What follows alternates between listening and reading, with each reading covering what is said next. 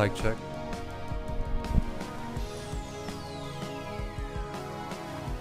Check 1 2. Mic check.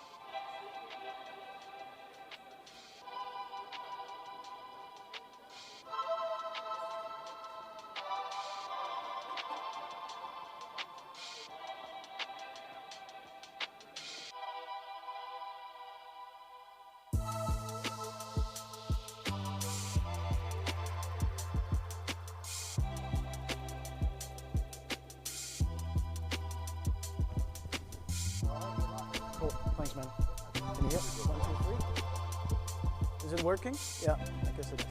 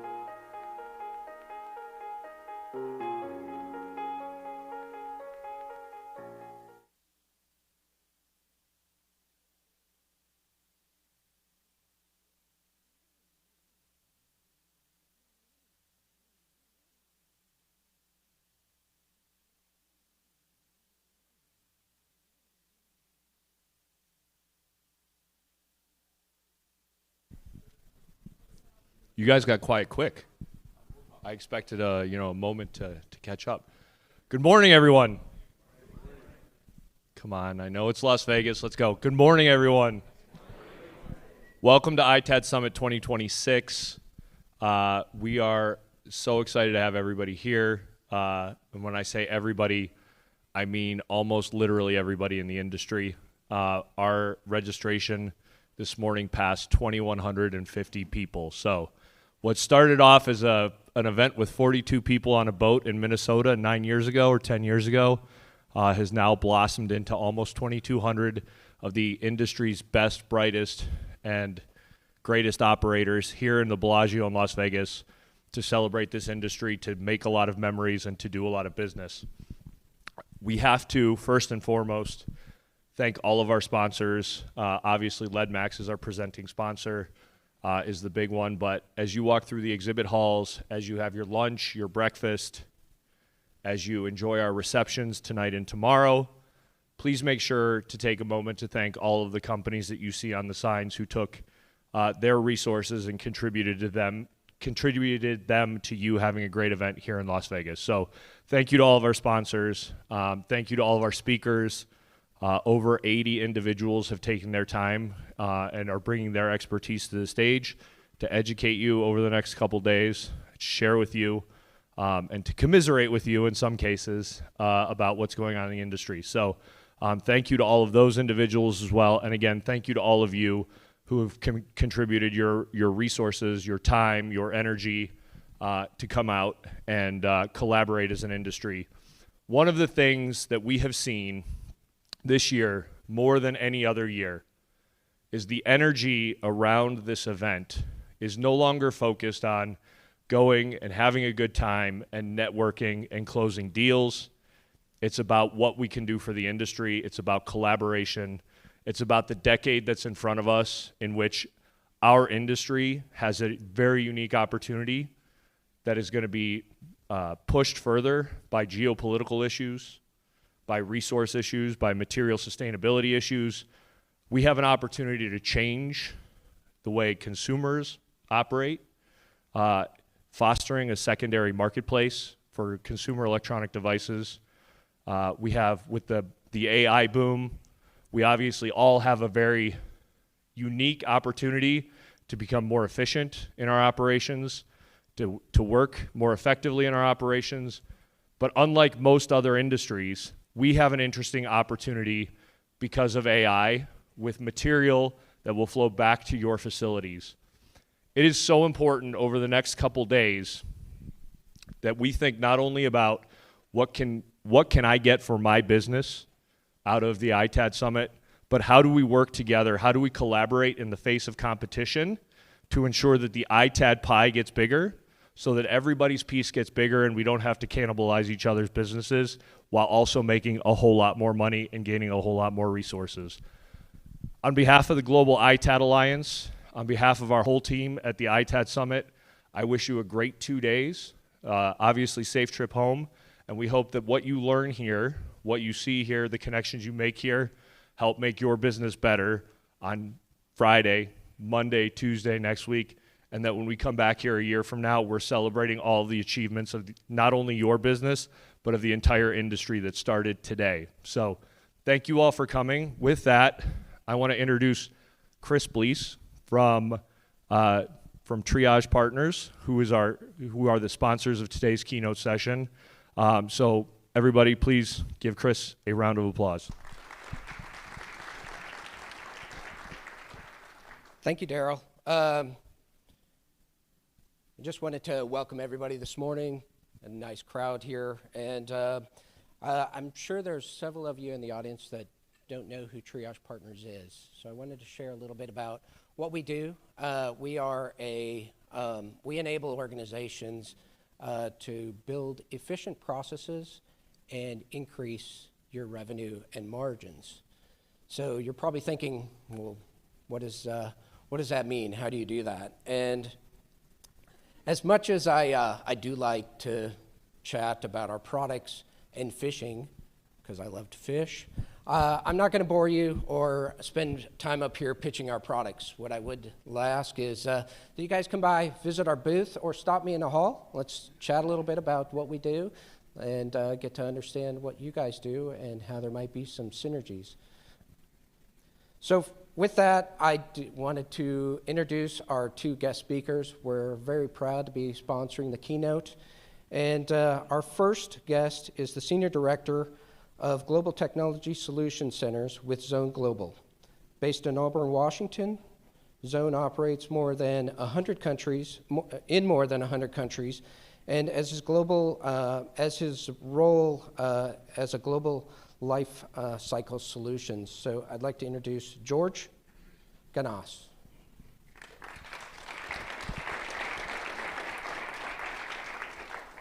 Sorry, George. Our next guest has been with Lenovo for 13 years, and he started out as the service and sales lead for the Nordics. Since then, he has developed Lenovo's CO2 offset program, helping Lenovo's customers offset more than 10 million tons of CO2. He's now the Global Sustainability Services Leader, and he leads sustainability services to support Lenovo's customers in making a greener IT choices as they make their purchases. So please welcome Stefan Larsson.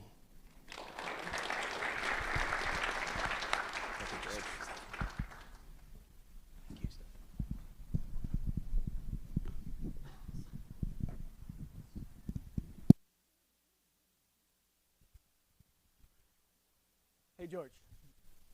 Is this working? It's working. Yeah. Go ahead. Good morning, everybody. Testing 1, 2. You guys turn it on. Testing 1, 2. Testing. Maybe you want to sleep. You want to try this one? There you go. Testing. Nope. They're sleeping. Turn it on.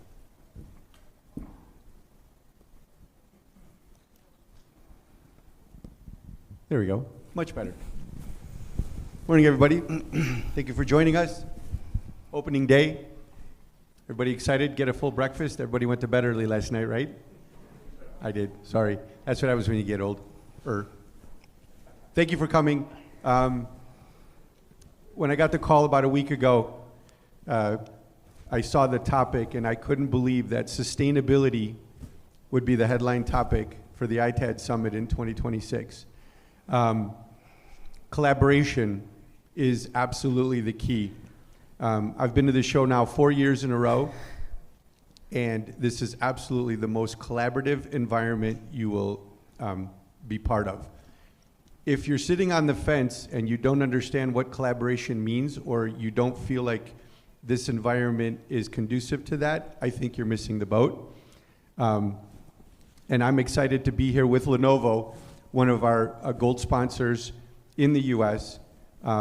We love them dearly. We partner very closely with a lot of customers, and there's a lot of synergies, right, and opportunities when you work together instead of against each other.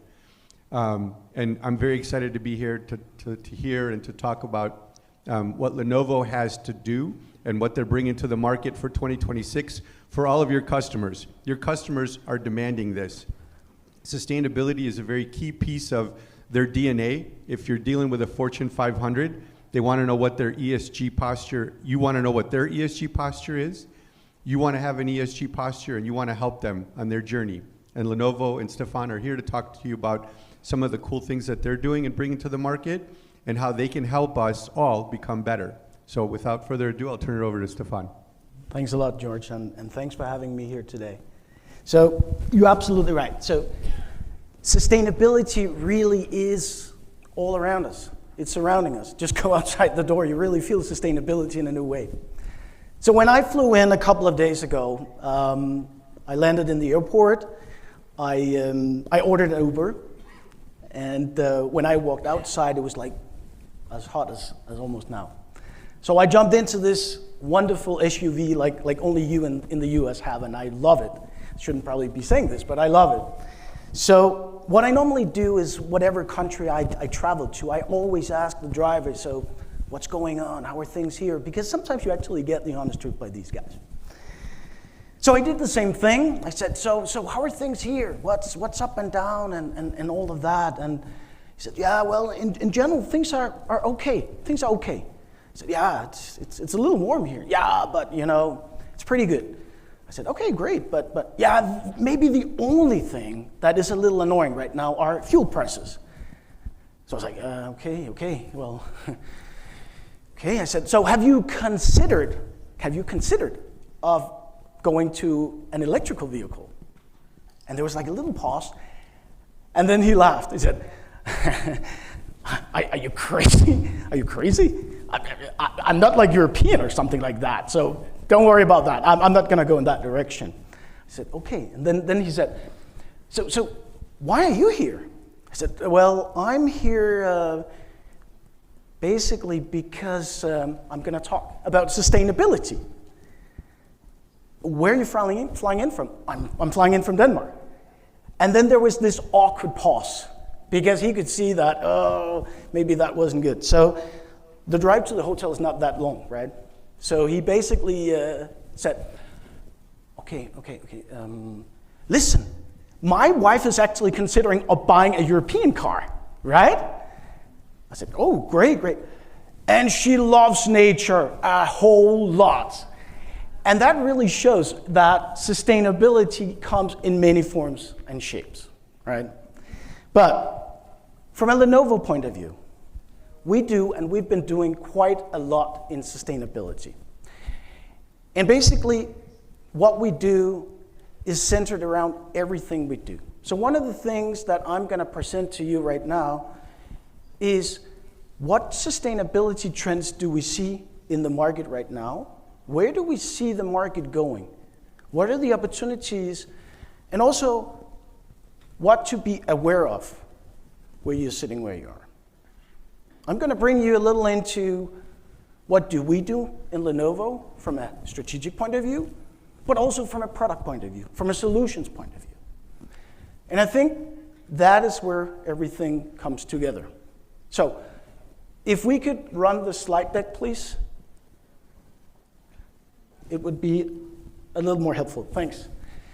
So, one of the things that you, I'm sure, have already noticed is that AI right now is on everybody's mind. So a lot of people ask me, so is AI more or less overtaking the agenda on sustainability? The honest truth is no. Because one of the things say that half of the AI budget will have sustainability related in some way or form. So just because sustainability is on the mind doesn't mean that, or AI is on the mind, doesn't mean that sustainability has been forgotten. It's still there. It's still driving. And it's still one of those things that, for all the corporates we speak with, is very important.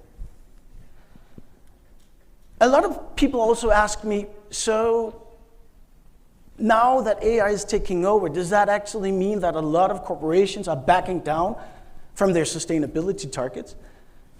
Not at all. On the contrary, actually what we see is more and more corporations are now applying to a net zero strategy in one way or the other. What we also see is that for a lot of corporations, this is still key. This is still a driving factor, whatever they do in their IT strategy. And not only IT strategy, general strategy. Another thing we are also starting to see, and not only starting, because we've seen it for quite a while, are legislation. Legislation is also driving the sustainability agenda. Europe, definitely driving, but we also see it here. We actually see it all across the world. We are seeing, let's say, new ways, new demands from a legislational point of view. So you can always say, okay, but does that mean that it's going to change the picture? Well, to some extent, yes. Because if corporations need to live up to something, they need to follow this. But we also see corporations being much more proactive. Because one of the things that they themselves can do is that if they're on the forefront of this, They don't always need to do the catch-up. And that's in itself a key factor here. For instance, in France, there right now is a legislation saying that up to 20% of all new IT purchase needs to be coming from recertified in one form. That's pretty amazing. Does that mean it's going to come here tomorrow? Probably not, but it's going to come in one form or shape eventually. So for all of you guys here, brings a great opportunity to already be on the forefront on this. We also start to see customers asking, okay, what are the recycle percentage of this machine? What about the content? How does it come? How does it look? And we don't stop here. In EU, we just got a weed directive. And I'm not going to go through all of this because this is very much related to vendors. But it requires us to have a clear sustainability strategy around every part of what we do when it comes to products, before, during, and aftermarket. And there's no doubt that this will continue. We see it. We also see the customers now are asking very specific questions around all of this. And from a Lenovo point of view, we embrace this. Because the matter of the fact is, being the biggest PC manufacturer in the world, we ship a unit every 7 seconds. That has an impact.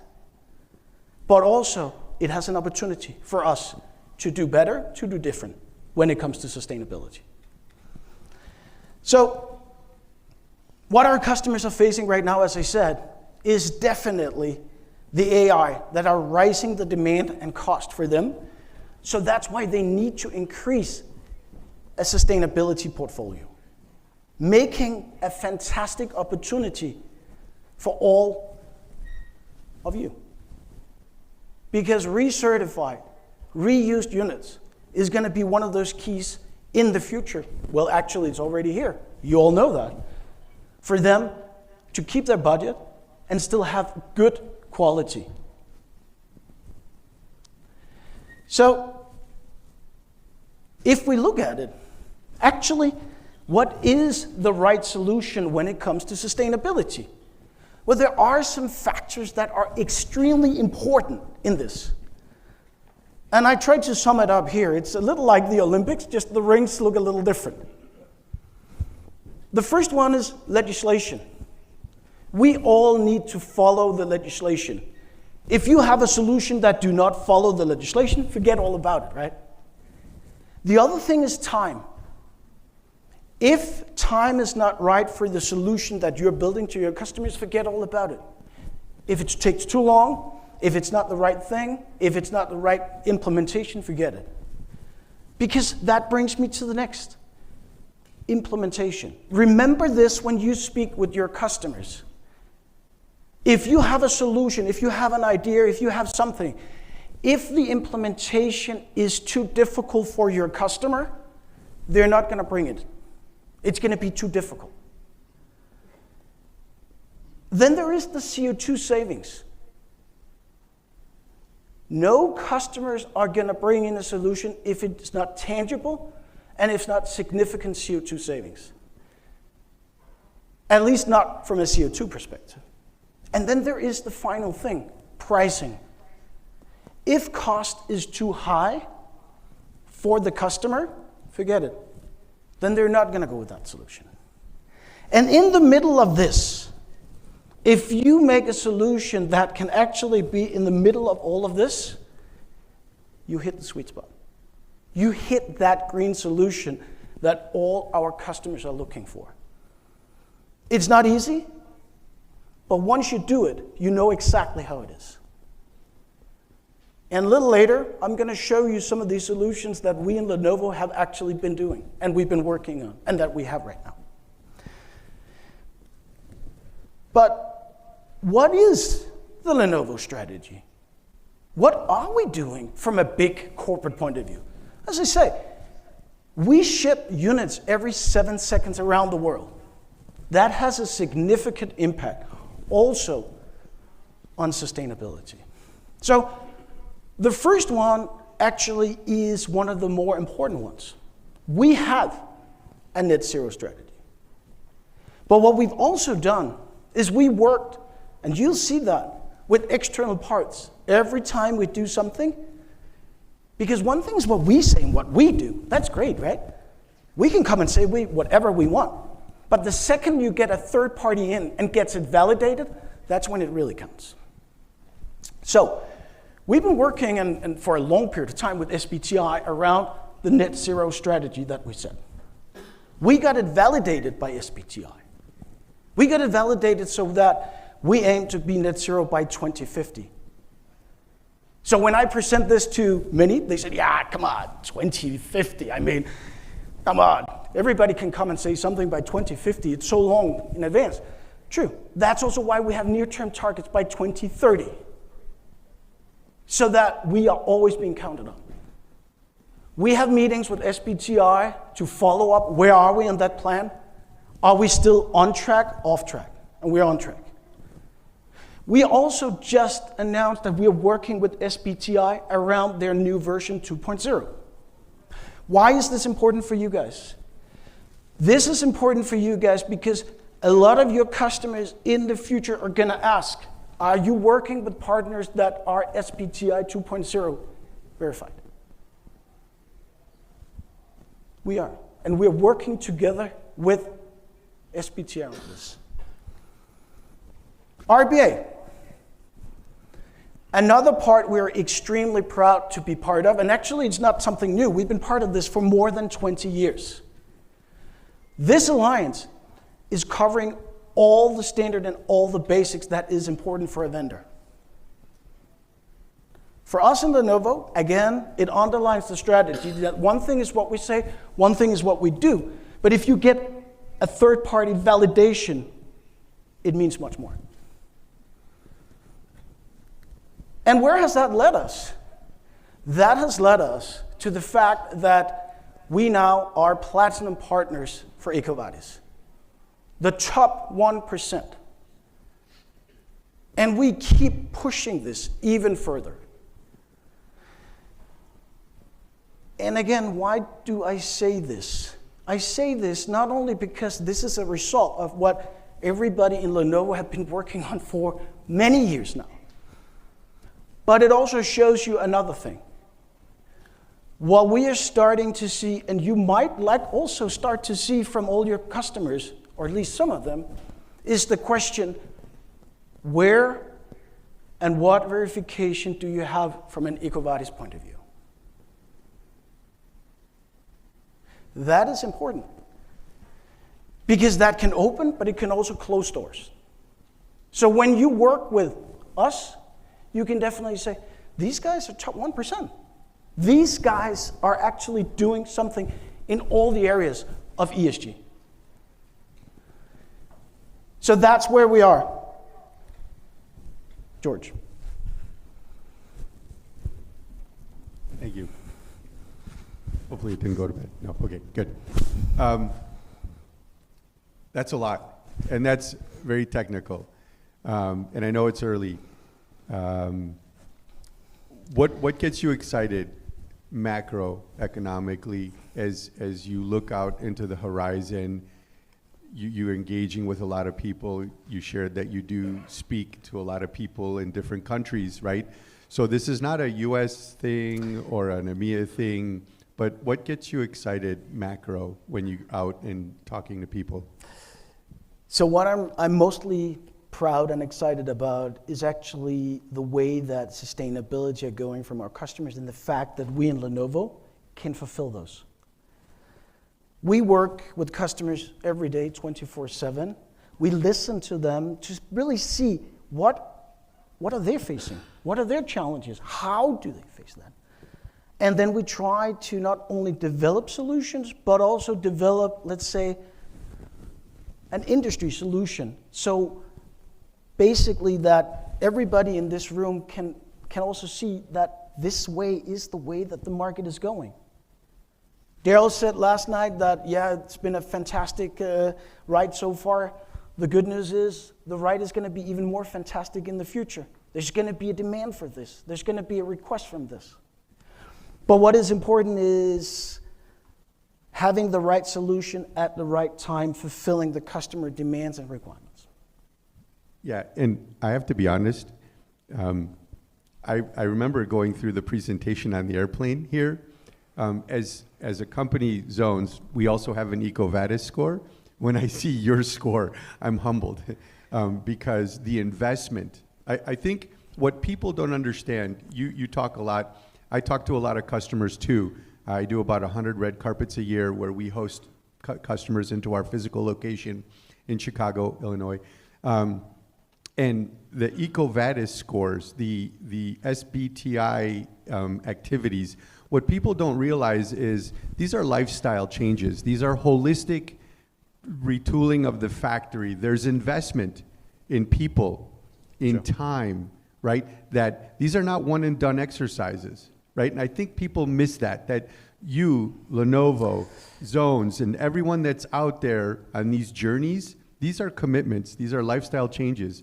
And you know, it's great to see that Lenovo is in the summa cum laude, the best of the best. And hopefully, you know, the rest of us can catch up to you and make that bigger, better, and stronger for everyone. That's true. But the good news is also you can also benefit from that, right? And one of the things that you can see is that sustainability is centered in everything we do, also on the product strategy. So, for instance, if we jump back to the presentation, please. There we go. So the way we approach sustainability from a product point of view is completely, let's say, new to it. Because what we do is we do believe that if you want to be sustainable in your products, everything starts in the design phase. If you design for sustainability, the likelihood of when you get to the last phase, when you want to return the units and reuse those units, is that much higher. When you already in the design phase start to think, hey, how do I make this product last for 1 or 2 more life cycles? That's when it starts to make the difference. That's when it starts to be a game changer. That's when all of you guys also will start to see a fantastic market. When you can see Lenovo products actually have 2nd, 3rd, maybe 4th life cycle to all of this, that's when it starts to make the difference. But before getting there, one thing I have a tendency always to forget, which I think is important, is before we bring any product to the market, we actually run it through our diversity office. We test the new products we bring to market up against people with disabilities. It's an ESG story that we sometimes tend to forget, but I think it's really, really important. Because that really is the true story around ESG, right? That you not only remember sustainability, that you not only remember what to do after, but also you make sure that the products can actually be used by more people. But coming back to the design phase. So one of the things that we always do quite a lot is we work extremely close with our service center. So whenever a product is coming back, we monitor what is the mistake with this one. Can we improve that? And also from a sustainability point of view, we work very close. We work very close with iFixit. Most of you are familiar with iFixit, I'm sure. One of the things that also we're starting to see from a customer point of view is what is the rating on that product for iFixit? So we bring that in to the design phase. We bring all the knowledge into the design phase.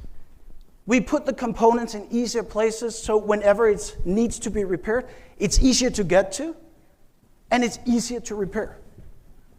We do that as much as we can, so repairability is becoming an easy part for our customers. We also do another thing. We try to make it more easy. put the screws the right places, less screws, and at the same time also we make videos for the repair so that our customers can actually do the repair easier. And why is this important? Well, this is important because if you really believe in the fact that products should have a second or third life cycle, it is absolutely essential that you make it easy for them to have a second or third life cycle. That's what we do. We also innovate. So we develop all kind of new techniques. On the service side, we have our Neptune products, water-cooled, reducing the power by 40%, reducing the CO2 emission by 40%. For a lot of our customers, this has become a game changer because a lot of them already now are complaining about not fuel prices, but energy prices. This is a perfect way to do it. We have developed a technique in the manufacturing process where we can manufacture at lower temperatures, meaning less CO2, but meaning also less stress on the components, so that a second or third life cycle is even more possible. We use recycled plastic in our products. We keep trying to use even more recycled plastic in the products. When it comes to shipment, actually all the, let's say, composable and everything around the carton is 100% recycled. And we keep continuing driving that because we do believe that when you ship products every 7 seconds, you need to improve. And even small improvements makes a great change from a sustainability point of view. In the manufacturing side, we've also done quite a lot.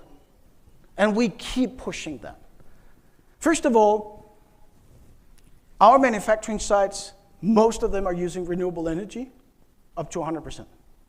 When we design the manufacturing sites, we also make sure that the components we use are recyclable. And last but not least, we now also put manufacturing sites outside of China. We've actually done that for a while. The latest and greatest example is actually our new manufacturing site in KSA, in Saudi, making it possible for us to cover that region as a whole. So when you ship every 7 seconds, you also have an obligation to look into logistics. A couple of years ago, we made a huge agreement on sea shipment with A.P. Møller - Mærsk.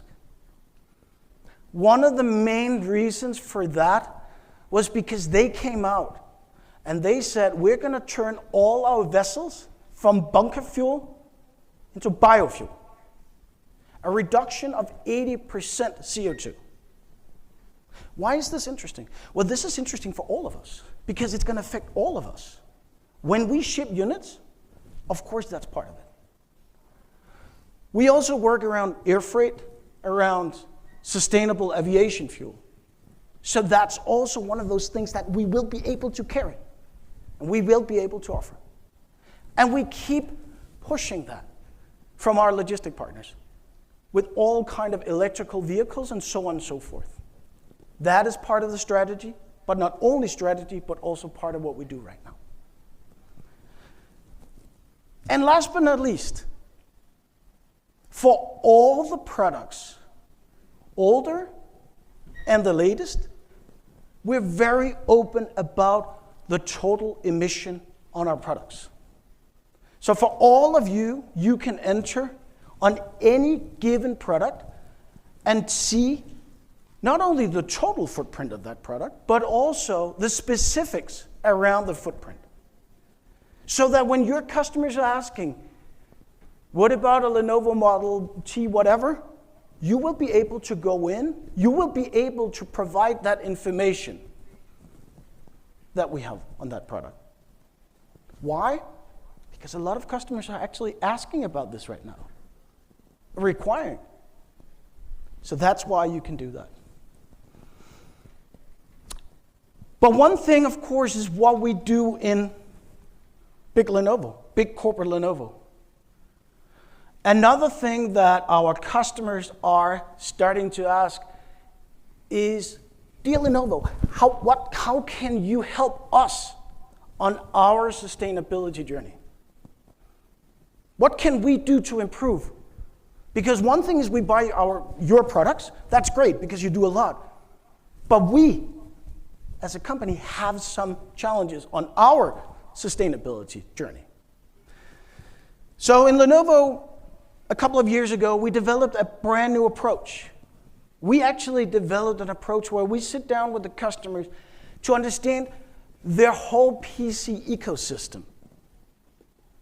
Because the honest truth is, for no matter what customer you have out there, in every phase of the life cycle, there are sustainability solutions for your customers to implement. Whether it's all or one or whatever it is, there are specific solutions that you can implement.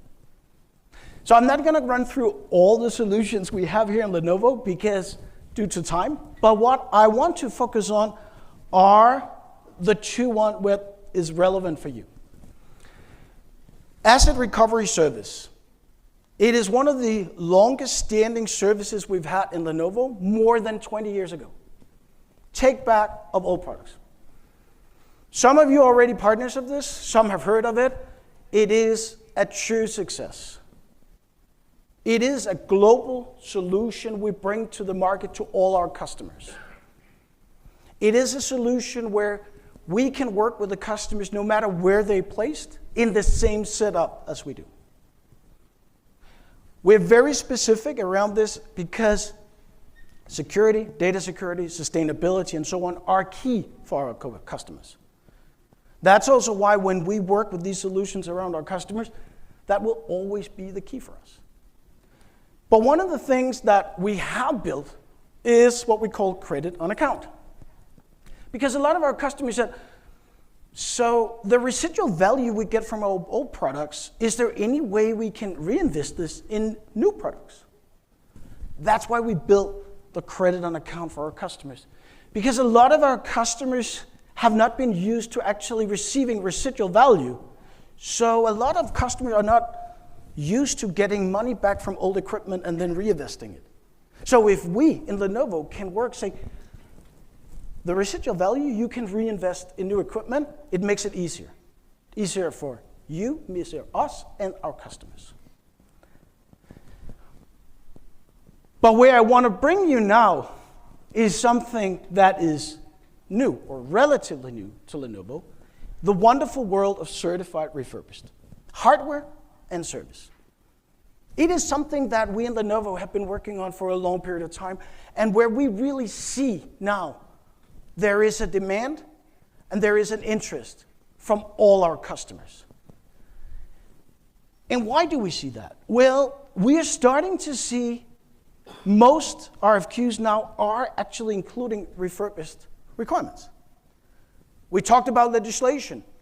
More and more legislation are bringing this into the game. Also, from a sustainability point of view, certified refurbished is actually helping our customers on their sustainability journey. And actually, there is a new financial upside for most of our customers, because I don't know how many of you have noticed, but the pricing of new hardware is increasing and has been increasing quite a lot. So right now, refurbished is a game changer right now for our customers, for you. Again, if you do it the right way. And let's be honest, it all depends on the customer and the market you're addressing. But the cool thing is that certified refurbished has an upside in all the different markets. Enterprise, public sector, and mid-market. It fits perfect into that box of whatever the market is demanding. Whether it's sustainability, whether it's price versus sustainability. That is something new. It's something that our customers right now are realizing. It's something that our customers now are open towards. Then some of you might say, yeah, but We meet customers all the time, and some of them are concerned about one thing or the other. True. Refurbished do not necessarily need for all, but definitely for personas at your customer level. Some is perfectly fine with a 3-year-old, 4-year-old notebook, also from a technical point of view. But it opens the door for your customers, for our customers, to have a brand new dialogue. A dialogue we've never really had before, because before it was all about new products, blah, blah, blah. Now we can play this into that interaction with our customers as well. In Lenovo, we developed 2 parts of this. We have a refurbished service and a refurbished hardware. And why do we do that? Well, first of all, because some customers already have installed Lenovo equipment where they say, you know what? We don't necessarily need hardware, but we already have it. We just need to have it refurbished. Others say, we need refurbished hardware. And some again say, we would like to have a combination. And this is where we want to make the difference for our customers. We can go in, we can say, maybe this one is perfect. You don't need anything other than a refurbished service. And on the other hand, go with the refurbished hardware. Again, we are not saying this is the only way, this is the other way. No, we're saying this opens up for a brand new dialogue with our customers around IT. We can actually now have a brand new interaction around IT strategy. You can have that, driven by the customer's desire of sustainability, financial reasons, and at the end also technical reasons. So this is, as I said, a brand new world we're opening up to. It is something that we definitely want to do. In Lenovo, of course, as always, we are even on the forefront of this. We do quite a lot when it comes to all the things that are important for customers. Quality, data security, warranty. Because another thing that all our customers say, okay, if we buy a refurbished, well, how does that fit into our warranty with Lenovo? Security and data sanitization is another thing. All of that, we follow the Lenovo strategy around this. And it fits perfect into our ecosystem. Everybody knows that we have a very well-developed ecosystem out there. Bringing refurbished unit or refurbished service into it, just add to that. So again, it gives us that extra to have the dialogue with our customers, not only about how it's been, but also how we can work together with our customers going forward. And last but not least, I mentioned one really, really important part, tangibility. Because at the end of the day, all of us sitting in this room, when you push Second Life products, when you push Second Life services, that is all great. Because we all say, it's more sustainable, right? The problem is, so far it has been impossible if the customer say, so how much more sustainable is it than if I went to buy a new PC? We changed the momentum in this.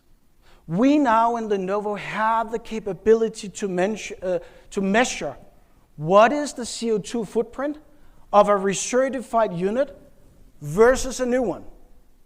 What are the CO2 savings if you want to go recertified instead of going brand new? And you know what? That is a game changer, because now procurement, sustainability officers can actually go up and say, hey, you know what? This is a perfect story. We're going to save X amount of dollars, and we're going to save X amount of CO2.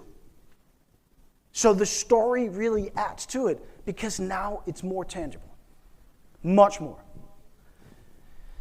So, to wrap it up, the good news is that sustainability is definitely not only growing, it's growing fast. You guys, all of us, have a fantastic future opportunity in this. The other side is also make sure that when you build that solution to your customer, it is the right solution, both for you and definitely for your customers. And last but not least, this development will only grow. The prices of the hardware is still high. It makes a perfect initiative now for all our customers to think into more sustainable options, into ITADs and recertified. George? Wow. Everybody's excited? As someone who solutions globally, my mind is just racing. I personally got very excited when I saw the Lenovo refurbished. And for someone who sells a lot of hardware, we do $2 billion a year in hardware sales. When refurbished first came to the market, there was a lot of apprehension and nervousness that we were somehow going to cannibalize the new product offering. People, I talk to a lot of customers, right? There is a price point and a customer that simply cannot afford new. And we all have to wrap our brains around that. And we can't make them, right? Earlier I was talking to Chris about, the SMB and the privateer companies.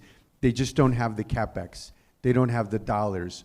Or if they're a small startup, right, and they're exploding into the market, they have limited CapEx dollars and they have to drive those CapEx dollars into the right buckets, right? So if they can get a PC for less than, but it's minimum viable product, MVP, right, which is a term that we're learning about real quickly here, right? Then they're able to take those dollars and repurpose them and continue on their aggressive growth. So I personally get excited when I saw the Lenovo market strategy around that. I think that there's a lot of customers that are running into that. Also, we talk about sustainability at the high level, okay? But the circularity and the life cycle is the how, right? We meet with a lot of procurement teams, and you said RFQ, we do RFQs, RFPs. That's how we hunt new logos, just so you know. So we participate in a lot of RFPs, and Stefan is absolutely right. The procurement teams that are driving these are becoming more demanding, and they're becoming more literal and really want to get under the covers and say, hey, how are you doing this? How are you going to help me? So it's awesome to see your maturity there, and hopefully, the audience can learn from that and say, hey, listen, here's where I am, but now I'm going to commit to this and take my sustainability ESG posture, right? Review it and make it better, right? Because if we can all, agree to this and go home and make a difference, that's how we change the market. So I personally got excited about that.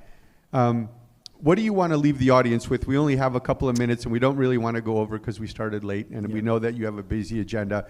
But Stefan, what do you want to close and leave this audience with? Optimism. There is a fantastic opportunity right now, probably the best time ever in this market. So all of you be extremely excited because it's going to grow, and it's going to grow significant. The good news is we are all going to grow together because we work together, right? So I want you to leave with the fact that this is great. This is going to be even greater. And if you do the right thing, like always, it's going to be some really, really good years ahead of us. And what if I want to talk to Stefan some more afterwards? How do I get in touch with you? Because I don't know if you have a booth or not. We don't have a booth, but I will be here the next couple of days. So by all means, come by. We are a Lenovo team, so we are more than just me. So definitely come by. And if you have questions or whatever, come by. Awesome. And then same with the Zones booth, right? We talk about life cycle all the time. We can talk about Lenovo and life cycle and sustainability with you and your potential customers. I think we were going to try to open it up for maybe a question or two, but we're close on time. So maybe just one question. There's somebody in the front here, a familiar face. So, great. Thank you very much. So first and foremost, very envious of your hairdo, as I'm sure many of us are. But beyond that, I just actually wanted to talk about, so sustainability has been a big thing. A lot of times we're actually seeing it diffuse into business, and they're choosing to use other words beyond sustainability, but it is still embedded as a core business practice. When it comes to the carbon, that you're talking about, are you guys able to deliver in a way where it can also be leveraged as part of their carbon accounting, like Category 12, ITAD information? Because I think that's one of the things that this industry has always struggled with, is having the right data sets to get beyond just fluffy, lofty terms that sound great to saying, here's something that moves the needle, and it can go into their carbon accounting, because Microsoft last year spent $3.5 billion on carbon offsets. That's a great point. That's a little like I also said, on all the products, we have a very detailed amount of carbon footprint measurement. We also working from another point of view, where we have a very interesting software called Lissa, where basically what we can do together with the customers is calculate what is the total footprint of a given IT solution, and at the same time provide other scenarios with that footprint on.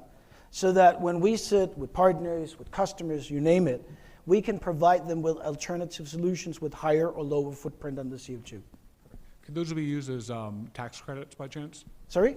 Can they also be used as tax credits? They can also, well, that's another thing, but definitely, yes. We also work, as I said in the beginning, we have a very, very comprehensive CO2 offset program that has been going on for more than 7 years. We've offset more than 10 million metric tons.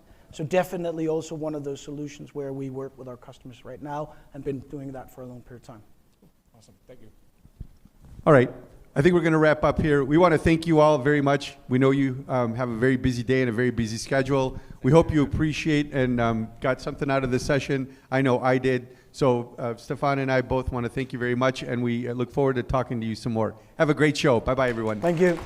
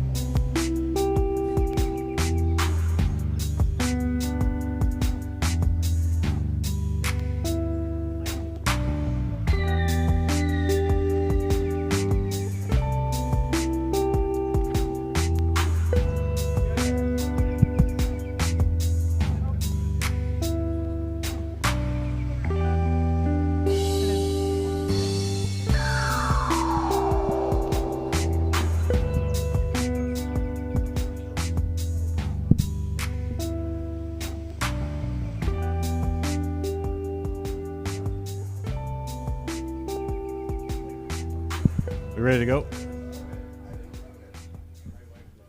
All right, I know it's a little crowded in here, so if you guys need some extra space, you can slide out a little bit. But good morning, everybody. Thank you guys for coming in today. Really appreciate it. We're going to have a really great panel today. We have some really cool topics and conversations to put together with some questions we've assembled. But want to welcome you first to, I guess it's the second session, to the ITAD Summit 2026 in the Sahara Desert. Sorry, I can't let that one go, so I live in Phoenix. I go from one oven to another. But I'm Todd Zegers. I'm the CEO of CX Tech. I've been here for about a year and a half now. I've been in this industry for about 25 years.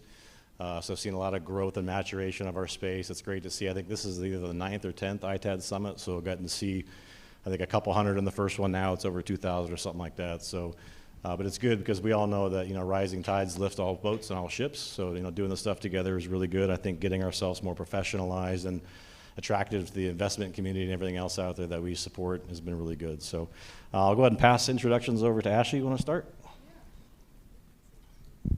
Hello. All right, Ashley Foreman. I'm the Executive Vice President of Sales and Marketing at Dynamic Lifecycle Innovations. So we're an ITAD and electronics recycling company, heavily diving into the data center decommissioning space as well. We have 3 physical locations with more to come. Hi everybody, my name is Pam Baines. I'm located in London, Ontario. We've been in business since 1991, from a home-based business to a multi-million-dollar business now in 2026. So we do, we're a Microsoft refurbisher, so we do authorized refurbishing units from laptops, desktops, from A to Z, and retail-ready units. Okay. Good morning, George Hinkle with Arcoa. We've been around since 1989. We operate under 2 names, Arcoa and Midwest Copier Exchange. So I've been with the company since 2008, and looking forward to talking to you guys. Hey, George, and what we'll do is we'll go through these questions and we'll try to save about 10 minutes at the end for any Q&A. I don't know if there's a microphone we can get passed around, but listen, we're going to start out with the most obvious topic that no one else can get away from right now is around AI, right? Whether you're walking your dog, you're talking to your kids, or doing anything these days, you can't get it out of your face. I would probably argue there's a little bit of AI fatigue right now, right? But when you think about AI, I think there's kind of 2 aspects that we're going to have some questions to talk about today. One is really around the internal aspect of AI, how are companies using it to better their business, and then what are the external factors around the hardware and all these things that are happening in our sector. So I'll start out first with some of the internal considerations around AI, and obviously don't share any trade secrets you may have, but I'm curious to hear what your guys' thoughts are, visions, what you see coming as far as deploying AI within an ITAD organization, maybe some of the things you may be doing already if you're willing to share that. But we'll go with that. So Ashley, you want to start? Yeah. All right, so a couple things come to mind thinking about how we're currently deploying AI. First, how can we improve and scale our operations? So asset valuation is a big one, which I'm sure a lot of people are dabbling in that. So how do you help standardize the grade, visual capture, all of those components where you can utilize AI in those processes? That's a big part. My role heavily focuses on working with upstream customers, so I'm talking directly to corporations, enterprise organizations, data centers, and specifically thinking a lot about how we adopt AI internally to match what our customers' expectations are. So we've been really focusing heavily on how to give customers confidence in the way that we're using AI, both within our operations and the way that we're managing our business. So things, like, how are you using AI for RFP responses? Are you using AI for contract renewals and reviews? And do your customers allow that? How do you know that the information that you're putting in is safe and secure? So we're focusing really, really heavily internally on our security practices as well. We don't pretend to be experts in AI, so using firms, different external parties to help validate what we're doing and make sure that it's secure so that we can provide that confidence back to our customers. So I would say both operationally and then in the way that we grow and scale our business and service our customers, and just trying to be really good stewards of AI use. Pam? Yeah. I've been in the industry, I was just talking earlier, when the internet started. Remember we had the fear of the internet, and then it did some amazing usage for us. And I think we're fearful now of AI. There's a fear, there's an excitement about it. But for myself, as a CEO, I've used it in two aspects. One, as a professional CEO, writing job descriptions, it's helped me a lot. Writing a nice email when I'm angry with my staff, it kind of softens it down a bit.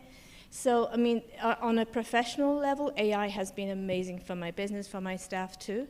But on the ITAD solution, it's really helped. I remember when we got loads of computers in, like we had so many people tackling a whole skid of units, testing them, and then a great level of errors were made. Some units were tested, serial numbers weren't scanned in properly or whatever. So with AI, we've started using a new program, and it's called MIST. We started using it 4 years ago. I had around about 35 technicians, and then we started using this program, which was, they didn't have AI on it, but they do, and they're outside at booth 211 today if you want to see them. They've integrated and streamlined and efficient. The way I bring in product is just phenomenal. I've gone down from 35 employees down to 12 employees now because it's made efficiencies. It's brought full reports, which I never had, serial numbers, the exact processor speeds and everything. So AI for my business has been just tremendous, and it's just taken my business to a whole new level. So I'm really excited. Use it efficiently and wisely. I'm from Canada, so I just want to give you a little tidbit. The Canadian government, and I'm sure Mr. Trump will be on it too, the Canadian government is actually looking at taxing businesses, saying, okay, depending on how much you're using, a percentage of that is going to be taxed on your AI usage. So use it before they do that.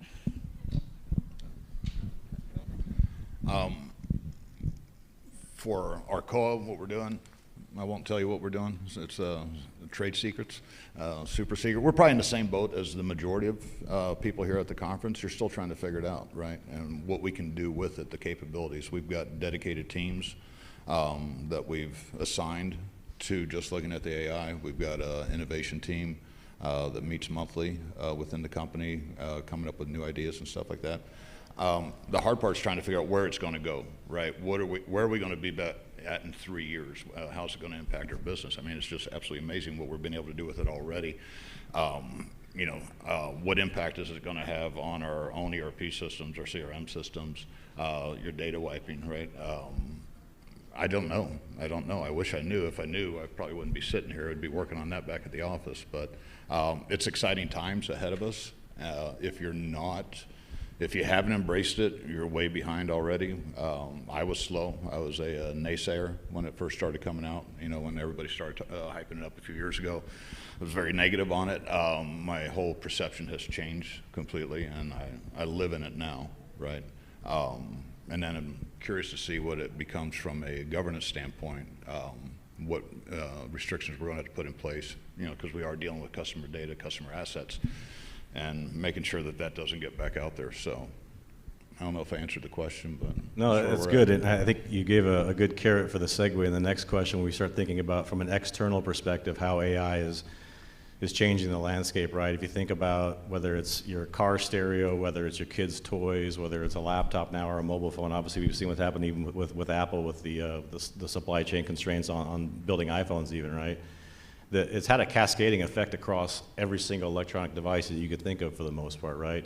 If you try to compare it back to COVID was kind of a slow, gradual increase, and then demand got caught up and it kind of went down. But I see like the market of what we're doing is like this, right? It's all over the place, and there's no smoothness to it yet.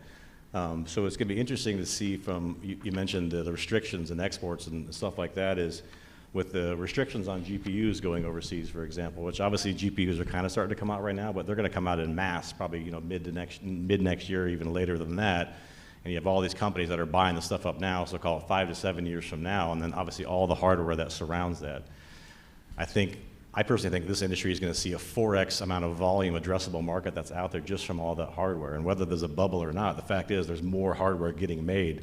These memory manufacturers are spinning up new fabs, and everybody's trying to grow, right? So I guess the question becomes is, how are you gearing up your business, and what do you see for you mentioned you guys are getting into this space now, like you have to get into this space to play with it, right? Because the PC market's going to grow at like whatever the population growth is, right, for the most part. But this is this, so. Yeah. So, as you said, Todd, we're heavily diving into the data center space. And so watching just this ginormous boom, and I don't remember, George, if you said it, but if you haven't adopted it already, you're behind, or Pam, I mean, just piggybacking off of all of that, we're seeing that strongly externally with just what's happening with data centers and the boom and, everything. But in addition, the biggest focus is monitoring the legislative requirements, like you mentioned, and then seeing how that's going to impact our downstream channels for equipment and what we end up doing, trying to find really good domestic markets. I think that the other place that my head goes when I think about external is just what our customers are looking for. And so I touched on that in the internal answer too, but monitoring the legislative policy, but then also monitoring customers' response and adoption, because it varies depending on the industries that you're working within. And Pam and I were talking about it before we sat down. The medical industry is really, really reluctant to allow a lot of AI to touch their processes, just with HIPAA requirements. And so how do you respond when ITAD is an industry agnostic service. We service all kinds of industries. So how do you monitor different industry response to it? Like I mentioned, the medical industry. Pam had called out, the school system. There's just a lot of heavy restrictions against the use of information that it can, whether it's patient information or student information or whatever. That's why I'm zooming into those two industries. So not only from a global standpoint, watching policy and adapting your organization proactively, trying to be as proactive as possible around potential policy changes, but then how are these individual industries responding as well? And how do you make sure that as an organization, you're equipped to support?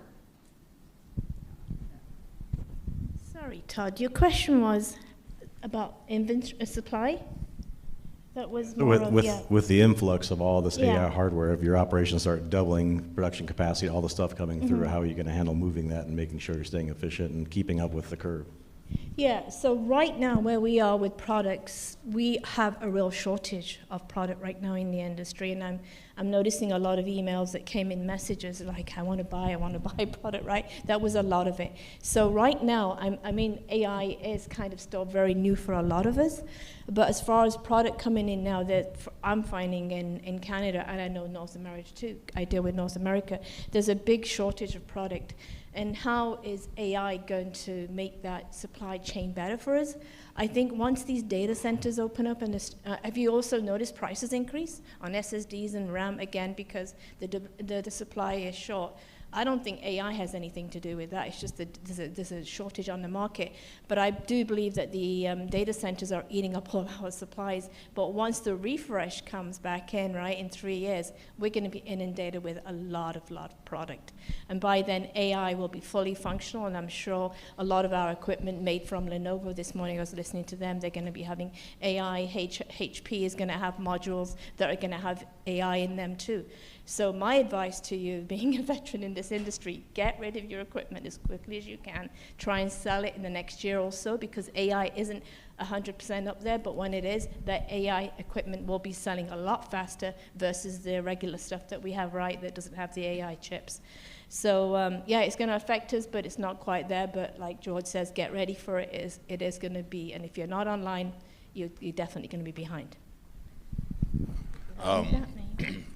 From an inventory or a product flow inventory standpoint, I would probably answer it with a question: is like, when are we going to see it? Right? Is it going to be in 2 years? Is it going to be in 4 years? Is it going to be in 7 years? When you look at the new data centers that are coming online, now that equipment is going to be powering the AI systems. Your Claude, your Chat, Google, but are they going to refresh that in 2 years and then that's going to come into the marketplace, or are those assets going to come out and then be redeployed and reconfigured, and they're going to go from running the large language models to now they're powering our CRMs, our HubSpots of the world, or Salesforce, and is it going to extend the life cycle of that equipment beyond what we're used to seeing now? And that's a big push, right? When with the circular economy, you want to extend the life cycle of these devices. So are we going to see it in 4 years, or it's going to be 7 or 10 years before we start seeing this equipment come out? I think in the short term, we'll see an impact from personal computing devices, desktops and laptops, just because they're not going to be able to handle the requirements that are needed for AI right now. So I think we'll see a short-term bump right there, but I don't know what the long-term looks like. You know, it's interesting. I think it was my third espresso martini last night. We were having this conversation with somebody, so it was fresh in my head then. But you think about, you mentioned like getting rid of the product now. There's a shortage of product out there. So we're very focused on the hyperscale data center space, and we have several of our massive customers who used to give us tens of thousands of widgets a month that are basically at zero right now, right? Because they can't get it on the front end, so they're redeploying those back to their contract manufacturers or their integrators to use that hardware into new stuff. And we're seeing drives that are 10, 11, 12 years old coming out that still have value. So it's shocking to me. So the question becomes, if supply chain frees up on the front end, and all of a sudden all these big guys that are holding a ton of inventory, if they just dump it on the market, is that just going to sink, not to sink all of us, but it's something we got to watch for, right? So I'm curious your perspective on that, George. George. I don't know. I'm throwing you a zinger. This is off script. This is a zinger for you. Yeah, I don't know. And when we talked last week, prepping for the call, you brought up a great point on the GPUs, right? The GPUs that are deployed. When those come out, what are we doing with them? Can we send them anywhere, right? Are we going to have markets for them, or do those become scrap, right? Are they going to have a life left in them, or are they going to be export restrictions? And I think that's something as an industry we really got to watch over the next few years, is what's going to happen on the export side. I think there's going to be more and more people looking at restricting what we're able to move internationally. The rare earth situation is a tight one right now, right? Do you guys have any thoughts? Yeah, I just to piggyback off of that and kind of the comment around, I think we need to continue to monitor the external landscape to know what we can do, because having really strong downstream domestic channels potentially for these export restrictions are going to be important. And the other thing too is we're seeing this wave of the data center boom. There's a lot of retrofits and relocations happening as well. So even what that's driving is a lot of opportunity to expand your service offerings and to be able to jump in and support, even if we're not immediately getting the wave of the equipment that we're anticipating. We can't predict when it's coming, but it will come in the future. There's ways that we can start supporting now through having expansive service offerings too. So. All right, George, we're going to go to your next favorite topic, ESG. So you want me to say I just hate ESG, but go ahead. I think, I think if you've been in this industry long enough, whether you're using the EPA warm calculator or some other made-up version of a green report for your clients in a QBR or whatever it's been, I think it's always kind of been there. It's been a nice to have, and now with Bloom and the ITECs, these other things kind of coming up to fruition to where those have been matured, and now you can actually create an ITEC that's kind of a certificate backed by the NASDAQ, for example. And you think about, call it during COVID, all these big companies that made these 2030 statements around carbon reduction, right? And most of them focus on scope 1 and scope 2. And what I'm starting to see now is more and more of these companies are starting to look at, okay, we're getting close to 2030. It's time to really start focusing on scope 3, which obviously we have a big impact on, right? So the billion-dollar question is it true or is it false? Is it bullshit? Or are we just going to keep hearing this longer, or is this actually going to happen, right? That's my million-dollar question. Sorry for my language. So let me rephrase that when I say I hate ESG. I don't hate ESG. I hate the buzzwords, right? And if you've been around long enough in this industry, the names keep changing, but we still do the same thing, right? A few years ago, ESG was corporate social responsibility, right? That was the one that was popular for a number of years. ESG came in now. I think ESG, you might see that move over the next year or two into supply chain resiliency, right? That's going to be the next term that we see coming up. And ESG is good, and a lot of companies have made significant investments to do the reporting on that. Bloom's got a great platform out there. I know there's a lot of ITADs that have put together programs or reporting structures for it. My question is, do we get any benefit from it, right? As an industry over the years, we offer our clients more and more and more, but there's not necessarily a value that comes back to us, right? The certifications, R2, East Stewards, fantastic. They've been great for the consumer, but what value did it generate for us, right? We're absorbing the cost, and our clients are reaping the benefits of it. And I think that's part of my concern with ESG, right? We're going through all these efforts to do the reporting, but we haven't figured out how to monetize that. And a lot of times the consumers aren't willing to pay for it. They want it, but And what are they doing with the information, right? Are they just checking a box, or are they actually doing something with it? And I think as an industry, as we move forward, we need to, instead of just reporting, we need to be able to validate what we're reporting, right? It's got to be verifiable information. There's got to be some way that somebody can verify that, right? You send a report back, you know, to a customer, it's like you recycled X number of pounds with us, we send it through, you saved 20 trees. You didn't save 20 trees by recycling a laptop. I'm sorry, that's horseshit, right? What did it do, right? And that's the information that we need to start providing to clients, is like, what were the benefits, what were the impacts of what we actually did? Give them something verifiable, and then something that's truly of value that you can monetize. Yeah. So we had a meeting before this, just practicing, the three of us, and George, you said something. Do customers really care, right? So I kind of thought about that. I mean, I don't know how many of you guys can think of that. Do customers really care about the, you know, the economic, social governance behind what we're selling to them? I would say certain amount don't care. I mean, it's an added expense for us. But as the leaders in this industry, as CEOs, founders of our businesses, we should care. We should care because it is an environmental impact. It is affecting us on a number of levels. You know, climate control and all these things are affected by this environmental concerns that so we should be socially responsible.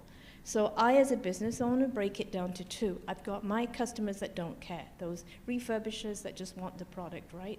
But I do care. I'm going to educate people as much as I can about the impact it has on us. And then the downstream, when it comes down to me from the governments or leasing companies, they do care. They want to make sure, you know, do you meet these requirements? Are you environmentally? So I think we should, as business owners, as refurbishers, or even recyclers, right? You know, we should be responsible for the after effect of all the equipment that comes downstream, and to be totally responsible for the environment, because we're going to pass it on to our children and our children's children. Yeah, I agree. I think we should care. I think that the frustration with ESG comes from there's usually some sort of push that causes organizations to say, oh my gosh, I need to respond to this, I need to do something about this. You know, we've seen some things potentially with the CSRD legislation coming out of the EU starting to drive conversation. In the past, it was the SEC looking at requiring Scope 3 reporting, and so then these organizations will start to care a little bit, and then the second none of that goes through, they stop, and it turns back into wallpaper. And I can't say that. I'm applying a very blanket message that I probably shouldn't apply in a very blanket way, but it just depends on genuinely the organization and what their responsibilities are, or how much they give a crap about, you know, their brand protection and the way that they're positioning themselves out in the world. We're seeing the emergence of caring in data centers, just with the negative public perception. I mean, we all know, I'm sure I'm from Wisconsin, and driving up to the Minneapolis airport, they have a no data center sign, and it's like, okay, I'm gonna, you know, I understand the frustration, the impact on the environment, and I understand the negative brand perception. So being able to support those organizations with, you know, here's a way that you can sustainably support your data center, and by managing the end-of-life material, or even the ways that you upgrade or relocate these data centers sustainably, that's big. And then being able to provide, you know, qualified reporting back that people can trust is really important. And I think that also is something that we have to continue to educate our customers on, that why they can trust the data and why it matters. But yeah, so I think it just depends on who cares. It depends on the industry, it depends on the organization, and it depends on whether they're being forced to care sometimes. Funny, if you've been in the industry long enough and you pay attention to this, I feel like when economic times are good, people are willing to pay for green. When things are tight, green is not a care for them, right? It's a sad truth, I would say. It's also interesting is the types of customers that actually care about this. Obviously, large publicly traded companies, heavy regulated companies that are making statements out there care. But actually, your point on the data centers thing is interesting. We talked about this. Is, you know, there's all these battles in all these different towns, probably two different angles we want to think about here. One is around if these data centers do start slowing down, is some of that forward-looking procurement getting stalled, and now everybody starts getting flush, and we start seeing more stuff come out, could be one path. But you think about everybody's cry is about the water, right? They don't want to understand all the facts around that water is circular. It uses as much as a golf course every year, a car wash, or whoever, depending who you're listening to. I don't know if it's all validated. But it just seems to me that they could just hook up a water meter to these places and make it public how much water they're using, right? And how much energy they're using. So the question becomes is, small customers don't care, big customers care. Data centers are going to be forced to care, I think, about this. And you guys are probably seeing every day there's some new data center affiliation or association or something spinning up in your local area that has all these presentations, and like e-waste and the scope 3 impacts of the hardware and the things that we service are typically left out of those presentations. They're always focused on water and real estate and power and everything, right? So hopefully we can weave our way into that. Next question I had is, in the space of ITAD, who is making money and how? And there was some conversation going around that as an industry, we've trained our customers poorly. Meaning that, listen, we all know I wouldn't call it a shell game, but we know there's a logistics cost, there's a processing cost, there's a resale aspect, and then there's a recycling aspect, right? So when the customer gives you this deal as a one-off, you kind of, you mix the shells around to stage right and whatever else. But I feel like as competition gets more and more into this space, and more people are giving it away for free. And last year I said that free doesn't scale, was my opinion, right? So you can do it for free if you want to call it free. But I'm curious what you guys think as far as the evolution over the next few years, how that pricing structures to customers, is it going to get more standardized, or is it going to get more and more Wild West? Yeah. So I like the revenue share model, especially a revenue share consignment model, because it protects, the organization and in the way that you, just the way that it operates generally. So I do overall like that concept. I think that you hit on it, Todd, with educating the customer and aligning your organization with the kind of customers that you want to work with, that value the services that you bring to the table. I mean, when it comes to the kinds of customers that want everything free across the board, they may not be willing to pay for the additional security that your organization offers, and you have to be able to explain why that matters. If you're working with a non-certified provider, this is what could happen to your material. And did you know that non-certified providers could do X, Y, and Z, or the myriad of other talk tracks that go on with that. But it's really aligning your customer base with what you value organizationally, and then a lot of education. I mean, I think that's probably what all of us are going to say, is it comes back to educating the customers on why the service offerings are, for one, important, why they should care, and then why those can't be free. And yeah, I'll turn it over to you, Pam. That's probably what I have. Thanks, Ashley. So who's going to make money from this industry, right? From the refurbishing? My experience, from what I see forecasting the future and what's happened in the past, I think the ITADs will continue to make more and more money. Your profits will increase. The reason is, if you think in the market share, like you've got people listing stuff on eBay and all the market shares, Walmart, Amazon, right? They're all listing on there. Your market share is only going to increase because there's going to be more product coming into the market. And guess what? Even the school boards, I bet you're noticing they used to only buy brand new product. Now they're buying refurbished product, right? So the ITADs, the industry that you're in now, is an amazing time to be in this industry. Your profits will increase because AI is going to automate stuff for you. You're going to start getting more of an influx of product. And if you're doing refurbishing really, really well, you're making sure it's a grade A and it's a true grade A, you're getting yourself a good reputation, and you're putting in original parts.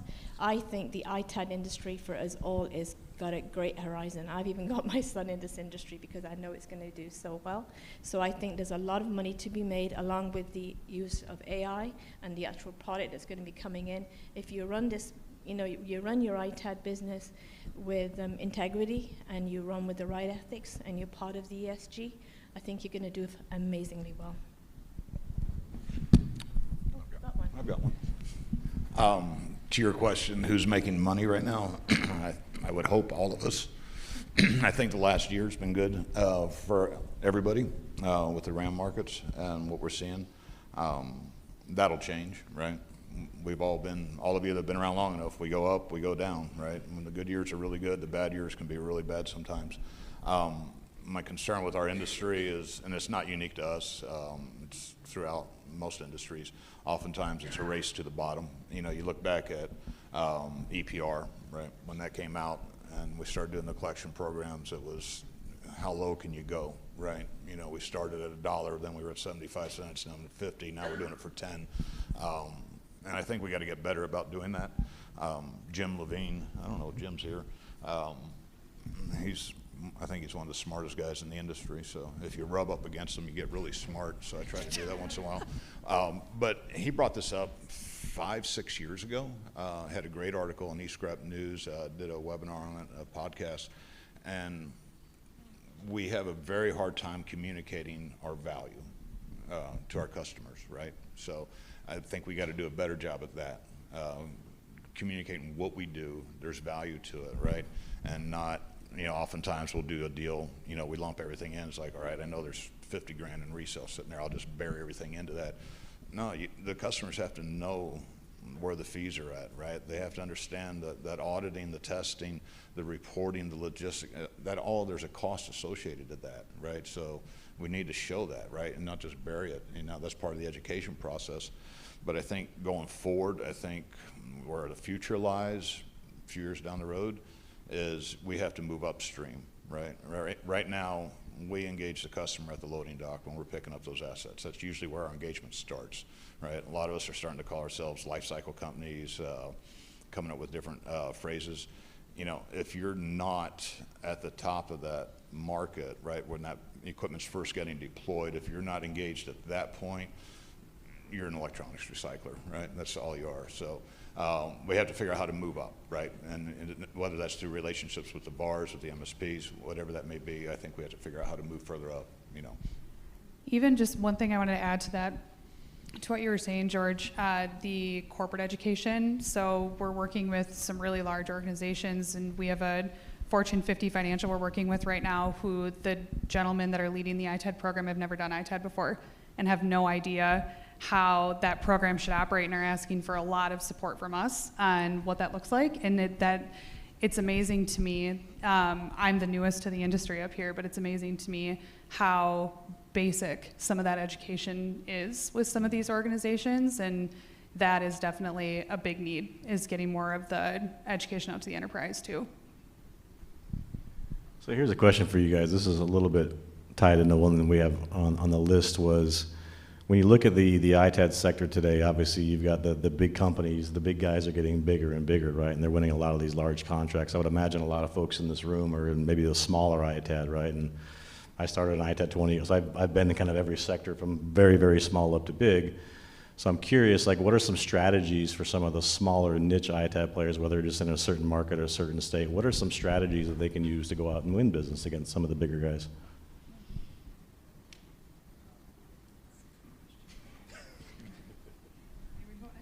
We'll come back to that one. I don't know. So I'm stealing this from Joe Clayton. Joey, are you in the room? So this came back from, is it Steve Skurnak, I think? Sims. You know, you're going back 20 years ago, right? So, you know, when Sims started really becoming the behemoth in the industry back then, everybody got concerned, right? You know, it's like, oh, they're going to bring everything into their market. They're going to control the market. We're not going to be able to compete. Then Arrow came in, right? And they're buying. It was like, what are we going to do? You're seeing the growth of Iron Mountain, right? I mean, it's been significant, stuff like that. But what Steve had said years ago was, you know, you picture these big, massive fishing boats, right, for lack of a better term. Yeah, the big production ships, right? They got this fishing net behind them 4 miles long, and they're scooping up all the fish in the ocean. You know, and he's like, grab your canoe, come up alongside and just start grabbing all the stuff that's falling off, right? This industry's massive. I don't think we have to worry about that. You know, we always have competition, right? But there's always going to be plenty for everybody, right? It's not going to consolidate to the point where we don't have control.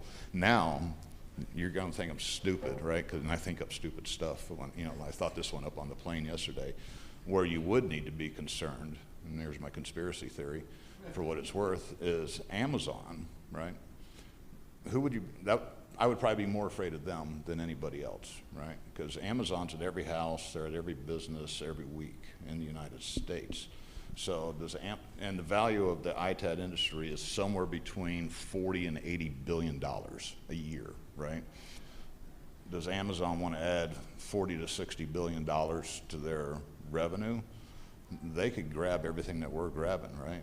You know, they could start going to every business, every house, and picking up every day, right? So instead of an IT department waiting until they have 4 or 5 speed packs ready to go because they don't want to pay the $700 pickup fee, now I can just start throwing it in a box. It's costing me $3. The Amazon guy's picking it up. With their technology, they can process that equipment back at their facilities, have reporting back a lot faster than most of us would be able to do. They could probably have reporting back within 24 hours, 48 hours back to the consumer, right? And then start refurbishing and selling it on their own platform, right? It's a crazy idea. Could be done, though. Probably gonna happen tomorrow. Thanks a lot. Yeah. Yeah, just to add to that, I have some of my lovely friends in the front. I'm sitting here thinking, I'm not exactly sure what to say, and that reminded me. So one of the things that we've done is really focused heavily on our backyard. And so any organizations within 250 to 300 miles from our facility, we know we can provide really secure chain of custody. We can give good pricing. There's a lot of benefits to working with people that are close to you. So I would say for some of the smaller players, as you're looking to expand to larger players, focus on, what are those organizations that you can immediately service in your backyard and start capturing all of that market share. And then from there, expand, grow. So from my own experience, again, right, I've been in the industry for a long time, and I started from a home-based business. So what we started out in those days was brand new product. The brand new product eventually got eaten up by future shops. All these retail stores were coming up. We couldn't compete with the price anymore. So we went back into refurbishing. So I think we're going to go backwards now, because we're all here because of the ITAD. We're doing refurbishing. We're selling with, used equipment. To diversify yourself, if you're a small guy and you really want to grow, partner up with Lenovo. They're here today. Partner up with HP. Start selling some of the brand new products. If you're an MSP, there's no reason why you can't be selling brand new products. So now you're giving your customer a little bit more of a selection, not just, 100% refurbished. If you want to, as a small player, bring in those other markets. You've got the repair side. I have become an authorized partner with Lenovo, NASP, an authorized service partner. So now we're bringing in the corporate market. We're not just selling refurbished, but they're buying stuff from Best Buy or whatever because it's cheaper. We're doing the repairs for those. So there's many, many creative ways in which you as a small guy can, diversify your business. Don't just look at one scale. If it's not bringing in the market share, partner up with someone that's doing retail sales. Like I myself have really gone into refurbishing. We do refurbishing really, really well. We have now partnered up with businesses with ITADs that don't have that workforce, and we do the refurbishing for them. Again, you've just got to be very creative in this industry. There's many ways of making money, from being a service partner to partnering up with, Amazon or whatever, if you all want to be on the marketplace, or also selling brand new products. I highly recommend you speak to Lenovo. They're here today, and there's some really good incentives on us buying brand new product and selling that to our market share as well. Yeah, that's good feedback. Thank you, guys. As you're talking, I think 2 things came to mind for me. Number 1 is focus on what you're really good at. Like if someone sends me an RFE for a global ITAD program with PCs and laptops all around the world, I'm not going to respond. It's not a fit for us. Just walk away. But if it's around network, server, storage, VoIP, I'm all over that, right? I think that's one piece. And I think the other one is when you're small, differentiate yourself by your level of service and attention you pay to the customer, right? Because as you get bigger, it gets harder and harder to give that personal touch. And I think, again, going back to like AI fatigue, people want to talk to real people these days. At least I know I do. All right, so I think having that. Listen, we only got about 3 or 4 minutes left, 5 minutes left it looks like, so we can open it up for Q&A if anybody has any questions. Of course you do, Brooks. Shocker. Should have just given him the microphone before we started.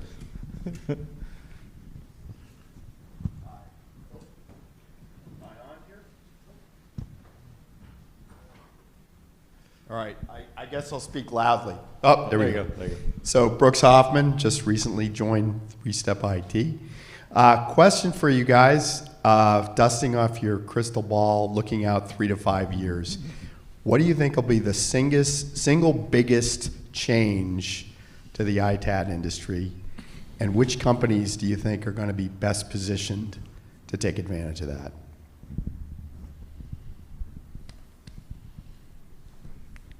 Todd, you should answer that. I need time to think about it. Man, I don't know.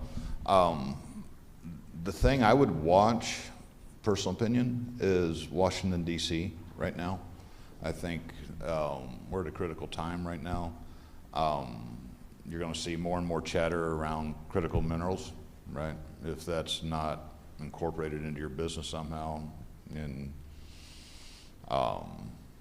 on your website and your communication to clients and stuff like that, you need to start looking at that.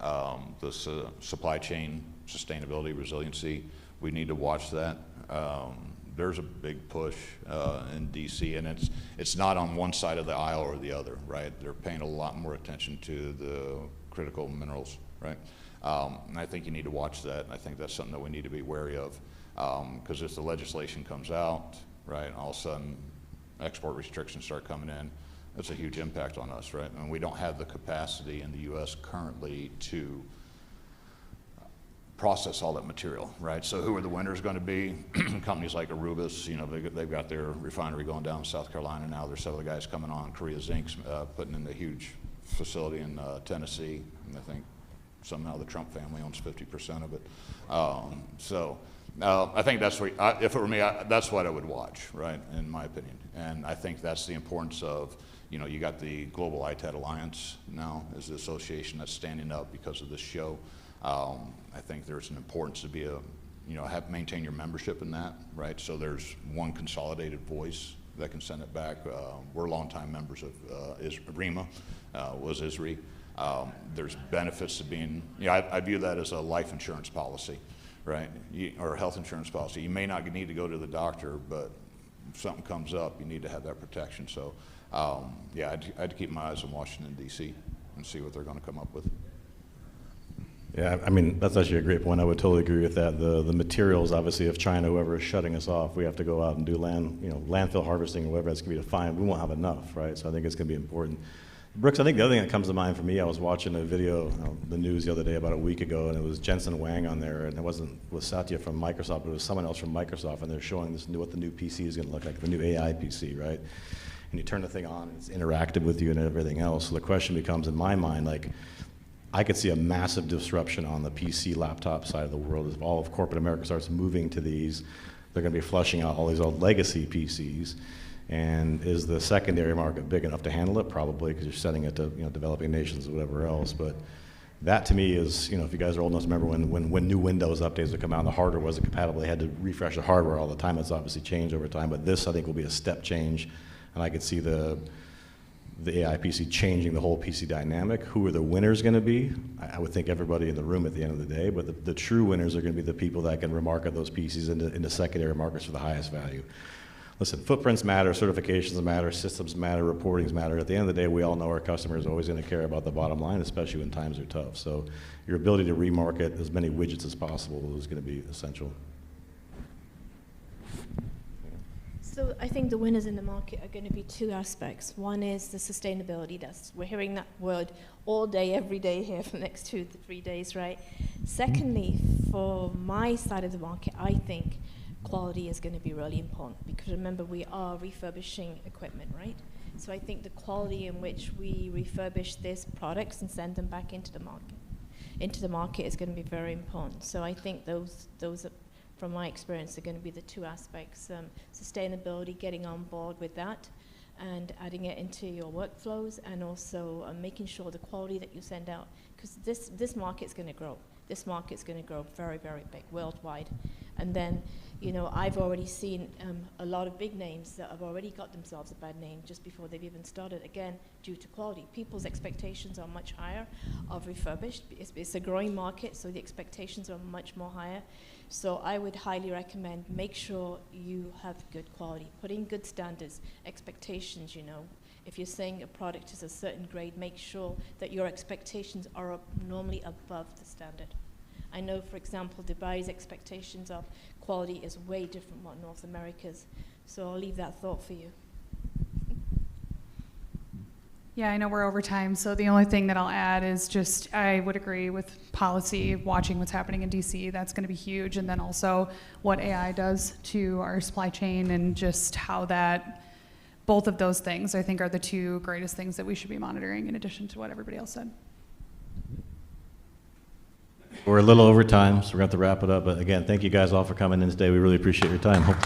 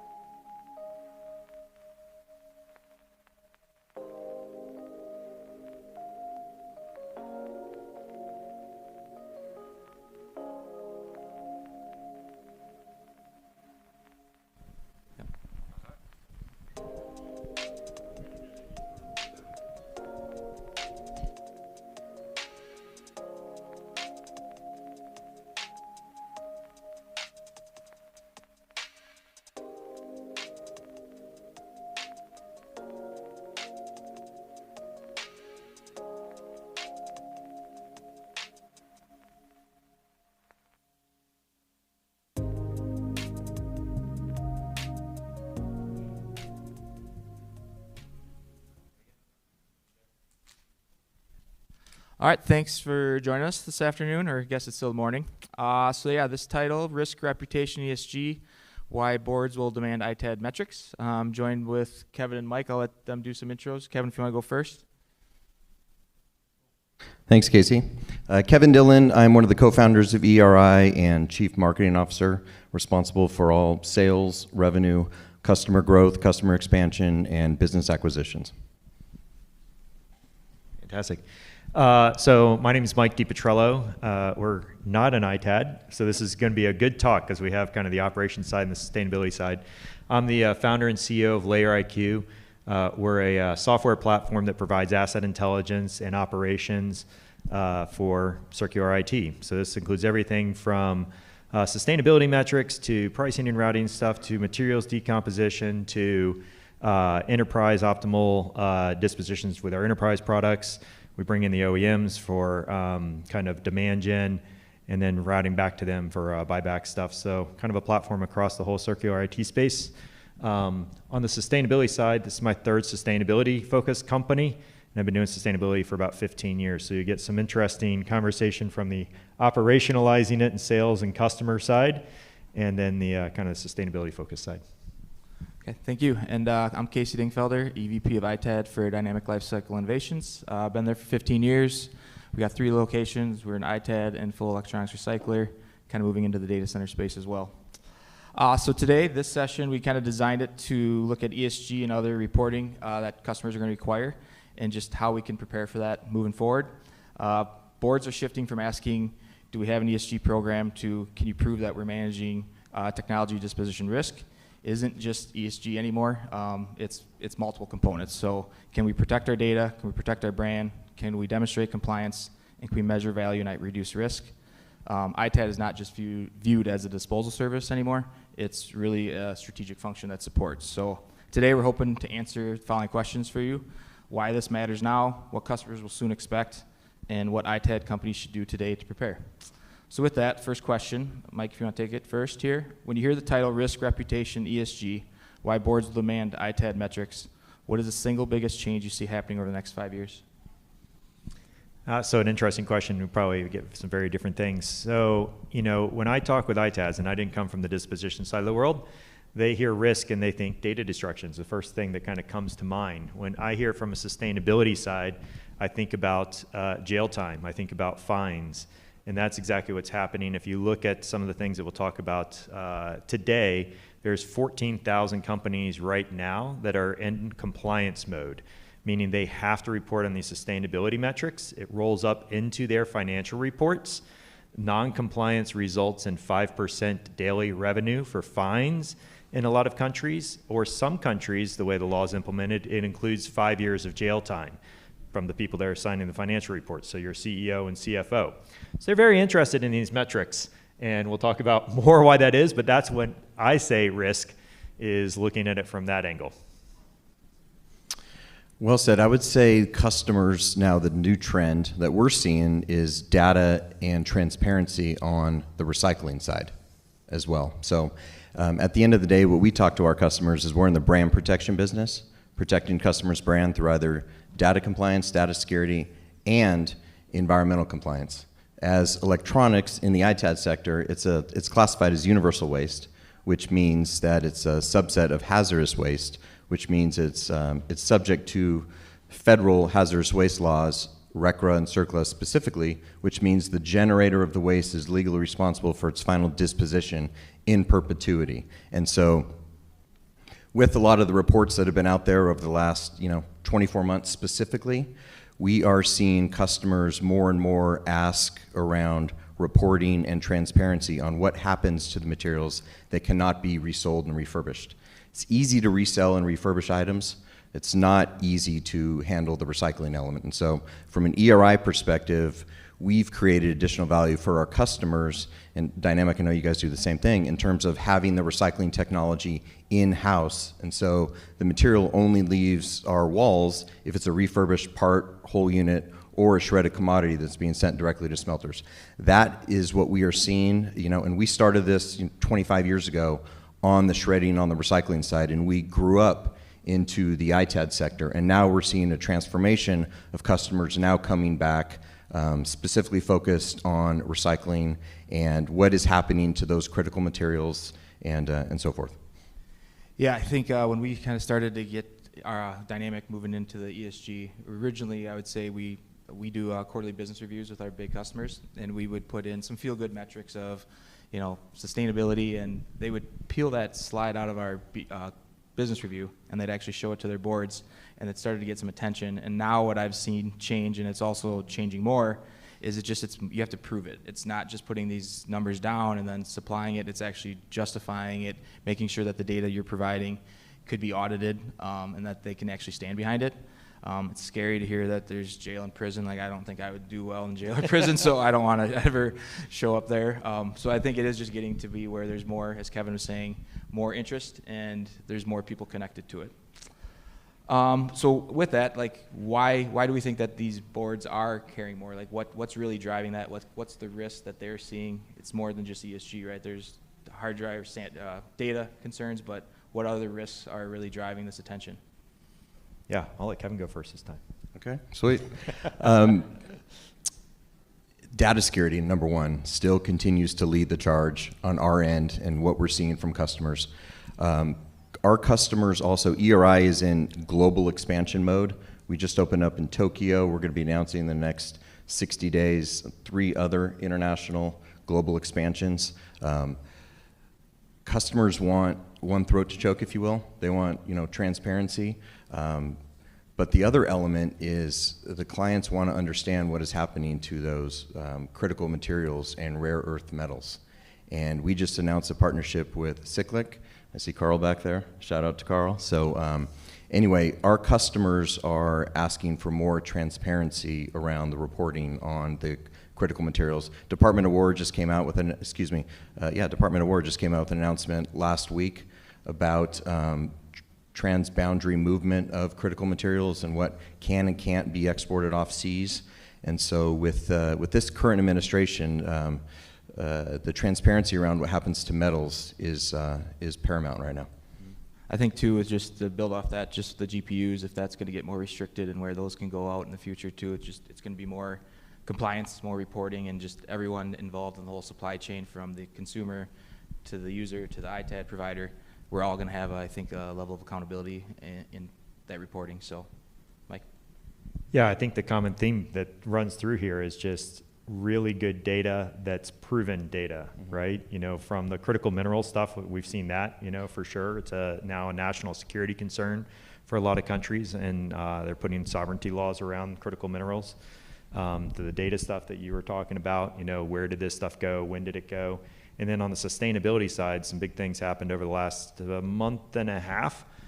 This gets into a little bit of alphabet soup, so we can do a deep dive on alphabet soup later. But California has kind of these 2 pairs of laws. It started really with the EU. They have a couple of laws, CSRD and CS3D. I don't know if any of you have heard of these things and these acronyms that are out there. And then there's sister laws of that all over the place. So the sister laws are basically, one's called the Suck Law. I call it the Suck Law. So it's, you know, it's CSRD, and kind of California 253. It basically says you have to report on your impact, right? This carbon impact. And that was voluntary information in the past. It's no longer voluntary. Now it's compliant starting in November. And you have to have this for certain categories. So all of your e-waste falls into something called Scope 3 Category 5. And that is required data that you have to report next November that starts the data collection this November. So all of your enterprise companies that are out there, or mid-market companies, have to start collecting that data, and they have to collect it from you, and it has to be audited and assured data. It's no longer best effort data that a lot of you may have been providing in the past. So big impetus to start talking to your customers about it, but it follows that same line. Like, they want to know where the data is, where the data source is, and now it has to be audited and assured data to go along with that.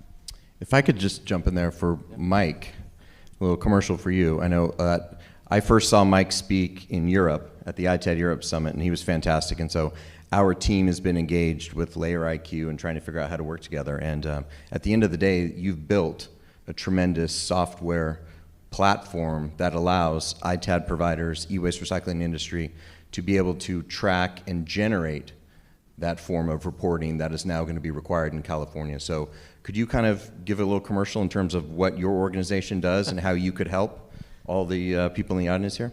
Well, hey, I appreciate the softball. I owe you a tip for that one. Yeah, so we do have a software platform. It's, you are already doing the activities. That's the biggest thing. Everybody here in the ITAD space already has the data.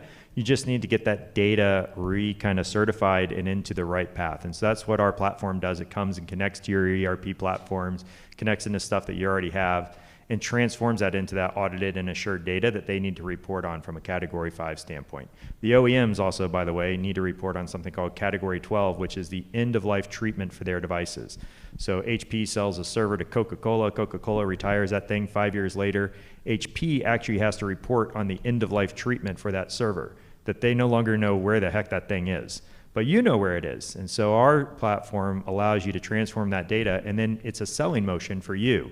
You can now sell that data. It's extra revenue for you back to the OEMs. Our platform facilitates that. To the enterprise companies, our platform facilitates that. And then you can also, so the partner law, because I said there's two laws. One's the suck law.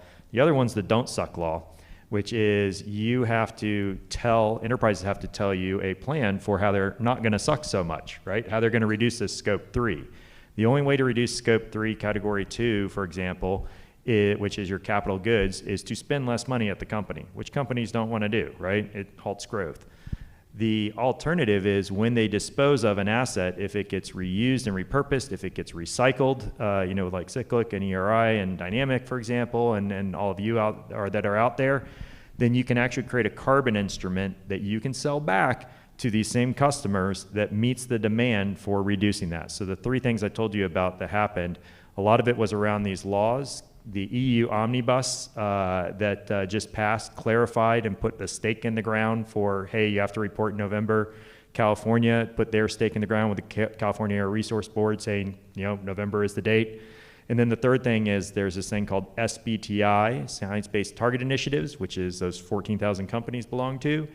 Version 2 of that just got released that said, hey, you can now create these environmental attribute certificates from retired IT assets, and it counts towards scope 3 reduction.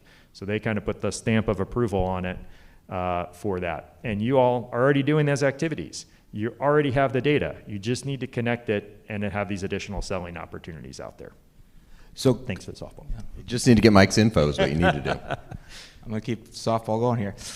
So curious, when these certificates, when you retire these assets, because you're right, all the companies here are doing these activities all day, every day. Can it be sold to any company? Would someone that you don't even work with come through and want to have interest in buying that? Oh yeah, so they can be sold to any company that was part of SBTI V2, right?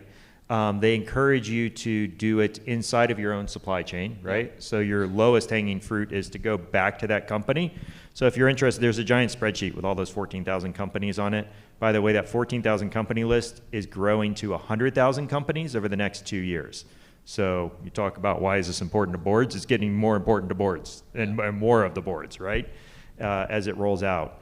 And it has to start in November, which is 2 months. So time's a ticking. So it's becoming very, very relevant. So there's a giant spreadsheet. If you hit me up, I'll give you the giant spreadsheet. And you just look up a customer. That's usually what we do with the ITADs. I hand you the spreadsheet. This is what we did, right? I said, and we did, right? And I said, if you find somebody on there, let me know, right? And then my team, we came from not the ITAD space. Matt's over there as well. We came from selling to big enterprises for a long, long time. So we actually sell with you and go to these companies, and we know generally the CSO, the CFO, the CIO, somebody like that. So find somebody on the list, we go target them, and then we get them to say, hey, here's this thing. Now the nice thing is they have budget for this. If they're on the list, that means they're usually already spending money on carbon credits. And they're spending a lot of money on carbon credits. But the carbon credits don't count towards the scope 3 reduction. These environmental attribute certificates do. So you go and say, hey, instead of spending all the money on carbon credits, it does you no good, repurpose it. You have an existing process, which is retiring assets. We can create environmental attribute certificates out there, and you match existing process to existing budget, and then Bob's your uncle. So I got a question on that. Where in this supply chain is the certificate generated in terms of is it when it goes to the this audience right here in this conference, it's ITAD processors, and it's a lot of buyers, right? I would say probably 90% buyers. Yeah. So that certificate, is it generated by when the ITAD company does the process, or can it be generated, can the buyer generate the certificate when he or she sells that item out in the open marketplace? So the attribute certificate gets created, the way the process works is you have to have certified reuse of that. So it can't just be, we got a whole bunch of stuff, right? And then let's go create environmental attribute certificates. You have to have the matching, like it got resold or reused, right? So that's kind of, I guess, a little bit where the buyers come in. And same thing with materials. It has to go, and then they have to track, the material got recovered and then repurposed and reused. It didn't just go out to like trash land. On the buyer side, you have a unique opportunity because when you are selling equipment to somebody, that's going to hit their GHG accounting books, right? It's going to go against their scope 3, and so it's going to send them back in the wrong direction again. So you have an opportunity to go in and say, hey, when you are buying this piece of equipment, I'm selling you a server, for example, do you want to pay another $200 with that server that I'm selling you, and it'll be neutralized from a carbon perspective because you can bundle this environmental attribute certificate. So there's kind of two paths you can sell these things. We just had this conversation outside, so thanks for bringing it back up. Is we've had a lot of recent success going to people and saying, hey, just bundle this. Like a phone, you're buying this phone and it costs, several $100s if it's a resale, or, $1,000 or more for a new phone. Would you pay $175 to make sure that doesn't land on your carbon books? That's what the equivalent purchase price is of these iTechs, right? So it's really inexpensive, and it's another revenue stream for you to go to. And if you're the buyer, that's fine, right? There's profit margin in these ITADs or in this environmental attribute certificate when you're selling it. So on the buy side or the sell side, or the ITAD side, all of it can make money. So can the ITAD provider, they can generate the certificate when they sell it to a buyer, right? Yep. And then the buyer can still also generate that certificate when they sell it to another buyer. They don't generate the certificate, they just sell it, right? Okay, so it's downstream margin, yeah. Got it, okay. Is this cool? Yeah, it's extra money. It's literally, that's what we say on our website. It's found money, right? The processes already exist out there, the demand already exists out there, the compliance needs already exist out there, the budget exists out there. You just need to go and get it. Yeah, that was something we encountered early on in our journey here with this, was a lot of challenges and questions of how are you preventing this from being double counted. So when we collect it, because we will get equipment from other recyclers and other ITADs that'll send it to us. And so how do we know that they didn't claim it, and then we claim it, and then to Kevin's point, the buyers are claiming it. So it sounds like this process is going to kind of eliminate that potential for the double counting. I wouldn't say eliminate it. I've been in the carbon world in the sustainability world for a long time, and there is double counting always comes up, and double counting always exists. Like you can't kind of eliminate it, even in the accounting part of the side, right? Like Walmart has to account for and I don't know if anybody from Walmart's here, so I'm just using you as an example. First thing that came to my head. Don't kill me. But they have to do, GHG accounting, and they do, right? And report on this stuff. But then investors into Walmart also have to report that scope 3 emissions, because scope 3 is broken into 15 categories. The 15th category is investments. So the people investing into Walmart, that's an investment. So they have to count that as scope 3 emissions. So it keeps going downstream and downstream. So everybody ends up getting hit by this, right? Do you think customers will begin requiring standardized ITAD reporting the same way they require SOC reports or ISO certifications? What have you seen, Kevin? Yes, I guess a short answer. They want everything tied to. They want full transparency from a chain of custody, from a point of pickup to final disposition. And I think as the industry has grown over the last 15 years, the clients and their knowledge has grown. The risk obviously has continued to grow, and therefore, they're really standardizing the level of reporting. We're seeing that. Our organization, we're helping to guide that from a customer perspective. From a chain of custody, it really comes down to, is the customer having you serialize the items on site? Right? Otherwise, you have no idea what you're picking up when you pick it up. Yep. And so we're seeing the trend of customers, having us serialize on site, which for us, it's an additional value add service and additional revenue, quite frankly. But that's the only way that you can really have true traceability and true accountability, is when you track the asset from the customer's address to its final disposition. Yeah, I would say probably 50% of our customers require the on-site tracking, whereas 5 years ago that was maybe 30%, and Right. 10 years ago it was maybe 10%. So it's definitely trending, because I think to your point, it's the only way for there really to be a chain of custody, because the customers that don't require it, they have no idea what they sent to us. That's part of the service, I guess, we're providing, is we report back. I always say we're trying to answer two questions. What did the customer send to us, and what did we do with it? And they want to get that information as fast as possible for data security purposes, obviously. But yeah, it's definitely trending that way, because I think you're right, Dylan or Kevin, that they see the opportunity where they need that chain of custody. So which metrics actually matter, and which are just feel-good statistics? Money matters. Yeah. So, I mean, customers want to work with an ITAD organization that can maximize the resale value. I mean, let's be honest. And in doing so, they want an ITAD provider that has the unique capabilities to have a very diversified portfolio of reuse options all over the world, and diverse technicians internally that know how to refurbish not only consumer-grade material, enterprise-grade material, data center material. And so they want, they're challenging and forcing us to generate, a revenue positive experience for the customer. OEMs, on the other hand, want everything destroyed, and that's cool too. But it all comes down to risk and revenue and cost, to be honest.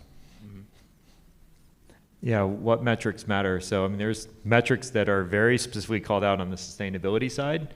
Now they have to match ISO standards. There's ISO 14064 that's very specific on what those metrics are. So a lot of people that have done reports, anybody produce sustainability reports or impact reports for their customers today? A few people. Yeah, so those reports you've probably done with data that is not meeting the ISO standard. And there's nothing wrong with those methodologies. They just existed before this became a thing, right? There's people that got methodologies from the, WARM or from, MIT or Berkeley or somebody like that. They have their own methodologies. So they all have to meet ISO standards now. That's the EU Omnibus just last month said that's the case. So that's important from a, I guess, standardization. And then you brought up earlier, what standard reports do they need and stuff like that? That was actually on our Global ITAD Alliance, our last sustainability committee meeting was that question. Like, what is the report? You guys have reports. You guys have reports. I've met a lot of people that have reports that they do. And they all say generally the same thing. Like, here's your carbon impact. Here's your material avoided kind of stuff. But what does a good report look like, right? And there is going to be standardization on that. So that's one of the things we're working through on the committee right now is, what does a good report look like? Maybe not a, here's the standard report, but what does good look like, so that your report can match what good should look like, your report can match what good should look like, and at least we're all on the same-ish page. And then you can differentiate in there, but, at least you know what good looks like. Which, to that point, I would encourage everyone to join the GIA. There's a lot of open dialogue, and where we're all coming together with challenges that we're having from a very diverse customer base, and everyone wants, their own customized portal reporting, services. And I think with the GIA coming together as the leaders globally within the ITAD sector, kind of throwing out the problems out there, coming up collectively with solutions and put everyone on the same page. For example, like a challenge of MDM enrollment and BIOS locked, coming up with how do you communicate that to customers from a contractual standpoint, so the customers know what they have to do before they send it to us, and so we're not, having additional labor and, storing all the material for weeks and months potentially. And so anyway, I would encourage everyone to join the GIA. I would specifically talk to any GIA board members. I'm one of them, so you can talk to me or Daryl as well. So highly recommend it. Yeah, I think that's one of the things that I really look back 15 years now in the industry, and I see how we've evolved and really kind of came together and collaborated. I'm guilty of wanting, like, early on just to have the best and, like, proprietary reporting, where I can see a lot of collaboration happening now where we work together, we standardize this, and then everybody wins and we can move forward. So just seeing, what the GIA and what ITAD Summit's been able to bring to the table really gets us all together to kind of come up with the best practices. So companies spend millions protecting their brand. Why is ITAD often still viewed as a procurement decision instead of a risk management decision? You just talked about brand and procurement down there, so. I know. It's kind of like the same question all the time. So obviously it's led through procurement. We have seen, though, the decision-making process, or the buyer-making process, if you will, from our customers comes from a committee now. Procurement kind of gets it together, but it's risk management, it's legal, it's sustainability, it's the IT asset manager, it's the CISO. They're all involved in the decision-making process because there's so much risk associated with, proper and true ITAD recycling or improper and true ITAD recycling. So, as mentioned, we always promote that we're in the brand protection business for customers. If a client wants to, we're a service-based solution, just so we're all clear. So we go to customers, there's a charge for our service. It costs us a lot of money to have the certifications, costs us a lot of money to have, the protocols and procedures in place. And so if, for example, if a customer, the first thing they say is, what's the cost? I'll just stop the meeting right there and go on Google and say, you could find someone to take all your crap for free. Right? And they'll illegally export it, they'll do something wrong with it. That's not the type of customer that ERI wants to be associated with. We want to be associated with a customer that realizes and values brand protection. And so anyway, there's many different stakeholders involved in it now, which is great because everyone understands the risk. And fundamentally, that's led by data. And then the new trend is with the critical materials and having the metals be properly recycled, I think, is the next phase, kind of ITAD 2.0 that we're seeing. Yeah. So you brought up a really good point that it's a lot of stakeholders inside the company now that get their hands in this pot, right? And it's how do you have that conversation with these enterprise companies? How do you have it in kind of real time while they're making these decisions? So yesterday we ran a masterclass with All Things Circular. I see one of them, Vic, over here, where we introduced the concept of the circularity delta, which is, how much did I pay for this thing, and then how much value did I get back at the end of the day from this? And there's kind of a metric with this, and you can go on our website or All Things Circular website. You can download the white paper for free. But it's a metric to put in a CFO measured value. And then inside of that, we broke it down, and there's a lot of stuff that goes into that metric. One of them's around policy. Like, you will increase or decrease the value that you're getting depending upon whether you're taking that device and you're saying you got to shred all this stuff, or saying, no, you can actually securely data wipe it with modern technologies, and then it's able to be reused, right? And that'll give you more value for it versus just the shred, in theory. And so we take a lot of that stuff, but that's a risk policy decision that's affecting the value of it.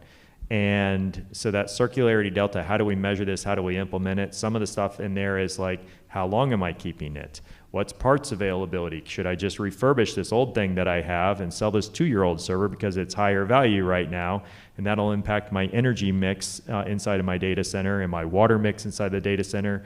There's a total cost of continued ownership of this. How much does it continue to run and cost me versus the value I can recover? So all these decisions get mixed in together, and it's really hard without data, as you said, live, present inside of that environment to make these decisions. So that's where we took the circularity delta and kind of put it into action on how do you actually instrument and run this live. So you can have a different conversation with the enterprise customers. You can go in and say, hey, here's a platform that'll help you make better, more intelligent decisions on your disposition, which gets more value down in feedstock, higher valued feedstock down to the ITAD community, so you all make more money. So it's a conversation you kind of have to have with them. It's, brand protection is inside of there. The risk protection's inside of there. Policies are inside of there. Running operations are inside of there. But it goes across more than just, I have this thing, I need to get rid of it. How much money can I get for it, right? To your point, if that's the customer's viewpoint on it, go somewhere else. 10 years from now, what will separate a preferred ITAD partner from everyone else? It's a good conversation for you two. I mean, it's kind of the same answer, I'm going to say, but it's having the ability to track and measure the critical materials, I believe, which is why we did the partnership with Cyclic. So that's the next trend. That's 10 years down the road. I think from an international standpoint, we appreciate our partners. We work with our partners, but our clients are asking us to open up our own operations globally. And I think the critical materials is number one on my end. Yeah, I would say to build off it, I think it's going to come down to data quality and just being able to have, I mean, for us, we're going through a data quality warehouse right now, trying to get the data and just scrubbing that and just seeing how many data governance issues we have and have to implement some of those systems.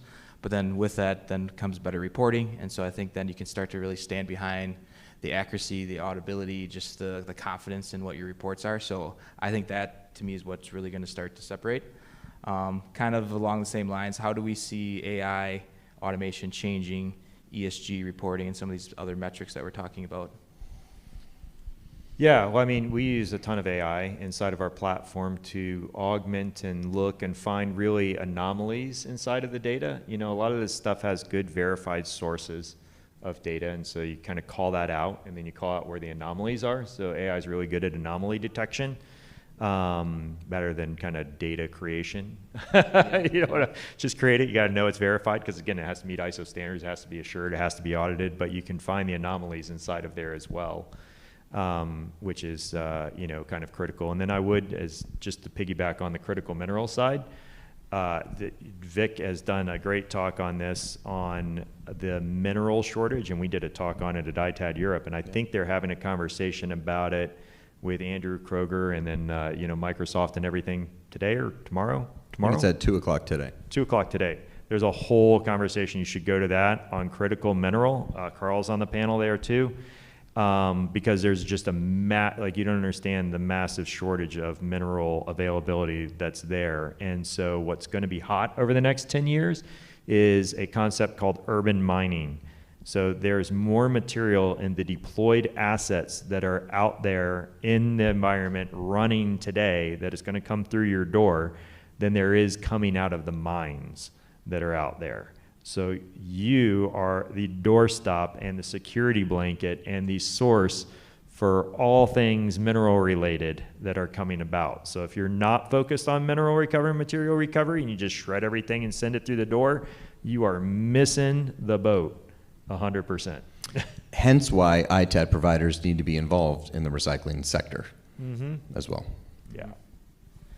Yeah, I'm going to take it a little different with the AI. So one of the processes that we have is all of our laptops, desktops, endpoint devices have to run through our software. And if it doesn't power on, we recycle it. Part of that step is that it detects if there's an onboard storage device. So obviously we can have that proof of record, but still if the hard drive is not attached inside the unit, there's still data inside that machine, right? So I think AI can come in to help identify when we're hiring technicians, trying to train them with all the different types of models and configurations that are out there. I think AI can come help us identify where those storage devices are as chips on board start to have data containing. I think it's just going to help our industry evolve to know where all these data, it's not as simple as just pulling the hard drive anymore. It could just be a chip that still has residual data remaining. So I see AI really helping in that aspect from a risk reduction standpoint. Probably got time for one more here. What's one recommendation each of you would have for ITADs just in the metrics, the risk reduction? Like what's one investment ITAD should be making within the next year to kind of continue down that path?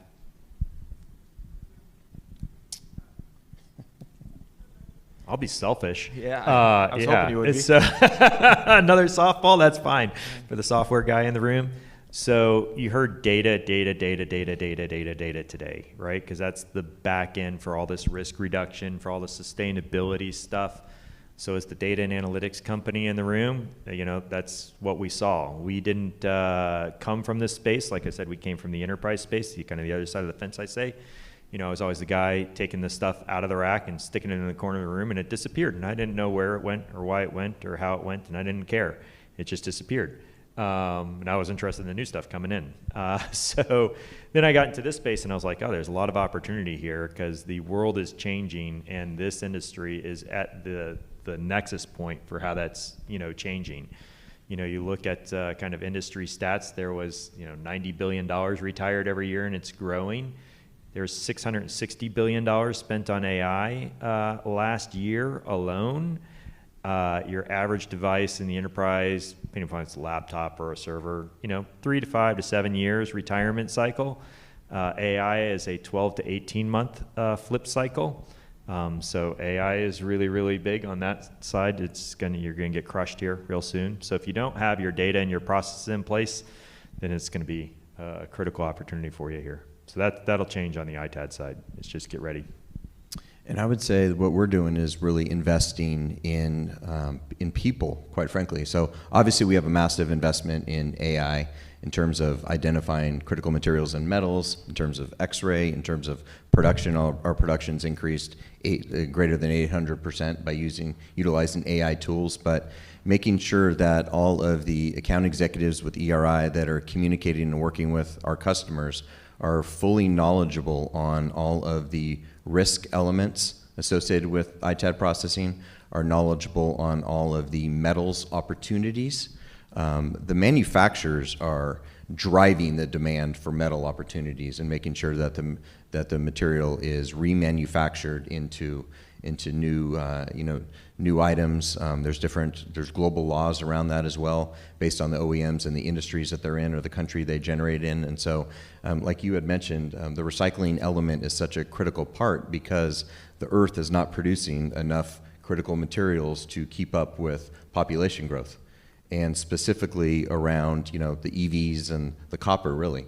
And so the recycling sector and the ITAD sector is such a critical element to this, which is why the Department of War and the current administration is focused so much on it from a Homeland Security perspective. I know that our organization, we're speaking and have massive meetings next month in Washington, D.C.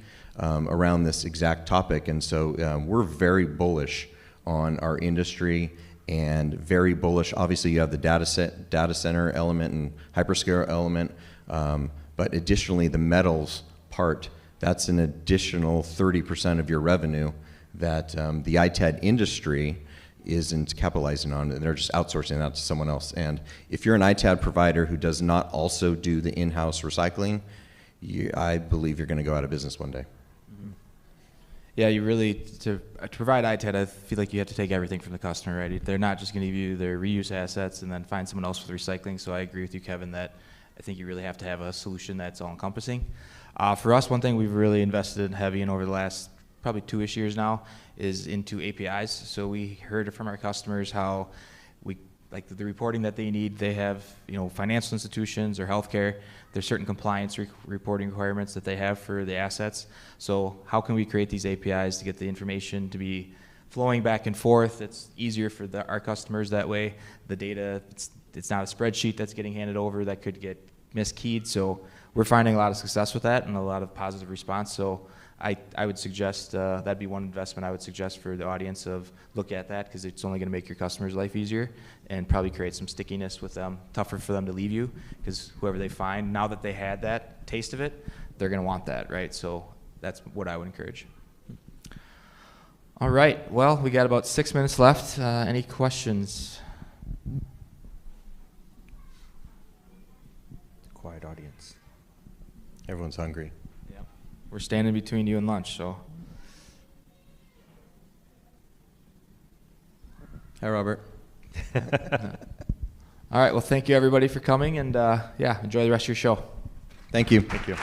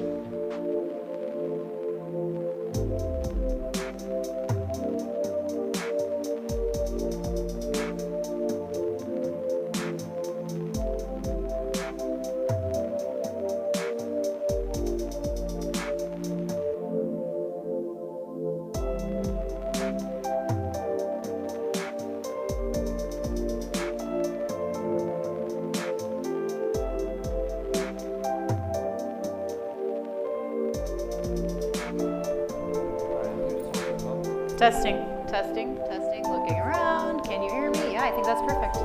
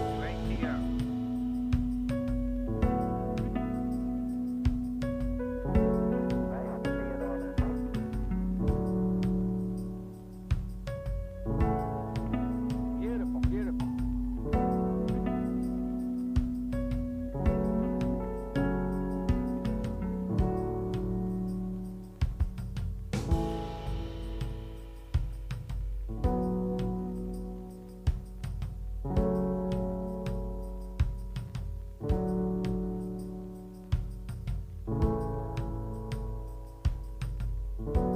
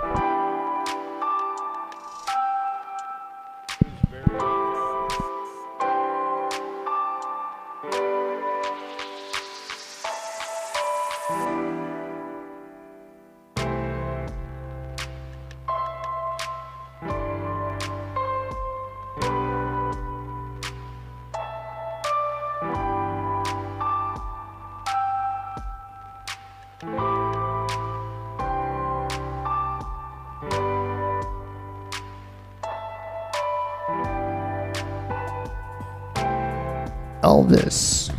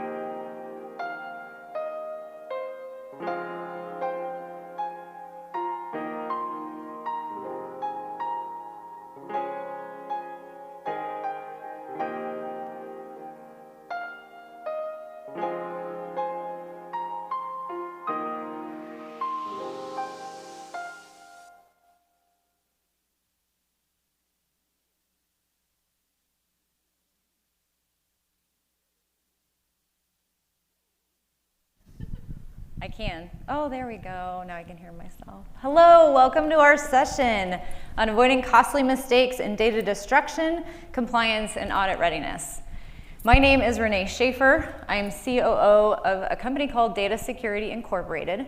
We've been in business for over 40 years, and we specialize in products that destroy information to the highest standard that's available, the standard that's published by the National Security Agency. So that's our specialty. And I've been with the business for over 26 years. With me today is Zavika, Eric, and Dog. Please take a minute, introduce yourself, and share your expertise in our subject. All right. Hello, everyone. My name is Zvika.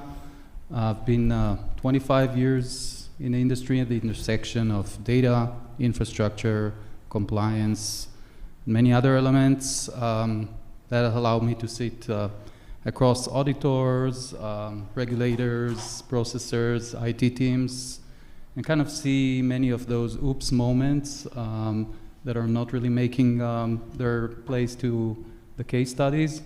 We'll talk a little bit more about that today. I'm leading the product at Blanco. We're specializing in data sanitization across all type of form factors and assets. And I'll share a little bit more about what we do this panel. Hi everybody, Eric Capps. I'm the Global Director of Quality and Compliance with Iron Mountain. I've been in this industry for about 20 years in various roles, everything from consulting and auditing all the way to operational compliance and quality and EHS for ITADs in this industry. 1, 2. I'm Doug Adamson. I'm the founder and president of Destroy Drive. We're an on-site services company that works for ITAD companies. I'm embarrassed to say 25 years. I started when I was a teenager. No, probably not. But yeah, 25 years, about a dozen years in the ITAD sector. We ran 5 facilities around the United States. Company was bought by private equity and just recently merged with DMD. And after that, for the last 10 years, I've been with Destroy Drive. Okay, so hopefully that's not lost on you. You've got product, software, compliance, and a service provider. So we should be able to answer all of your questions and solve the world's problems, right? Just kidding. I'm trying.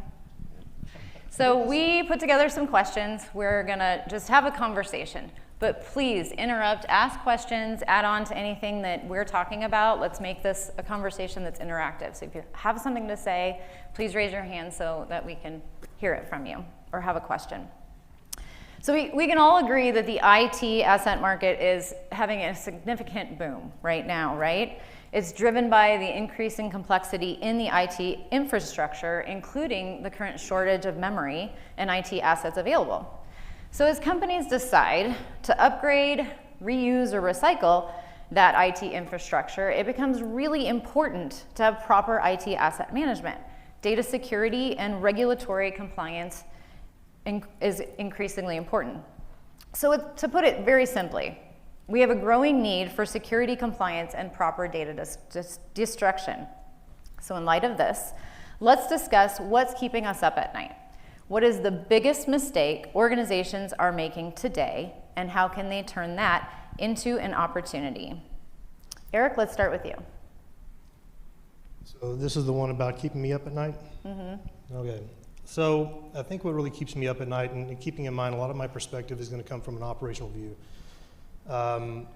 is the potential of loss of control of data-bearing devices because of factors like human errors or process failures. When a device does not land in the process where it's supposed to, whatever destruction method that should be applied, then effectively we're looking at a potential data breach.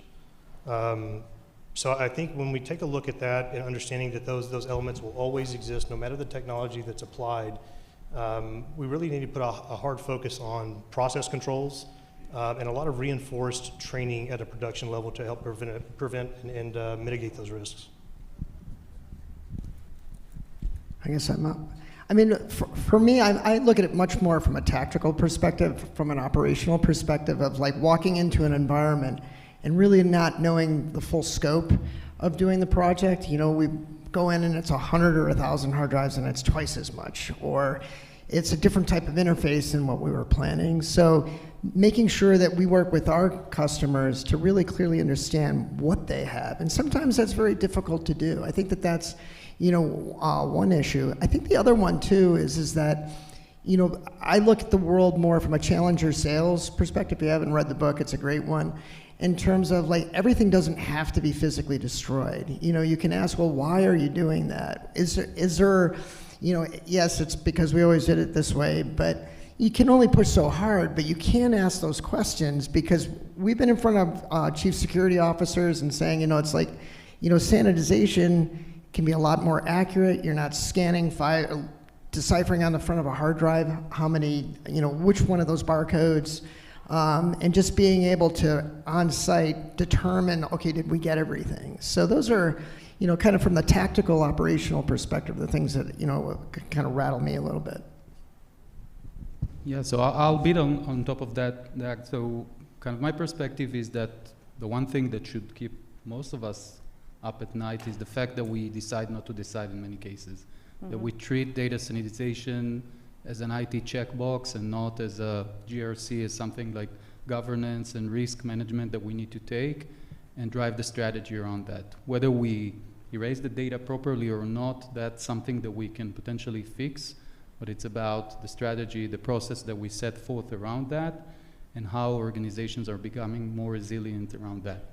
And again, the decision not to decide for many organizations that believe that it will be okay, where that leads to, and I think that's the paradigm shift that people, are going through. Especially, you mentioned earlier, we're going to end this year with over 22 billion assets connected around the globe in different forms and shapes. Mm-hmm. It becomes a scalability and complexity problem that you cannot handle if you don't have the right strategy and the right guardrails to handle that.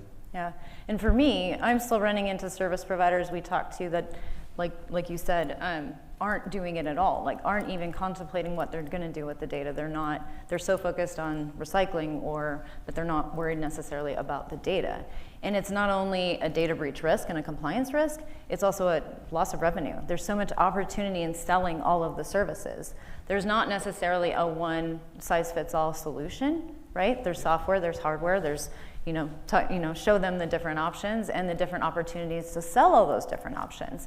I know when we were meeting, Doug, you had some stories about some great opportunities, that you saw turn into? It happens more than you would expect. Like, we run across clients where it's like, they want us to do degaussing and shredding and maybe even wiping. And they were like, oh no, you just have to shred. And the way we look at it, there's somebody knocking at the door behind us. I know. That's what the thought is. But we've worked with some pharmaceutical companies where taking the time to understand what the risk profile of the client, what they're trying to communicate to senior management.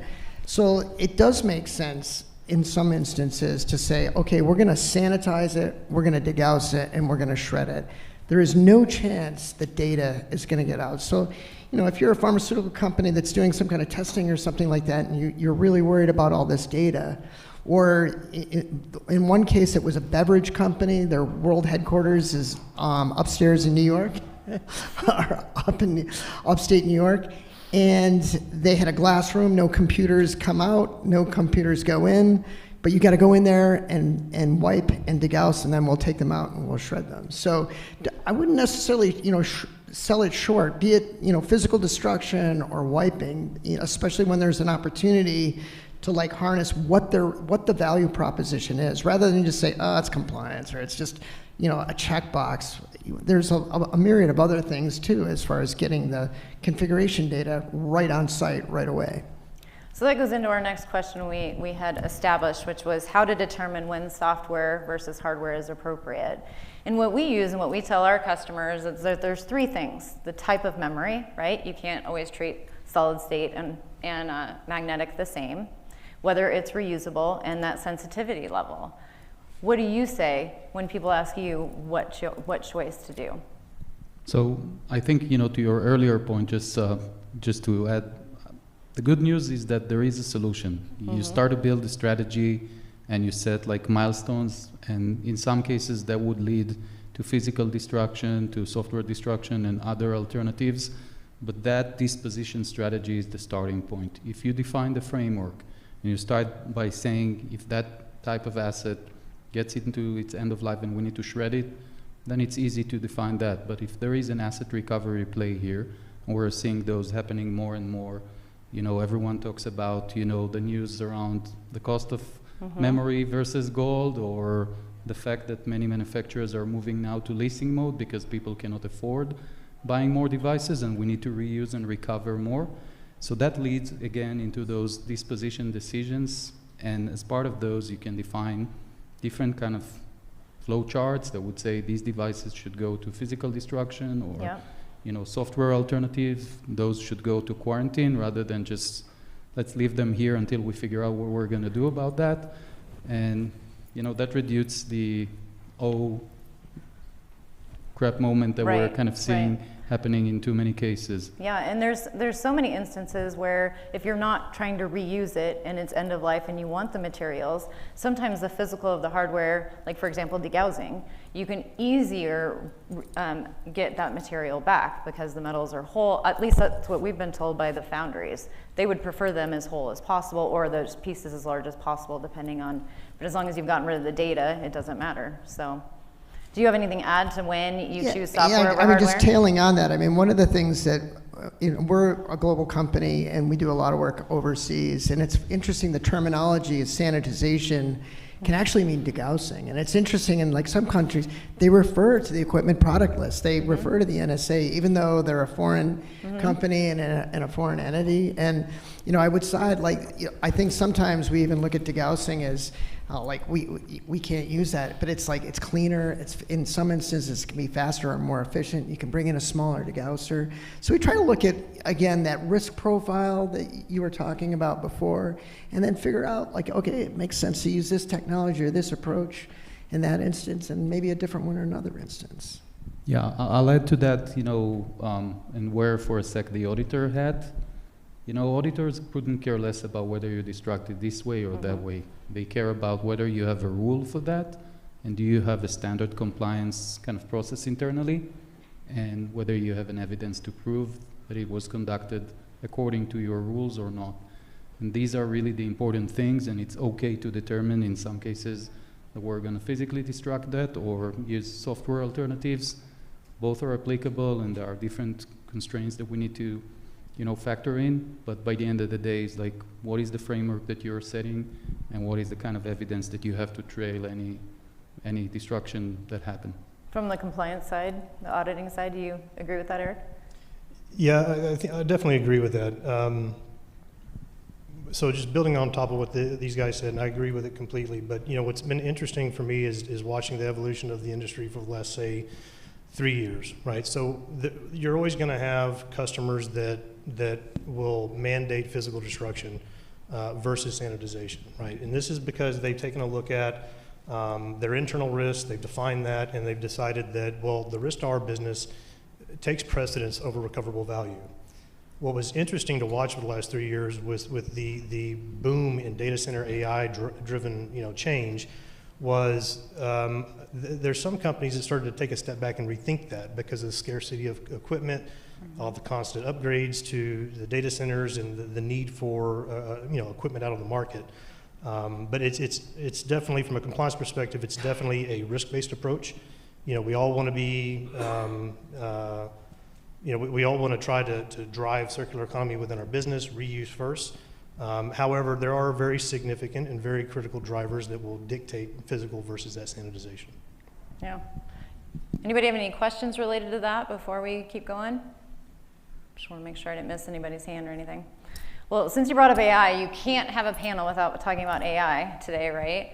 I read that 60% of companies are using them today versus 33% in 2023, so that's a pretty big increase.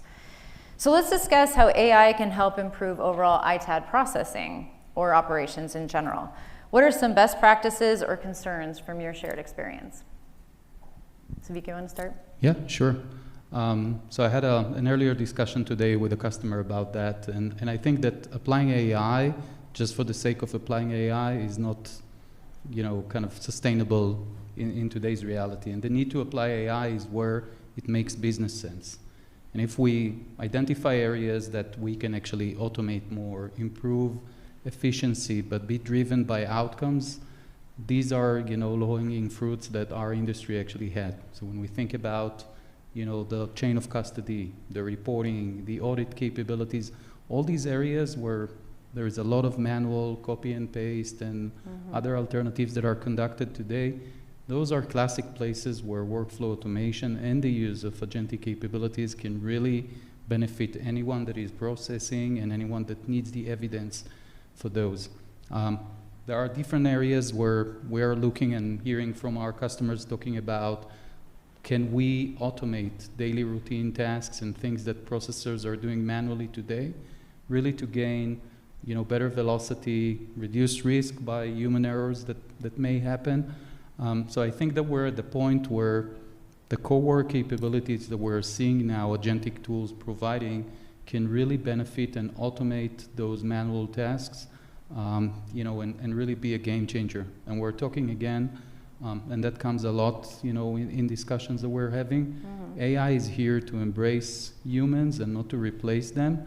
And it has to be, in a processing workflow where humans are still kind of owning and taking the final decisions about what agents are providing. To me, that's the classic harmony the tools in our industry can really reach to without kind of losing the trust that people, in some cases, see when hallucination happens. Yeah, so, obviously there's a lot of adoption with AI. Just me personally, and I know a lot of companies are doing this, AI really gives us the ability to build efficiency in a lot of the routine things we do on a day-to-day basis. Me personally, using an AI agent to help me figure out and map out import-export regulations for countries around the world in 15 seconds versus hours reading regulations and trying to interpret that. So that's been great. But I think that the future of AI within an operational environment, whether it's this industry or any industry, but especially this industry, I envision that we'll see kind of a best practice around AI-powered security cameras throughout a facility that's going to capture serial numbers and asset information instantly. So it's going to speed the process. It's going to provide better accuracy in the data we're capturing. I think what scares me a little bit about AI, especially as we start to envision what adoption is going to look like, especially in the space that we're in, is if we start to try to use some type of AI model to help with data sanitization, my fear is that there's going to be a potential risk, at least at some point, of unintended data capture of privileged information because someone's using a cloud-based, public AI solution or something of that nature. So I think it's very interesting the future we're looking at and how these tools help us to be better professionals and help us provide better value to our customers. But I think there's definitely some risks that need to be considered. Yeah, I've even had firsthand experience just to throw out an example of using ChatGPT to do a comparison between NIST 888 and the new IEEE standard. And there were some errors. And I did it with HIPAA and NAID was another thing. And I asked it, it's like, are you sure? And it's like, oh, well, we missed this. So that, they'll call it a hallucination or maybe a lack of data. But on the other hand, we've had, again, some operational things. Like imagine, we recently worked on a project, 600 locations, 4 tech teams, nationwide coverage. How do we staff and map that out? Through an iterative process, we used AI to develop a solution. That was unheard of, months ago. We feel pretty empowered by doing something like that. And I share also on the reporting perspective, no more pivot tables, no more, it's like, here's the data in, give it to me the format that the customer wants because they want to format it in this particular perspective. So I think it is a pretty exciting opportunity for us to all, even on the individual basis as well.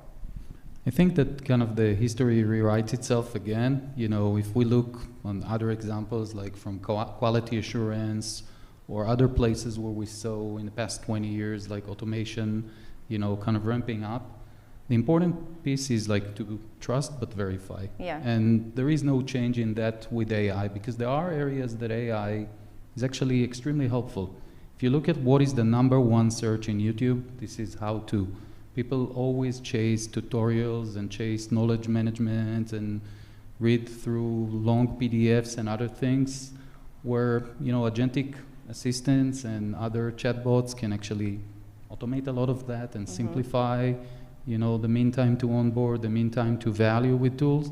These are low-hanging fruits where AI is making everyone in this room and in the world probably do things easier, faster, more efficiently. But then when you start building on top of that and you create trust by verifying what you do and not relying on a single model, but using multiple, to kind of keep yourself and the models you're using honest, it's actually doable. And it's like we're seeing that with some early adoption of AI capabilities that we recently introduced. We're kind of seeing customers really gaining that trust step by step, and it's just like we all switch over from using Google to using ChatGPT or Claude, and relying more on supporting our daily email review and responding to emails and doing other things even in our personal life. I think that we're kind of seeing the same. It's going to take time, and it's all about establishing that trust, creating that type of guardrail that help us ensure that things are not hallucinated. But if we build that solid foundation, AI can actually be a force multiplier. Yeah, I had an interesting conversation with my former CFO from a couple of companies back, and he actually runs it through ChatGPT, and then he puts it into Claude just to see if there's some difference. And it was like, and he catches stuff, and it's like, so you can't just blindly trust it. And even on our example of 600 locations, we caught a few errors in it, but I think it is a performance tool that we can all And in my experience, and what I've learned, and I spent a lot of time in security and security with the government, it's the free one to be the most scared of, and especially you have to know when you put something into the free one, that is feeding the machine. So be very careful about what you put in the free one, especially if it's your IP or any of your information. Do not do that. It's okay for researching and then going through and seeing what's right and wrong, right? Because there's a lot of wrong out there. The paid ones give you better information, and you can then pay to keep it yourself, right? So it can analyze your data and it can stay with you. That's very important, so you don't feed the machine. But your tidbits that you guys said, I really liked the embrace humans, not replace them. I really like that. I'm gonna steal that. Just kidding, I'm sharing it. And then, security. The security, it's not always right. Trust but verify. I think those are key statements that has been said about AI. Was there something you were gonna add? Yeah, just think about the history of people writing code. Developers, ever since coding was a thing, created defects or bugs. It was part of their job requirement or job description, and we were okay with that. We're not dismissing people because they were creating bugs. We created QA to catch them, resolve them, verify that they were resolved, and then kind of rinse and repeat. And agents are going through the same process. They're getting better, just like more senior developers are producing less bugs. We're going to see pretty much the same, I'd say, and we just, again, need to put the right guardrails and policies around to make sure that everything is caught ahead of time. Yeah. Well, let's get back to mistakes and ITAD operations related to data. Let's focus on what we've learned with data breach prevention and lessons learned.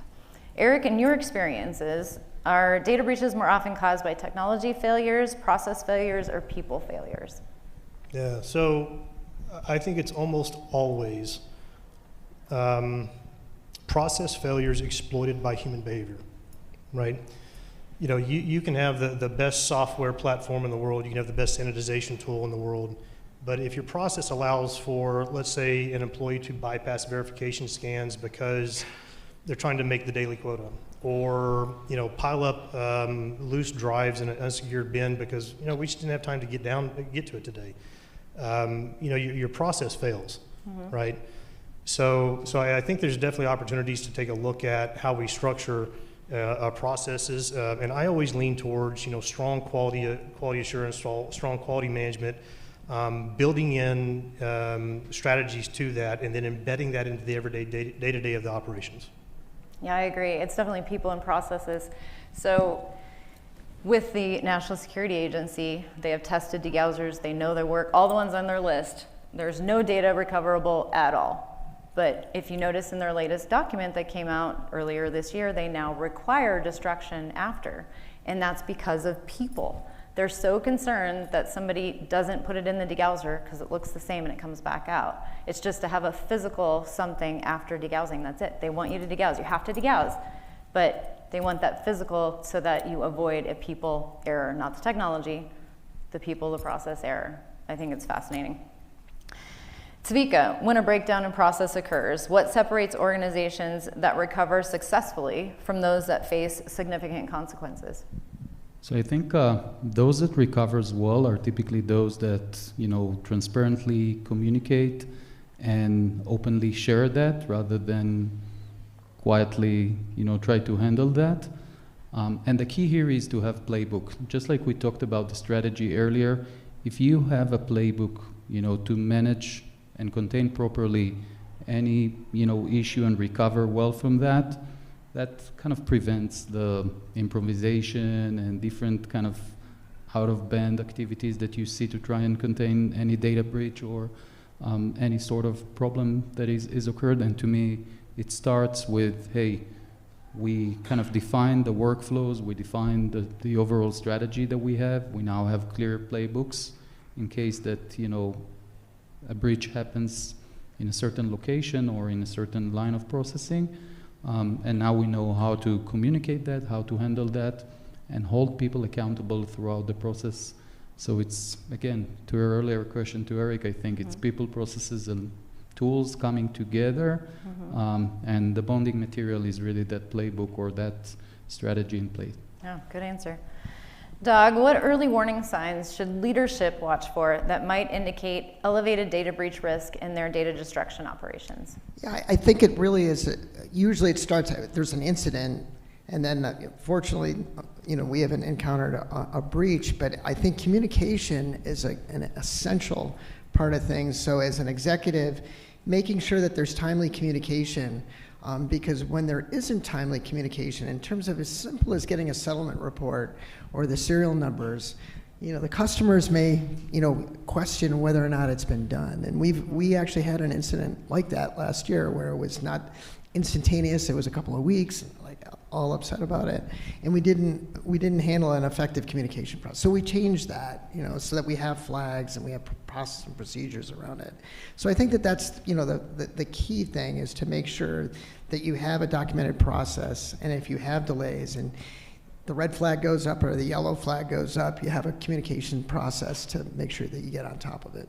Yeah, so processes are often guided by these data privacy rules and regulations that are everywhere, right? Globally to locally. They all generally have the same basic components: accountability, reasonable safeguards, data breach notification, but end-of-life data destruction, which is where we're discussing today. So let's discuss the compliance gaps or mistakes that we most commonly see during our audits or with our customer assessments. Eric, do you want to start? Since we're kind of in the audit space, then we can talk about customer assessments. Yeah, absolutely. So I think a lot of the gaps we see in audits, whether it's, you know, customers auditing you or you auditing some of your service providers or downstream partners and so on, is, you know, you'll have a very well drafted management system, policy, procedures, probably some of the most well written programs in the world. But when you start taking a close look at local operational execution, you start to see a lot of that breakdown. In the realm of data security, I think some of the more common I think issues that we see is lack of traceability throughout the process. I think a lot of companies, at least newer companies that are still maturing in the space, don't realize that the process actually starts at a customer dock. Right, and if you're not doing serialized scans there, from a reconciliation standpoint, if you have one misstep that you're receiving within your process and you've got to figure out what happened, I mean, you're starting blind.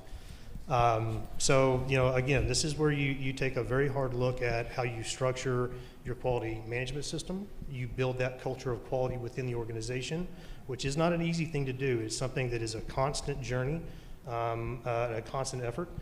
But, you know, there's still a lot of those gaps in the industry. And, you know, whether your customer's auditing you and they identify these things, or you're identifying in your downstream, the best thing I can recommend is proactively work with your customer, proactively work with your downstream partners to fix this together, because, you know, ultimately we all have to work together, you know, in this space, whether it's upstream or downstream. Yeah, I really agree on that. I think that records is real kind of pain. And to add to that complexity, when you start to have like leased equipment, employee-owned equipment, you know, loose drives and other things that kind of spiral around, it just makes that problem or put it on steroid, to say the least. And it's like, if you are really kind of disciplined in managing those records, starting at the dock and all the way to, you know, the warehouse, that's a game changer. Like, I've seen both ends of the spectrum, and it makes a real difference if records are being managed properly. Yeah, I mean, we see doing it on site doesn't even, we run across a lot of times where it's perceived, oh, it's more expensive or it's more difficult to do that. But, you know, imagine if you're doing a manual process where you're scanning hard drives and you have 500 hard drives and you have 499. If you weren't on site to catch that, then, you know, whatever your work in process schedule is 2 weeks, 4 weeks later on, oops, you know, we have a miss. That can be, depending on the customer, that can be a pretty painful oops, you know. And so the way we look at it is like, if you can get that information and do all your QA on site, and ideally, that's the beautiful thing about wiping, is that you're doing it electronically. So you're capturing all that information. Now you have that information, so you can start selling the asset before it's even left the customer dock. So yeah, we have a little bit of a bias on the on-site services, but the idea of doing that data collection closest to where you're getting the asset gets rid of a lot of risk, chain of custody issues, and you've got valuable information so that you can push that process a lot faster and keep the customer happy. I'm going to answer it differently. The biggest compliance gap we see is in understanding the regulations. It's one of our core values is we spend our time educating everybody that we interact with on their specific one that's for them, whoever they are, healthcare, government, whoever. The most extreme case I will tell you is I was at a government convention meeting over a year ago. It was the main stage, and the guy presenting was from the Pentagon. He should know the answer. And somebody asked him about it, and he referenced an NSA document that was over a decade old. I was heartbroken. I even tried to put it in the comment, like, this is not accurate. But the misunderstandings and inaccuracies out there. Okay, so let's shift gears a little bit. Audit ready. Well, let's actually go back to more what you guys were talking about with the chain of custody. How important is chain of custody documentation, and what constitutes a defensible chain of custody? Whoever wants to start. Yeah, I'll go, and I'll keep it short because I know that my colleagues here are probably more well-versed in it. But I think chain of custody is effectively the backbone to your defensive posture, right? I think a truly defensible chain of custody has three things and three musts. It must be serialized, it must be verified, and it must be tamper evident. So I think there's a lot of challenges still around looking at how we apply these types of checks and balances within our operations. And I think that there's going to be challenges for a while, unfortunately. But effectively, your defensive posture is looking at where you have handoffs in a process, whether it's a handoff from a logistics standpoint, it's a customer site pickup, and it's going to go into a logistics model, and maybe it hits a cross dock, and maybe something happens to us there. If there's a quote-unquote sign-off or a signature at every handoff, then I think effectively you're in a pretty good defensible position. Anything you want to add? So we're seeing, you know, a maturity scale or an evolution in the industry. I can't stress how many discussions about device passports I've been part of in recent months, and how much that would be a game changer, to things that we see. Look at other industries and examples that we have, whether this is, Carfax, where you can actually see the entire chain of custody, what kind of, fixes or, shop kind of appointments you had for a given vehicle, or accidents or other issues. Everything is included there. Just put the VIN number and you can basically see the entire history. And I think we are seeing the maturity scale in our industry towards that direction. We are heavily investing in ensuring that that would happen. There are certain regulations that are happening, I think, driven at this point, from the EU kind of markets, but it's coming, I assume, soon also on this side of the pond. And I think that would help ensure what Eric just mentioned, that every handoff is, temper kind of evident, and we have everything that we need to ensure that. Yep, documented and I mean, I agree 100% in terms of, I remember in the early days of ITAD, it was like, make sure you get the signed bill of lading and, what was actually picked up and shipped. But I think now, like, what we're seeing is customers are asking to be even more proactive. They're like, okay, yes, you can put it in a dedicated truck, whatever. You're going to destroy our data on site. If you're a hyperscaler, you're a financial services company, they want it done on site, because it's one thing to lose a server or a piece of equipment. It's another thing to lose a server with a hard drive on it. So we're seeing, and that's really helped us as far as a business. And again, it can be an efficiency thing, not only a compliance thing, but the speed of getting the information so that you're not waiting for the material to be processed. So double edge. Yeah, we're getting a lot of requests to have scanning, and not only just scanning the barcodes and making it automated through the whole process of scanning, degousing, destruction, but also to be able to document who's doing it, and to be able to have that is pretty cool. So before we move on, and we're just a few minutes left, we got about 5 minutes left. I just want to make sure, are there any questions? Make sure I didn't miss anything. Yes, sir. Yeah, we're an ITAD company. How do you guys use compliance to inform the sales side of your business that you or your colleagues are selling? So I think for us, if we're too simple, it doesn't justify the price. If we're too sophisticated, you lose the customer. I didn't even plant that. That's one of our questions. Nice job. I mean, we said, like, again, I see it as a differentiator from the standpoint of speed of processing. Now, maybe you're an ITAD that, you can turn around a settlement for a large project in a week or less than a week. I know several ITADs that I work with, and even the one that I used to run, there were times where it was 45 to 60 days. So, like, if you're a salesperson and you're tired of operations taking too much time to process it, it's like, if you can get that data right away and really know what you're working with, and getting rid of that issue of the data, you can speed up, that process. So it's keeping the customer happy. Now, maybe they don't care. Maybe 60 days, 90 days, they don't care.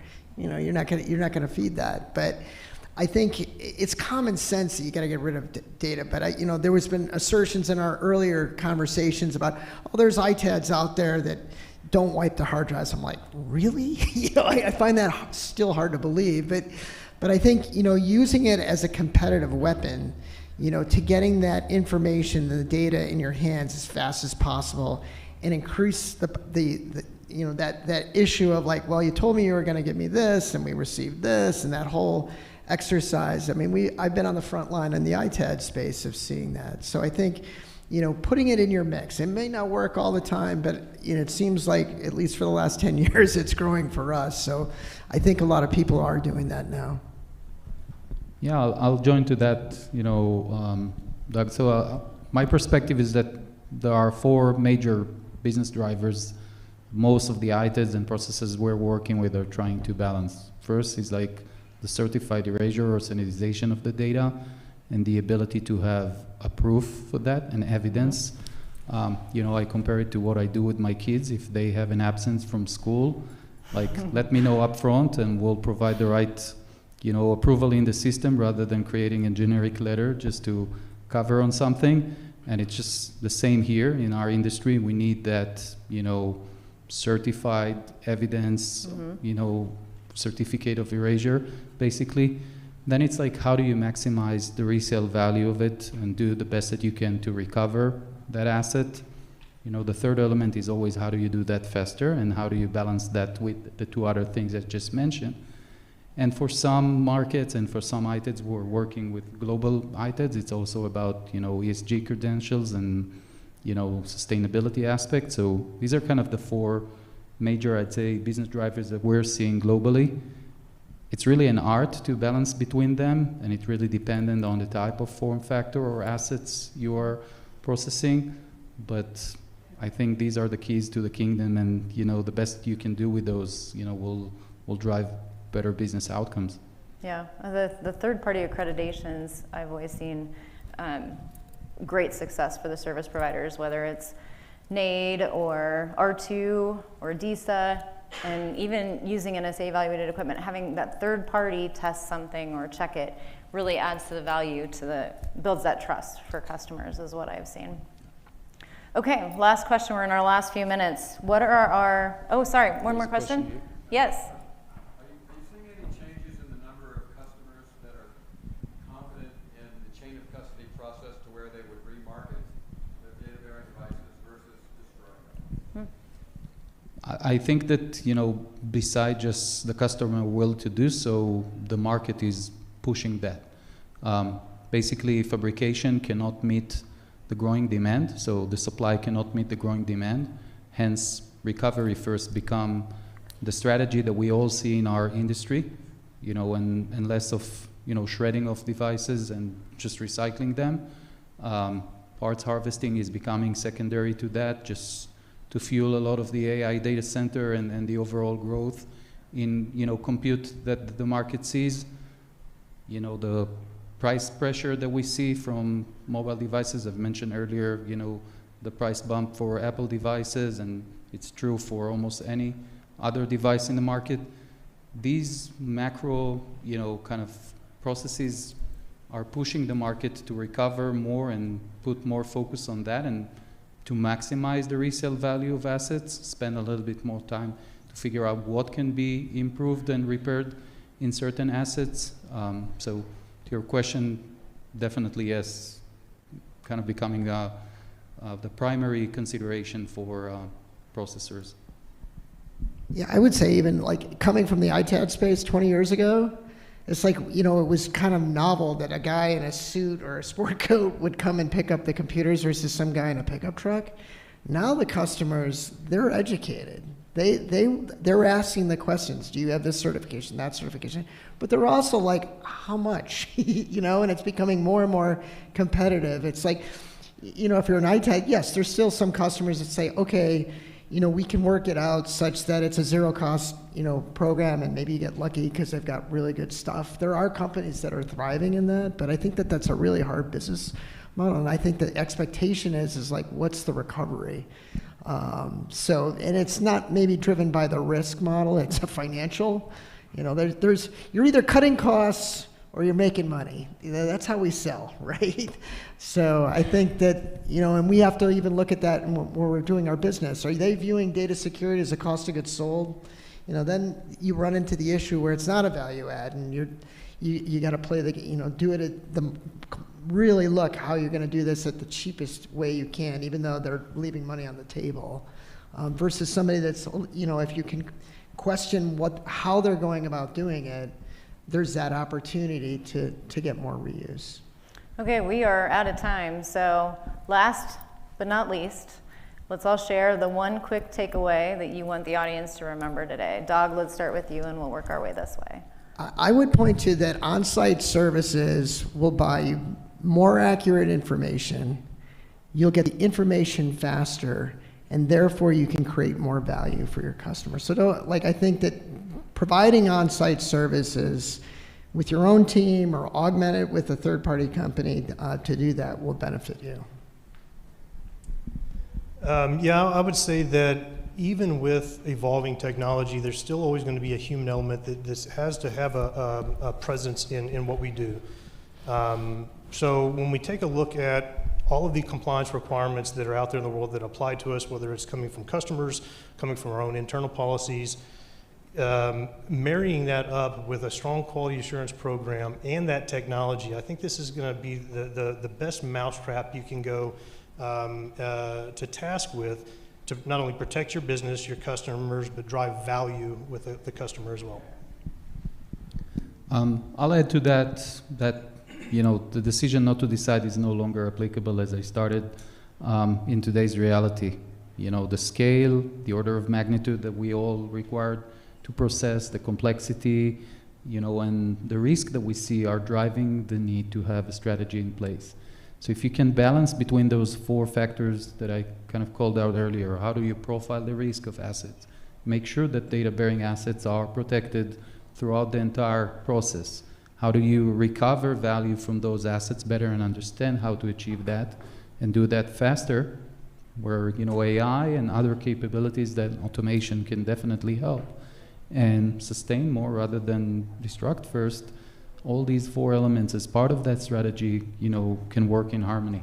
Now, it's not an all or nothing. There are some baby steps or quick wins that can be established, and it can be a modular, multi-year process, but putting the grandmaster kind of plan and scheme in front of you and working towards that. As a product manager, I always build roadmaps. That's my best tip and what I'd like to leave with people here today. Yep, and I would agree. Doing nothing is no longer a valid option, but don't also pigeonhole yourself into just one solution. Offer a variety of solutions. You not only avoid the mistake of a data breach, doing the wrong thing to the wrong thing, but you can also earn so much more revenue and build your business, which is the point, right? Win-win. All right, thank you all for being here today.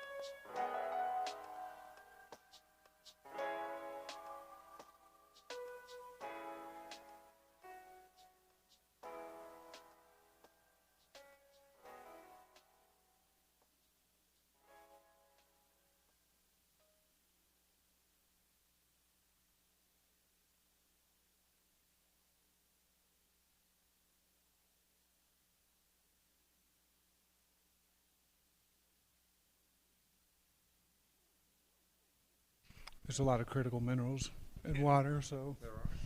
Dihydrogen oxide. Nice little setup. That's always that joke. It's chemicals. You can get. Yeah. You know.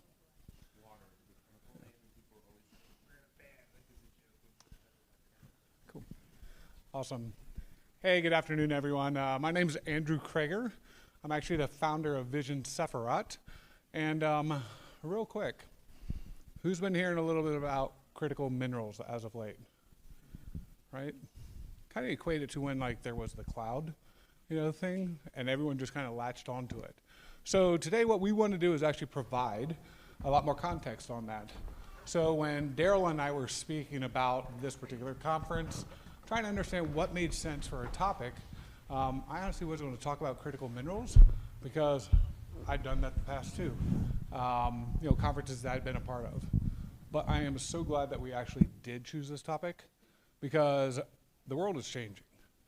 And I'm sure you guys have heard a little bit of the buzz. Today we're actually going to talk about the impact, right?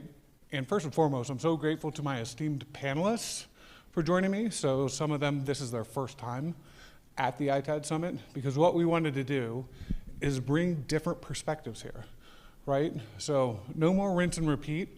We are at a very critical time for the ITAD business, and the game is changing. And hopefully once we actually have this conversation, we want to imbue that upon you, right? Because the people in this room are the ones that are the stewards of technology, right?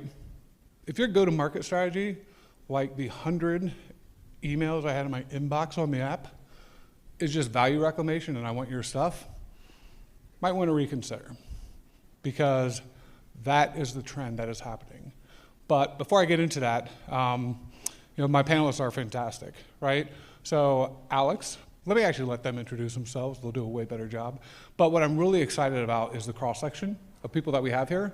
So that dynamic, because they are truly subject matter experts that are driving this change. Yet this is really just a microcosm of what we're going to see. Alex? So hi, everyone. My name is Alex Jurgen. I am the Executive Vice President at the Critical Minerals Forum.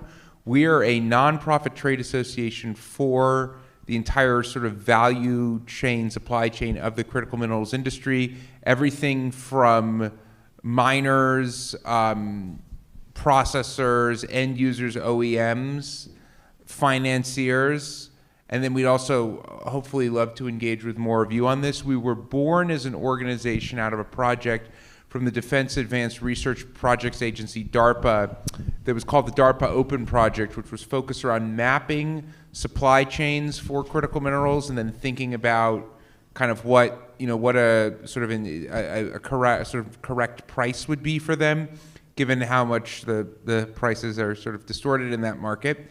And right now we're about 60 members.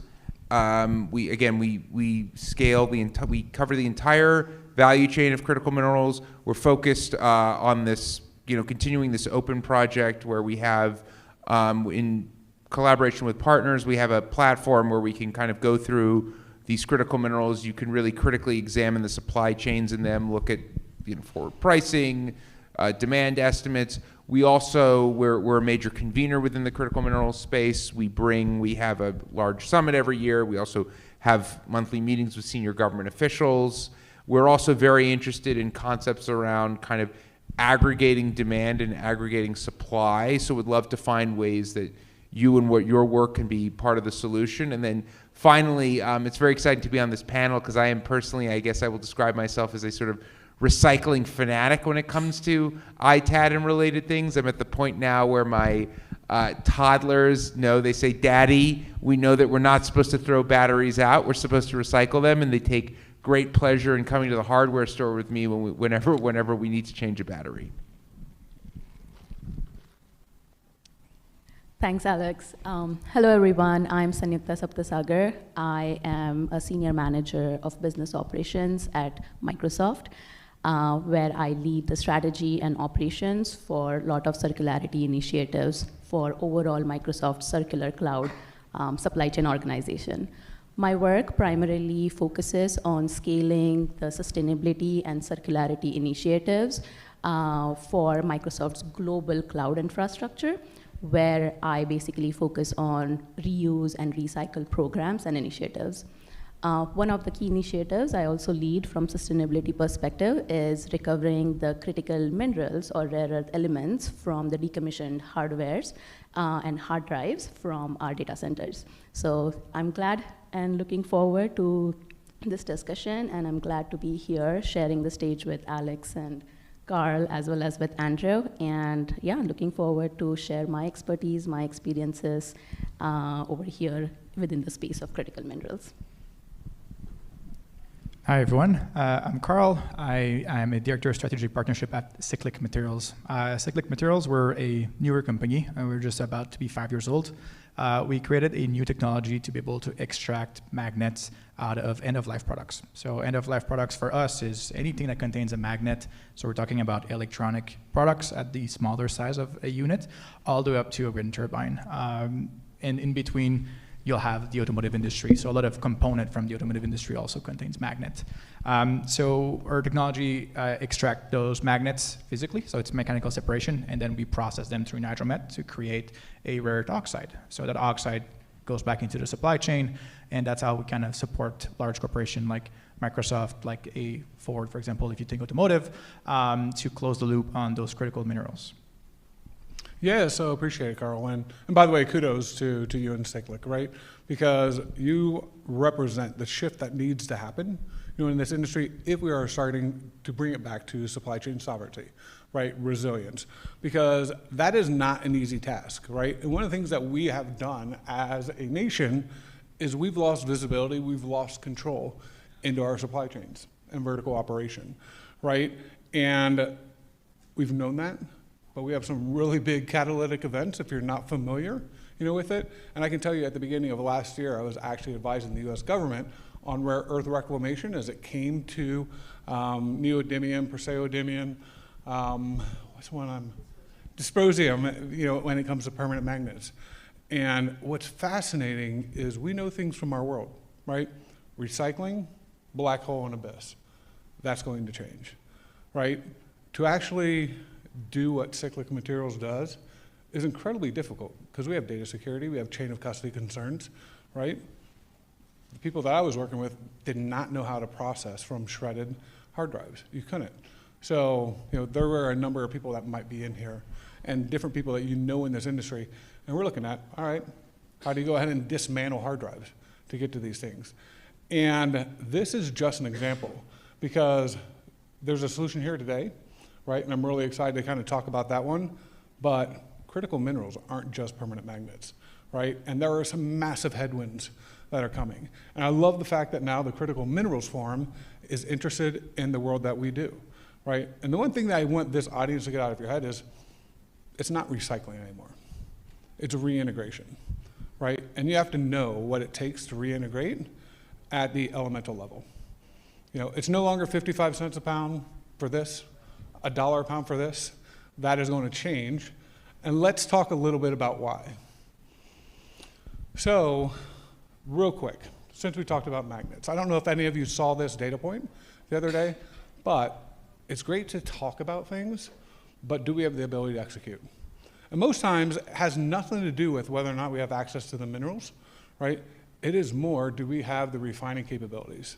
What's necessary here onshore, right, with our ally partners. As you can see right here, we actually required 48,000 tons of raw materials to produce magnets for US demand.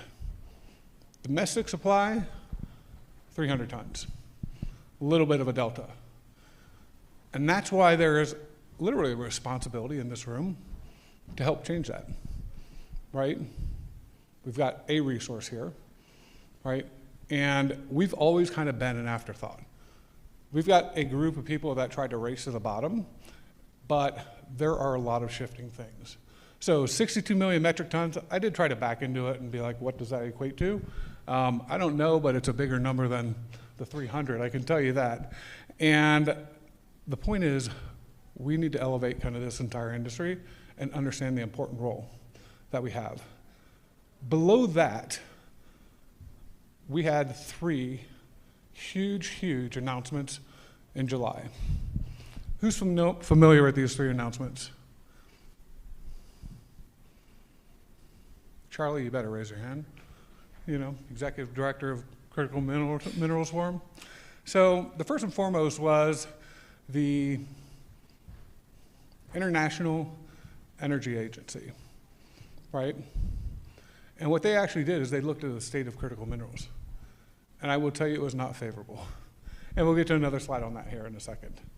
But consequently, the government also realized that wasn't favorable.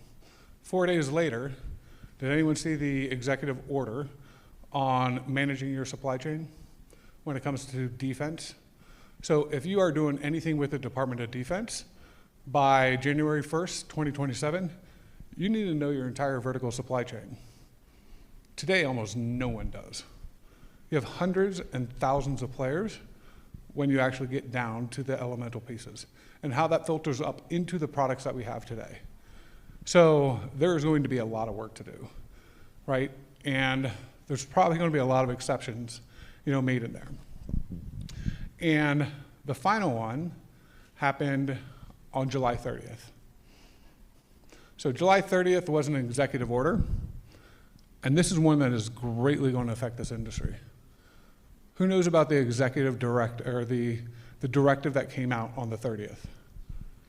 Right? Kind of a big deal, right? So prepare for it. So there's going to be an operational challenge, right? But there's also massive opportunities because we have not recycled, reintegrated, looked at all these other different feed sources that we now have a responsibility to look at how do we keep those in domestic supply lines so that we can have a lot of other things. I don't know if I put it down here in the next one, but these days it's not just about value reclamation. It is business continuity, economic security, national security, right? And when I say business continuity, I'm not talking in just the traditional sense. Microsoft, hyperscaler. They're going to be building a few more data centers, right? Kind of need raw materials to be able to build data centers. So let's talk about what that looks like. So that directive is actually sent it over to the Department of Commerce to say, you can see the headwinds, to say, I need you to look at the different critical minerals, the risk that we have, and there is now going to be export restrictions on critical minerals. So business as you know it today, they haven't done it yet, but just anticipate it changing because everyone's seen the geopolitical headwinds that are coming on, right? And it's almost another Cold War to a degree. So I want to come back to this because we also talk about, look, China for 3 decades has been playing the long game, keep commodity prices down, right? Use different methods. It wasn't commercially viable for us to do that here in the States. It's also why we lost control of the visibility of our supply chains. We didn't know what it takes to vertically integrate anymore. So there's going to have to be a lot of collaboration, partnerships, working with across public, private, breaking down silos so that we can actually engage. And collaboration in this space is going to look different. It could be, I now need to work with Carl and Cyclic, right? There's Advanced United Refining that does it as well from precious metals. And it's not just traditional smelting, you're actually looking at advanced, more green technologies that can actually start to identify these things. So you can just see the economics on here, and I can't read it because of the night chart, and we'll try to remember it. Tungsten has increased by 6-fold. That product is really not available, right, in domestic supply lines, right? Cobalt, up 130%. Lithium has doubled. And there's other stuff. You guys can read it. I can't. But also, we have $6.5 trillion at stake. Because if there are a couple raw materials that we as a nation, our manufacturers, our industries, do not have access to, that's what's at risk. So the ask here today isn't to scare you, it's to say, cool, we need to rally and mobilize, right? We are an industrial nation, and I just want you to think about how we can be strategic, collaborate, who do I need to engage with, right? How can I be a leader in this space? you're seeing a lot of consolidation happening in our industry too. You're seeing some real cool people step up, whether it's innovation, processes, other things. So the final slide I'm going to talk about is, I'm not going to go over this because it's my chart, but do you want to know where all these critical minerals are? They are your sources of value reclamation, right? Your processors, your memory, your hard drives. Where you're making money today, if the Commerce Department decides to say, those can no longer go outside this country, what's plan B, right? What's going to be your new disposition channel? How are we actually going to also create innovation? Because we don't know how to refine those or recycle them today. So I think it's a very exciting time in terms of opportunity, but right now it's up to us to kind of lead this effort, because we are actually where everything's feeding through. So keep that in mind as we kind of move through this. And let me start with you, Samyukta, right? So Microsoft has always been a champion of circularity, one of the more progressive ones, right? And I think of last year when you guys made the announcement in April that you already took the initiative from hard drives. Big announcement. It was great for the industry to see. How has Microsoft shifted from circularity, into more sustainability as it relates to business practices, right? And the monetization of it, how you guys incorporate it, how you look at it more as a holistic level in terms of the business. Yeah, that's a great question and a good segue into the discussion today, Andrew. So for Microsoft, at Microsoft, we started this as a sustainability and circularity initiative way back in 2019. And the goal at that time was to reuse and recycle and have those sustainability initiatives for all the data center decommissioned assets that we are getting in terms of components or assets and products. So really at that time, the biggest question that we always ask ourselves is, can we get more potential value out of these assets and out of these components or out of these materials? So that has always been a big question and a simple question that we always ask ourselves, which then leads into more and more internal reuse or external reuse or internal and external donations, as well as recovery and recycle of material where we cannot basically reuse those components.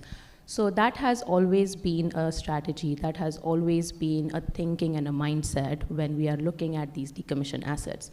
And over time, I would say that's the same mindset and same thinking that we also applied to critical minerals and hard drives when they started decommissioning and we started getting shredded hard drives to our way. So I would say that it's the same, similar mindset, similar thinking where we started thinking about these hard drives, and that's what kicked off that initiative, where then Microsoft partnered with a lot of their upstream and downstream partners, saying that, hey, like we can really recover the rare earth minerals and critical minerals out of these hard drives, and demonstrated that we can actually scale it at a larger scale, and we can implement it not just for hard drives, but also for any other equipment or any other material that we are getting which has the magnet contents, such as automobile or wind turbines, etc., that we are seeing right now. So I think that's the mindset we had from a Microsoft perspective. It's nothing new. I would say it did not start like now or like an year back, because what is happening in the industry right now, that was always a mindset and that was always a thinking since like 6-7 years back, that we really want to make a difference and we really want to look at it from a circularity and sustainability perspective. But now with the changing industry and how the market is changing, it has definitely shifted into, yes, it is still a sustainability and circularity effort, but it has changed into how we can make ourselves more supply chain resilient, because more and more we start reusing and figuring out how can we put it back into a circular model instead of a linear model. It is not just going to have an environmental impact, but it is also going to create that supply chain resiliency within our ecosystem and within our supply chain. So I would say like it was pretty simple, Andrew. Like we have been doing that since so many years, and it was the same strategy and same mindset, which has just helped us move keep our goals of sustainability, but also move on to a goal of being more and more supply chain resilient. Yeah, thank you, Sanyukta, and that's awesome. And I love the fact that you said it was pretty simple, right?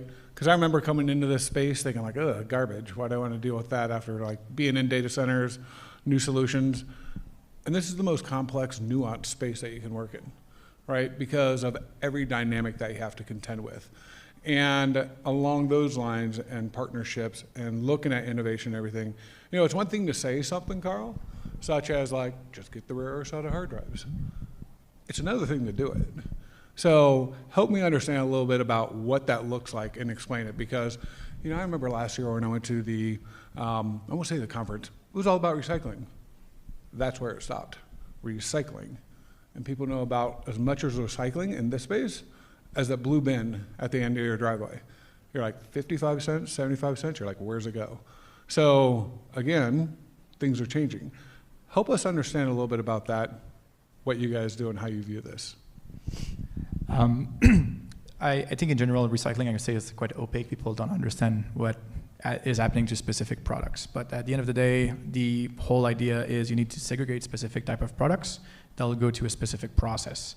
And that process will be fine-tuned for a mineral or a metal, right? The classic is you shred everything, you do a ferrous, non-ferrous. So you get your copper, your aluminum, steel, and maybe plastics out. That's your classic recycling. People go for that. When you think about something that's more complex, like the rare earths that are contained in a magnet, often people were trying to look at the problem as, I have a magnet here, how do I bring it back to a reusable magnet or oxides to produce new magnets? But what I think the industry faced as a challenge, and that's like we're trying to solve, is how do you get that magnet out of the product, right? If we think about our disk drives from data centers or electric drive units from a automobile, for example, it's quite difficult. So what we did differently at Cyclic is we had also a shredder. That's not new. We're shredding everything, but our separation process post the shredding is what's unique. So we get all the ferrous, non-ferrous, so copper, aluminum, steel, but we also get the magnet out. So your magnet will be magnetized. Often they stick with the steel, goes to steel recycling, they're lost. But out of a process, it's its own product. So we have 4 metals coming out. Then that goes through a hydromet process. We create an oxide, and we're closing the loop. So we've been doing it for at different scale and different stage over the last 5 years. And I think to link up a bit about earlier technical comment where things have been ongoing for some time, and like the recent news are just kind of solidifying what's already happening. Like all our investment are quite public and they're within the US, right? We're right now going through commissioning in our Arizona plant. We announced our South Carolina campus as well. And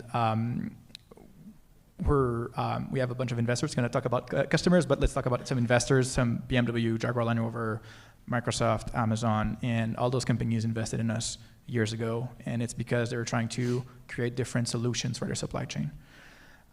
So while things might be challenging at times to understand where they can be and or recycled, I think a lot of the companies today believes in partnership and either through innovation or actually partnering through their own supply chain. One thing I could also highlight, for example, Cyclic has partnered with ERI at a global stage, right? ERI is one of the, if it's not the biggest electronic recycler in the US, and they touch a lot of those electronic waste you were showcasing earlier in your graph, right? And what we kind of bring here, Cyclic in the partnership, is we're able now to support them to extract all those rare earths as well. So historically able to get most of the critical minerals as well as the classic metals, but now we're getting also all the rare earths out of those products that are end of life. Yeah, I think that's fantastic. And I think, look, I think we can all probably agree, right? If you're getting an endorsement from ERI and as progressive as they are, that's a very sound testimonial, right? And again, partnerships that we've seen in this space are going to look different. So here's a couple, and I would all recommend that you obviously touch base, you know, with Carl after this. But where are the other Carls? Where are the other solutions? And I'll be the first to tell you, a lot of them don't exist right now. So it's going to be really interesting. And how are you at the forefront of that? You know, leading that effort. And maybe that's a good way to kind of pivot to you, Alex, because again, the mining side has never really been interested in what we do, right? And it's changing, right? So let's I don't think a lot of people understand how difficult it is to take something out of the ground, right? The resources, the politics, what it takes to do that. If we were actually going to rebuild our own mining, industry over here, timelines, permitting, everything that's there. So talk to me a little bit about your work, your experience there, and also just educating this, everyone that's here about what that effort looks like and why this opportunity makes a ton of sense. Sure. So for everyone here, we have an organization that covers many members. So the short answer to your question is it takes a long time to do this. So we as an organization, we have a lot of members who are involved in mining and refining and processing. We're very supportive of it. We're very excited about it happening in the US or in friendly jurisdictions. But the fact of the matter is it's going to take time. And this country, we have had situations where there have been export restrictions, et cetera, and things have gotten rather hairy about a lot of manufacturing things in this country. And so just to explain for people who don't understand how the value chain works, getting stuff out of the mine, building a mine is complicated. There is hopefully momentum behind permitting reform right now, but even with permitting reform, there are laws of physics here. You have to build the stuff, you have to have the workforce. Then once it's out of the ground, it still needs to go through several stages of processing and refining before it's in any place where it can actually be used. Oh, and I'll talk about this quickly. Oh, is it displayed? So I'll talk about this in a second. I'll just finish what I'm saying first. There is a whole complicated supply chain in the U.S. Even though we do have mining, we do have some processing, but most of the processing is not done here, and it's done in such a way where things are vulnerable to export bans and other issues. And one more thing, and this leads into this dashboard, is the thing about a lot of these materials and metals, especially the ones that have been designated critical. So for those who aren't familiar, we have a list of about 60 or something critical minerals which have been designated by various US government agencies. And a lot of these are very sort of low volume, but incredibly important. So which is also the problem with mobilizing the resources to get these things off the ground, is they're kind of not a problem until they are, in the sense that for years, US manufacturers have been able to get these products, and they built them, and there was not as much concern about origin. Already in the past few years, people have started to realize there's a concentration of where this is coming from. We need to do something about this. Recently, with export restrictions, it's caused a lot of issues. Because basically with these materials, they may be a very small portion of any final industrial product. We're talking anything from cars to missiles, right, to just a very long list of products. But if you don't have this one, even if the market's tiny, if you don't have this one component, be it something like a yttrium or a tungsten, you can't do whatever it is that you're trying to do. So to explain this just so we can talk about this right here, this is a dashboard. I mentioned that we have this. We were born out of a project from the Department of War focused on critical mineral supply chains. This is a dashboard that we're building with some of the partners that we have up there that kind of illustrates this. So the way this works is on this first slide right here, you can go element by element. Like this is tungsten.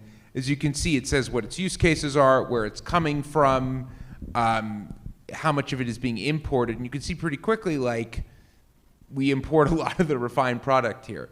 Tungsten right now is an element that is being discussed a lot because, again, there's certain key defense and other industrial applications that cannot be done without tungsten. And we are working very hard, people are working hard to try and build new mines, new processing facilities, but we're just dealing with an issue of time here. So I guess you have, and I think you have some of the other slides, so I can just go through maybe more of how complicated these markets are quickly. I will. But who in here, by the way, is recycling tungsten?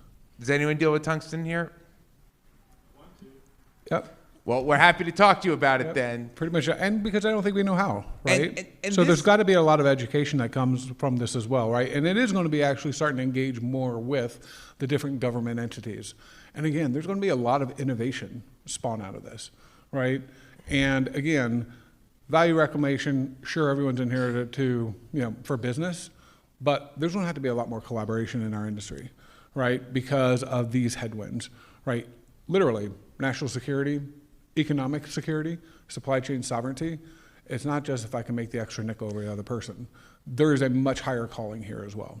and people will make money in the process. Yeah, because what I want everyone to understand is that recycling or reusing these minerals, and this is another chart sort of showing how complicated these global supply chain flows are. So the point I'm going to make is recycling and dealing with these issues right now. This is not just whether you want to call it a green or environmental issue. It's not an issue of, what price you get per pound of the waste streams. This is a national security issue.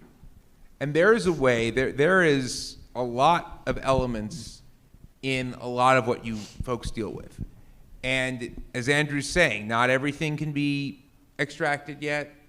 Cyclic's doing a great job, Microsoft, everyone's trying to do a great job to move this forward.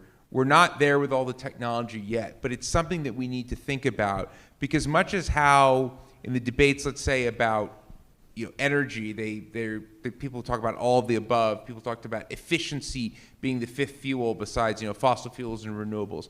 Here you have to think about your waste streams are possibly can help solve this national security challenge we face. The Government Accountability Office, which is a major institution in the government, just came out with a report specifically on critical minerals recycling. I'd urge all of you to read it. It's online. We have to be realistic about timelines here. Recycling's not necessarily going to replace everything, but it can be a major part of the solution if we get the technology and the economics right. For instance, in tungsten, which we were just talking about a third of what is used in this country actually is post-consumer product. So there have been industries where we've seen recycling and we've seen reusing. So I would, again, love to talk to all of you and about kind of what you have in your waste streams, and are there ways we can get this in? Because if we're going to have stable and secure supply chains in this country, we need to use everything, and in the world in general, we need to use everything that we can and put together a portfolio of wherever we can find this material and it makes sense to get this material, we need to have access to it, and you guys are going to be part of the solution. Which means we have to break down the silos, right? People are recycling tungsten. You want to get into tungsten, right? We need to know where we can recycle it. What are the other critical minerals that have solutions that this industry has not been exposed to, right? And then we're facing the fact that, there's going to be restrictions potentially on it, right? Tungsten, right now, I think there's 4 refiners in the world, 3 in China, 1 in Taiwan, or Vietnam. But yes, Vietnam. There is a limited. These are not.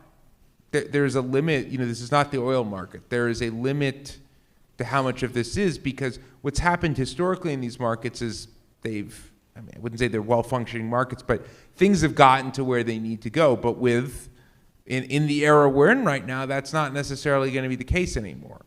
So that's why we need to think comprehensively about how we're going to build the supply chains that work and survive. And that's why it's so important to get everyone involved in this, to talk about ways we can all work together, because, parts of the economy can shut down if you don't have access to these materials. Yep, we saw that in the automobile industry last year, right? And again, we can all wait back until those export restrictions come, right? Or we can actually be proactive and drive in the solutions, right? How do we drive those conversations? How do we be leaders in this? This is a really cool moment for us, right? C-suite discussions, engaging with government.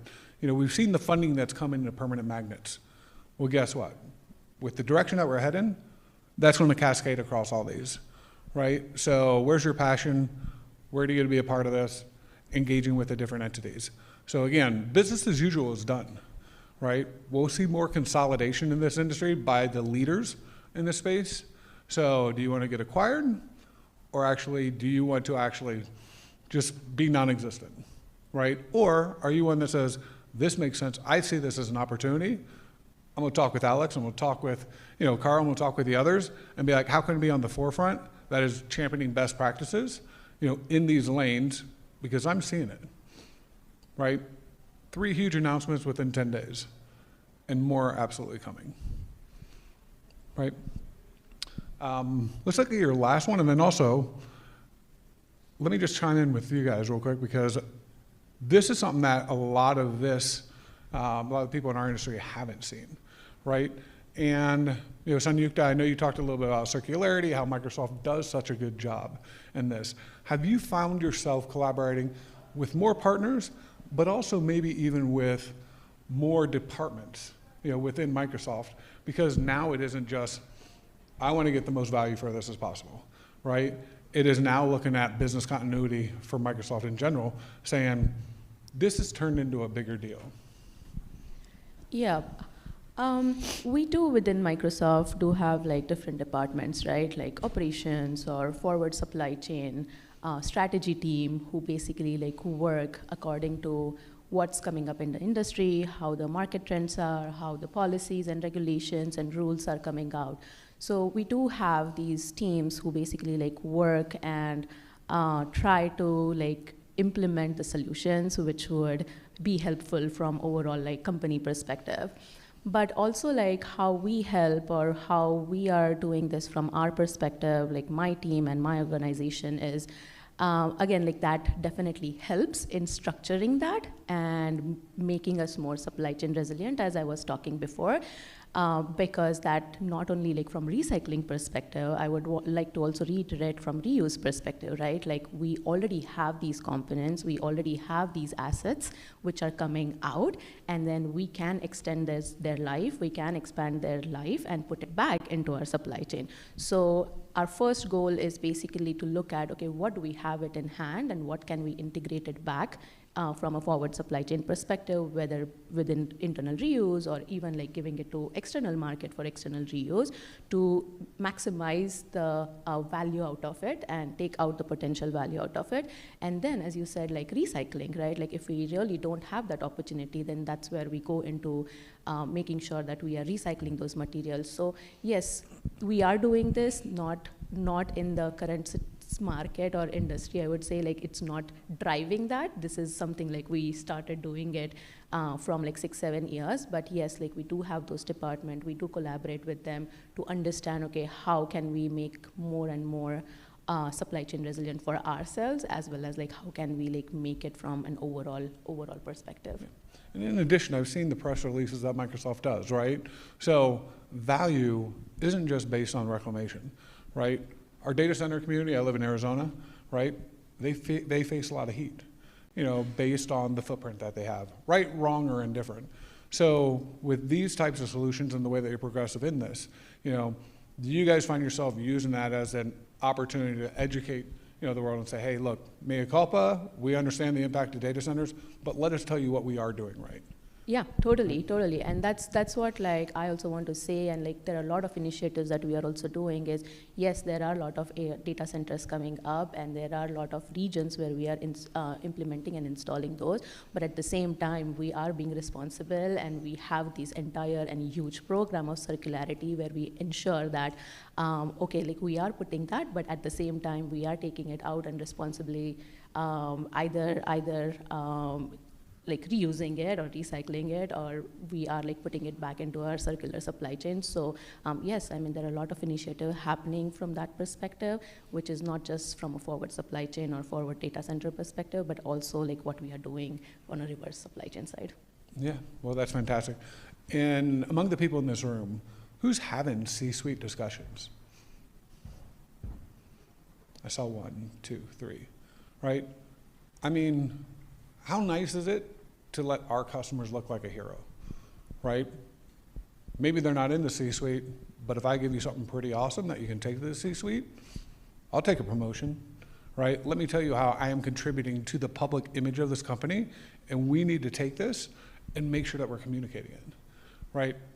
Most people, who all in here is targeting data centers, right? Get a bid list, bid on this, right? Give me a certificate. That person won because they undercut me. So again, if we think about the way that we've done business, it's time to change.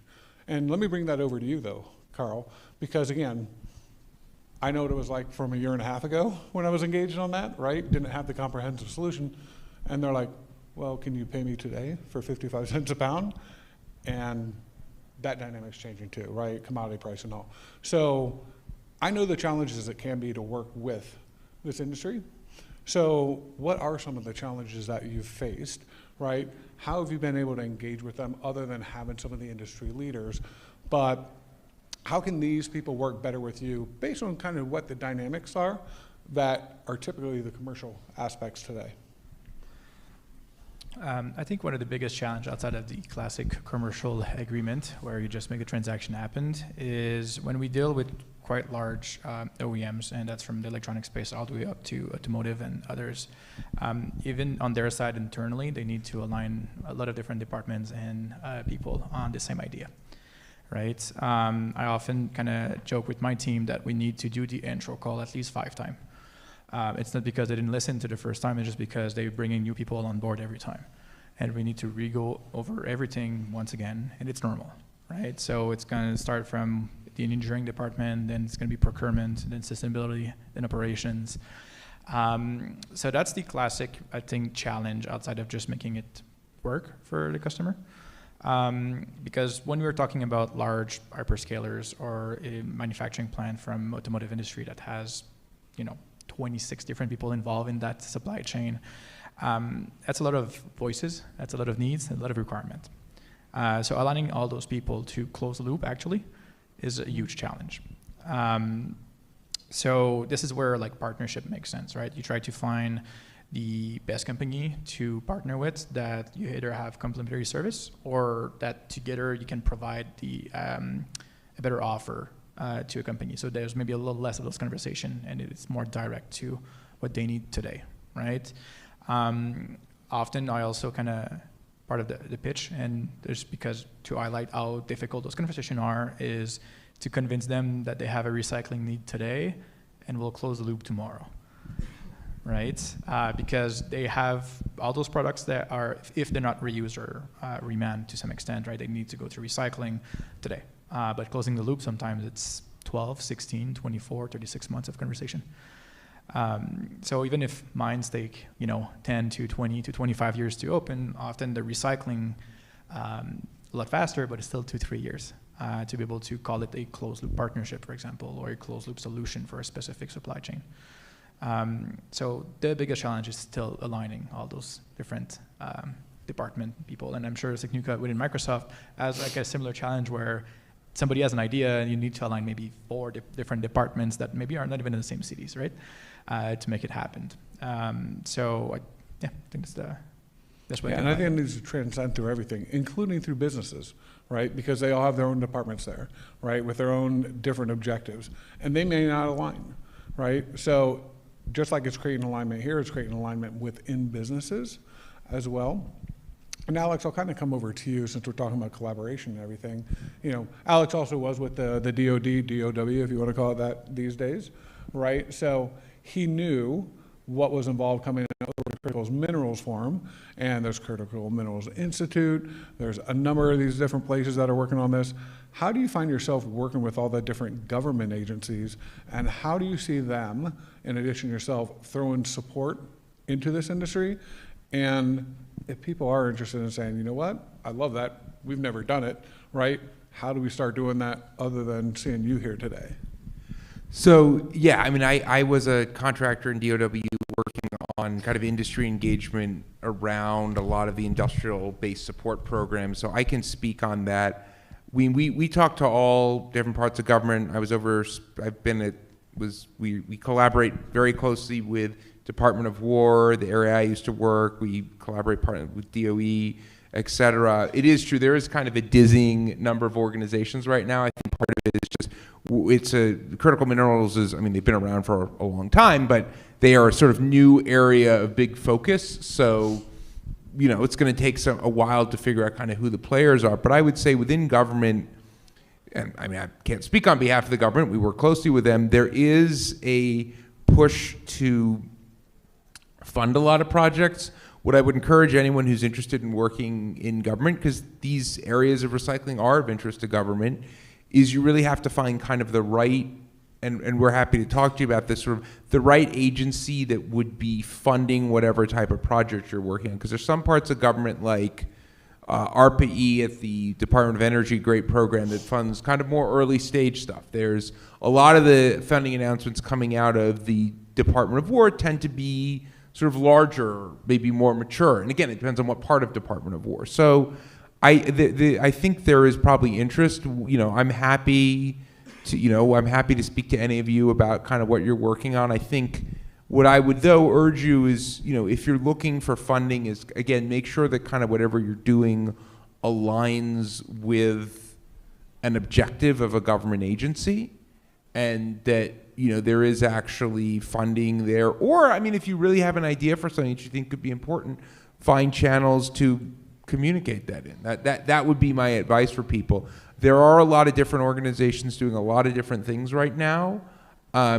We seek to be the convener of a lot of this. So happy to work with anyone. And again, if you have ideas on how you can extract critical minerals from your waste streams, come talk to me, and we're happy to talk to you about places that there might be potentially funding available. Yeah, and I think that's a great point. And I think that's one of the things that our industry has never really contemplated, right, is the fact that there is funding available. So it's up to us to start doing that research, whether it's the DOE, DOW, looking at our national labs, and then also, look, you don't have to do this on your own. Cyclic wasn't born, on its own, if I recall right, and a lot of the other ones. So understand that there's resources. So if you want to be part of the solution and looking at long-term strategies, what are the different government agencies that you can work with? And a lot of that will be discovery, but there's this thing called AI these days, right? ChatGPT, Copilot, it'll direct you in the right places. Or if you're looking at building facilities, right? We are now C-suite discussion. We're out there on the top of the national stage, tax incentives, with your city, state, local. There's so many different opportunities here to kind of change the game as we move into this next frontier. And with that, I don't want to keep talking. Let me actually do a quick round to see if there's any kind of closing thoughts, and then we'll open it up to questions real quick. Does that sound good? So I can start. I think from our perspective, like the overall critical mineral challenge is the solution just lies in partnerships, right? From the whole supply chain. Often I make the comment that the ocean is big enough for everybody to swim in it. So yeah, just like the solutions are there. We just need to partner up. And by the way, just like we talked about making people heroes in their own company, right? You want to differentiate from other ITADs when you're actually out there trying to win business? Let me tell you what we do, right? That's different than anyone else and what the implications are, right? So get out of the Me Too game, embrace partnerships. Yeah, what I would say is every player, whether it's a hyperscaler or whether it's a ITAD or refiners or recyclers, I think everyone should just need to ask a question about, it's not only about how can I dispose it off responsibly, but it's also about how can I make sure that I already have this material in my hand, like how can I bring more potential value out of it. And I don't think everyone should, what I think everyone should think about is, again, whether any player it is you are not the end of the supply chain. You should always think of like you are the first in the circular channel or the circular loop, and think from that perspective. Because if you think you are at the end of the supply chain, then that is going to waste, and then we are not going to be able to use it. But if you think that you are first or at least second in that link or in that chain, then that opens up a lot of opportunities, and then leads into a lot of creativity and innovation, which then will help us to basically use the material which is already in the supply chain and already in your hand. We don't have to go and find for the virgin material or the resources. I think that mindset and that thinking, if each of the player within this ecosystem thinks from that perspective, I think that is definitely going to help us to create that circularity and create that circular supply chain. Just to follow up on that, I really like that framing of, you're not just the end here, you're potentially the beginning. And also building on your point about partnerships, I think the key we have to remember, especially when we're talking about waste streams, is this is a real economies of scale issue. So partnerships where, you can work together, because the issue is there might not be an enormous economic amount of material in one small waste stream, but if it's all combined together, we're talking about potentially things to extract. And then my final thought is, especially to the extent in your communities you can work on this, I think there needs to be more awareness of the basically literal gold mine that all of us have as we become a more electronic society, and just ways that we can make getting things into waste streams easier, I mean, talked about, taking my kids to the hardware store. How can we make it easier as people have more phones, as more batteries are going to be lithium ion, like more hard drives, whatever? How do we build the kind of culture where it's easy, and the infrastructure where it's easy at the consumer level for people to, not just throw this into their trash, but get it into your waste stream so we can extract value from it? Awesome. Thank you all.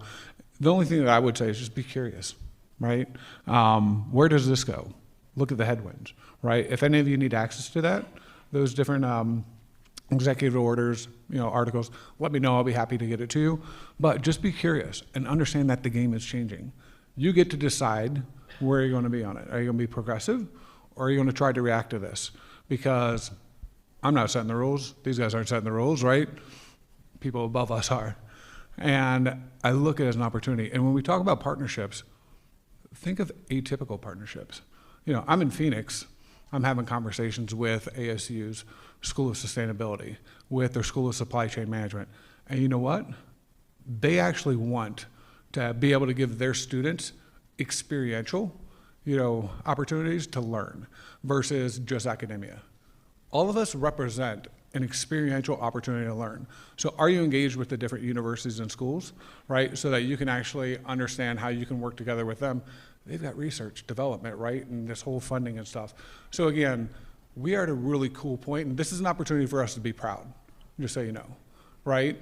Again, I always love that part where I'm like, why do I want to deal with garbage, to like, holy shit, we're saving the world. And I hope all of you feel that, because that really is the role that we have a chance to play. So with that said, let me open it up to questions. No questions? Just kidding, all right? But feel free to see any of us afterwards. Thanks, guys.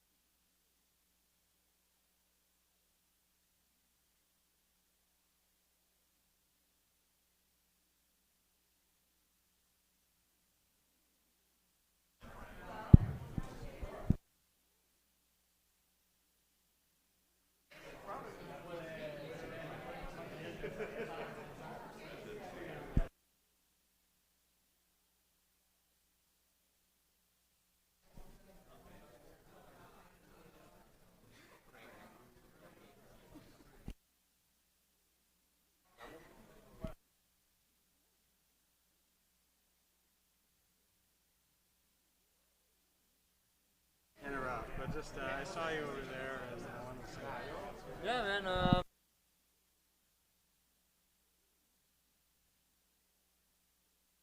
And keep everyone on schedule. Yeah, doing great, doing great.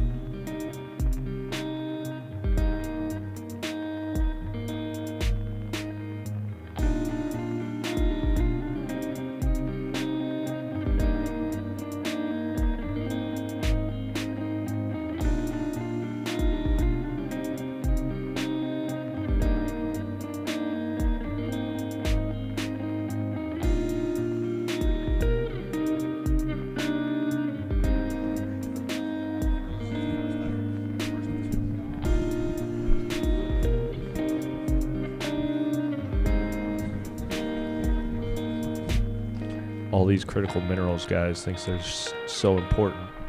Gonna take our stage time. I'm kidding. I'm kidding. I'm kidding. I'm kidding. I was just picking on Andrew, really.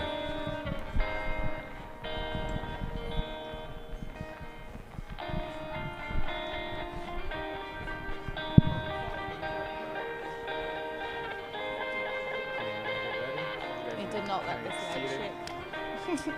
Usually I'm like Oh, this. yeah. Just waiting on that.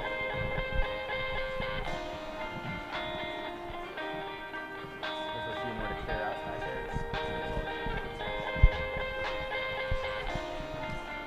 I want to thank everyone for being here. We're going to be here talking about ITAD's identity crisis.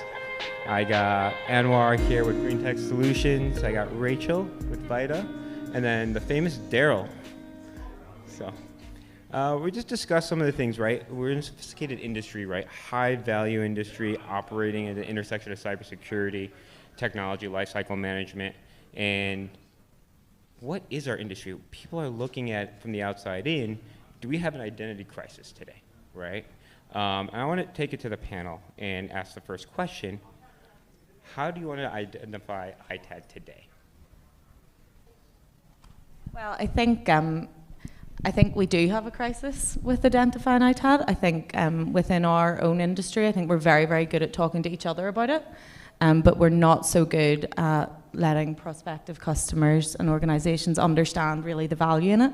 We're very good at talking about processes. We're not good at talking about the impact we create. Do you guys agree? I agree. I actually tested it out today. I was talking to a few people, and I asked them about the name. I was like, what do you think about ITAD? Do you think that name actually represents what we do? And I mean, funny enough, everybody was like, no, I wish we kind of had another name. Something that we talked about as well with some of my close friends. I'm always having a hard time explaining what do we do. And that automatically connects with, I think we do have a crisis. I think that, I mean, I'm not saying that we have to change the name, but I think that finding a way that we can all describe what we do the same way will definitely help. When I'm talking to different people, I'm always having a hard time explaining what we do depending on what they do and what they understand about technology, so I agree. Yeah, I would say, I mean, interestingly, you know, the first question is ITAD the best option?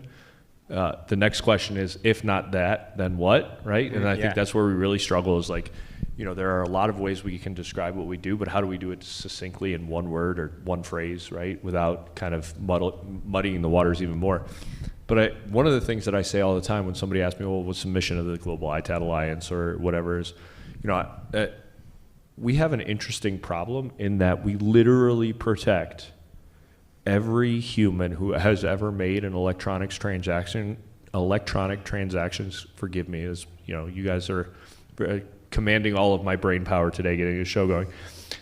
Every human who's ever made an electronic transaction is protected at some point by an ITAD who's taking custody of devices that contain data, right? That, you know, whether it's financial information, whether it's personal information from a hospital, they're all protected by an ITAD who is handling those devices, processing those devices, and obviously destroying the data on those devices, and yet have no idea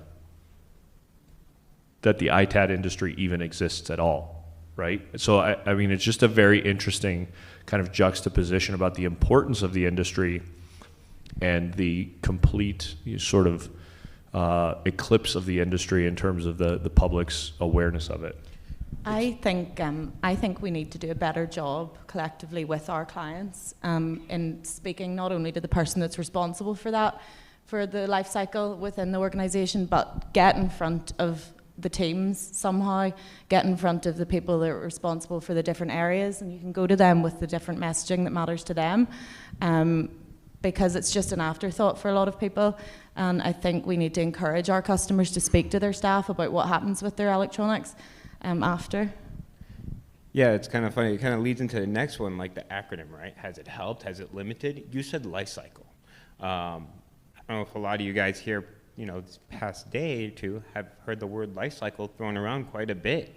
It's almost like it's taking over the ITAD acronym. So I think we're underselling ourselves by keeping within the ITAD. I think we do so much more than that, and it's continually evolving in that way. And companies are looking for that full life cycle. It's not really just the end of life anymore, and I think we need to move away from that kind of terminology. Yes, it has a place, but we do so much more. Gotcha. And then next would be, primarily, people are associating ITAD with recycling. So from your guys' standpoint, like, has the industry overemphasized that? I think it's an easy way to describe it sometimes when people don't understand. I think we've all been guilty of someone saying, what is that? And you say, oh, it's like IT recycling, instead of actually talking about it in the detail that it is. But again, that comes down to how do you find the thing that matters to the person you're talking to about to make it resonate with them. Yeah, well, and I think, interestingly, like my background is in the recycling industry. I worked with ISRI for 12 years now, REMA, and the interesting thing about recycling is a very important process, right? It's a very important part of the life cycle management process that we are involved in within ITAD, or the artist formerly known as ITAD by the time we're done today, maybe. No, just kidding. But recycling is a very big part of it, but it's an oversimplification of the complexity of the things that we do, right? So to say that, we recycle electronic devices, right? As I talk about it from the perspective of the Alliance, right? Our industry does recycle electronic devices, but only once the value of that device as a whole unit or as parts has been extinguished completely, right? It's interesting, like, we forget that we kind of are the custodians of the outcome, what happens to these devices, what happens to that data, how it's managed, how it's sold, where it ends up, yes, recycling is a part of it. Recycling is very important, but recycling is recycling is a step above landfill, right? I mean, look, at the end of the day, the amount of energy that it takes to recycle a lot of the commodities that we're recycling, the amount of energy it takes to move half of this stuff across the globe to a market where it is processable, where it can be processed, where it can find value. And oh, by the way, a conversation that we aren't having enough is that material then is moving out of our region into another region. We're selling it for pennies on the dollar and then buying it back for dollars on the penny, which, while I'm not a financial genius by any means, that doesn't seem like a sustainable model, and is not certainly going to help us on the material shortage issue in the next 10 to 15 years. And I'm going to move over to Rachel, on the marketing side, right? On that, are you guys doing anything special at Vita to kind of get that message out there? Yeah, well, we have been doing a lot more about life cycle recently, and really talking about how we can help at every process, every part of the journey of people's IT equipment. We've also tried to really be outcome-led in our messaging. Again, moving away from the process, moving away from like the compliance and all, or the backdrop of everything, but we're talking about end results, and we've tried to really carry that through. We've tried to also really bring our people to the forefront. A lot of our feedback is that people enjoy working with us, that they really enjoy our team. We build really good relationships, and we've tried to show our expertise and really showcase our people a lot more in our messaging instead of being so process driven. Got it.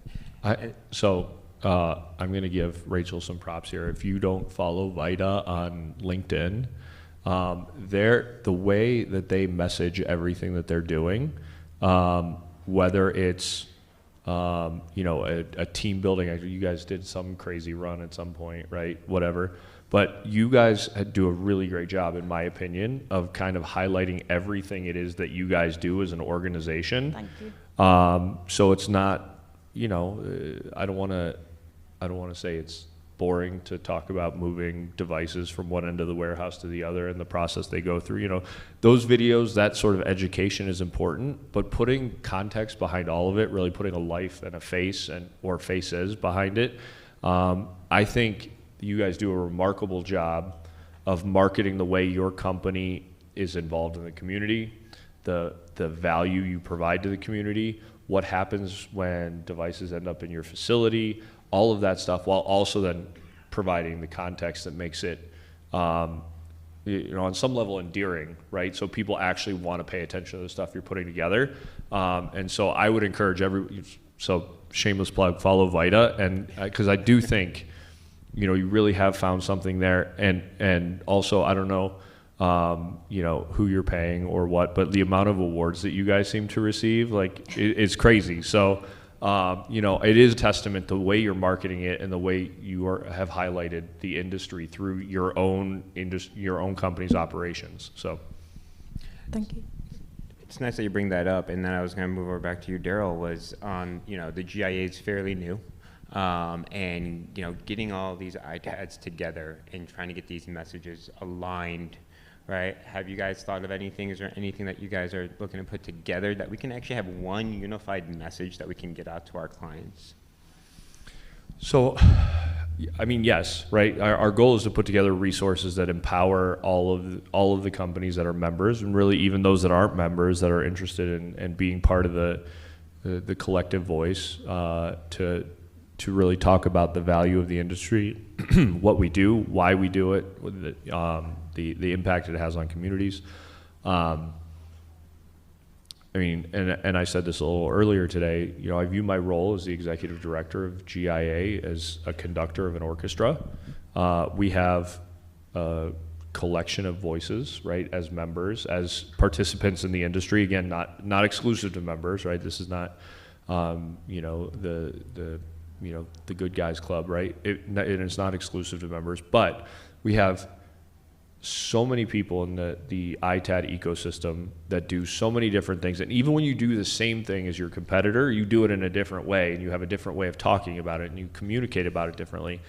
But within an orchestra, you've got all these instruments that make a different sound.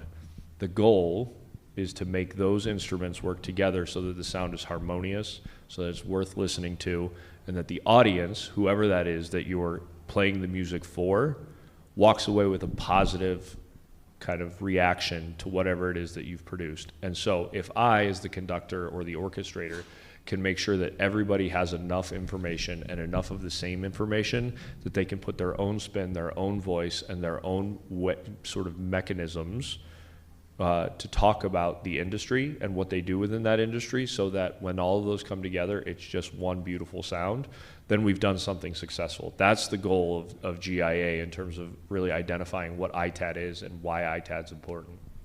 That's amazing. And Anwar, as running an ITAD company, right, just what Daryl's saying, with your customers, how are you speaking to your customers today? So, interesting question, because one of the things that we always talk about here internally is always educating our customers. Surprisingly enough, sometimes we're even dealing with some large corporations that they don't necessarily understand what an ITAD or what services we actually provide. For example, I remember a few times where we will be providing services for a large corporation, and we've been doing it for years, and we're sending reports, we're doing the data erasure, destruction, pickups, recycling, and everything that takes to be an ITAD. And normally, I want to say they're not really necessarily paying attention until somebody's asking, but then when they ask and they're like, Anwar, are you doing this, are you doing that? And then we say we are. So a lot of times they're actually surprised and happy to know that we're doing a lot more than what they actually think that we're doing. So that, again, brings it back to at least, in the ITAD industry, I agree with you were saying. I think that we need to find a way that we can all communicate the same way, so that way everybody understands what we do. And two, as an ITAD, do a better job on describing all the different services that we provide to our customers, so that way that they're educated and they know what to expect from an ITAD company. Got it. And do you think there's something that we're saying that we should stop saying too as ITADs? I know it's a left field question, but yeah. Like, if you're looking in as, an operator, right? Are there things that you're looking at your BD team or, your operations team that might be saying something today that, we should change how that's being said, especially to our customers? That's a tough question. I'm trying to think. Or as an industry, are we saying something that we're saying incorrectly? I think that the disposition part is the one that bothers me a little bit. But also when you asked me the question, and I was talking to some people today, and they're like, so what should we call it? And I'm like, well, that's I don't know. I've been thinking about that, but I think a lot of people associate disposition with actual recycling. But again, that's not all we do. So that would be the one word that comes to mind. That I wish I can find a better way that we can describe it. And I mean, life cycle comes to mind. Life cycle, yeah. I'm really liking that word. Yeah. I think the one for me, I think, is end of life, right? I mean, end of life has, there's a context right there. But if we're going to talk about the circular economy and our role within the circular economy, when I think end of life, I imagine, my cold dead body being buried 6 feet underground, and the best opportunity I have for any sort of circularity is to become a mushroom farm or a worm farm at some point, right? And so when we talk about end of life, it really removes that whole argument that we're part of the circular economy, that we are the circular part of that circular economy, which is like one of the things that I talk about all the time as well, is like we have to be equal partners in that conversation with OEMs. And when we talk about end of life and we've sent something, something's going downstream to end of life, it sort of kills that entire sort of narrative, right? So whether it's recycling, whether it's secondary, secondary use for devices that still have value, whatever it is, I think we do need to integrate the idea of life cycle in place of end of life, because we're not, for the most part, if we're doing what we're supposed to be doing, we're not burying it. It's not at end of life. It will have all of those materials, all of those devices, everything will have an opportunity to be reused and repurposed and put back into the material stream. And I think the best thing we can do for ourselves is highlight the importance of that aspect of our industry, because that's where I think we have a massive opportunity to grow. Not in, can we collect, okay, look, we're at 22%, whatever the number is. If we can get that to 30%, 40% of devices collected, that's huge, right? But our big opportunity is really being seen as the drivers of a circular system, and the ones that are really making that happen. So I think we just need to do a better job of talking about it in terms that don't put a period at the end of a sentence, that should have a comma. I think we need to get better at telling stories about the outcomes of what happens to these devices and what's done with a lot of the revenue. I don't think we do that enough. Whether that be charitable donations or just what that organisation's able to do with the rebate, for example, and actual real life stories there. I think we need to be better at that. I couldn't agree with that more. I think there's a lack of that, right? Reinvestment in the marketing, on telling stories, on telling the experiences of customers. I think we might have gotten so lost, and that kind of leads into the next one, right? Our audiences, right? We have so many different audiences, CIO, CFO. We gotta cater to each one we're talking to. So throughout your companies, how do you guys cater differently to each one of those types of positions? I'll take that one. That's actually very interesting, because a lot of times people will ask me, like, who's your audience? Like, who are you trying to reach out to try to get into companies? And I mean, a lot of times we're talking to somebody in the environmental department or procurement or the CIO or somebody within the IT department. And you're right, it's different. I mean, it also legal sometimes even gets involved. So when you're talking to somebody in the environmental aspect, I mean, you want to talk about ESG, you want to talk about the actual positive impact that you're having, and the tonnage or the X amount of pounds of different material that we're processing and what's going on with that. When we're talking with somebody in legal, I mean, you want to talk about data, you want to talk about how you're protecting the company's image.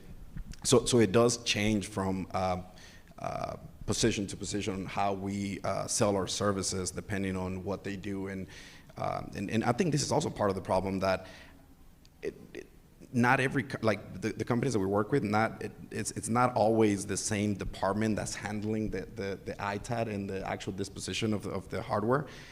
So I think that's part of the challenge as well. It's a big challenge, yeah. I actually had this conversation recently with my colleague, and we were saying, we look at our own customers and we're like, okay, well, that's the job within those organizations, but we're like, just because that's our current customers, that does not necessarily mean that the prospects we're going after, it's the same job roles looking after it.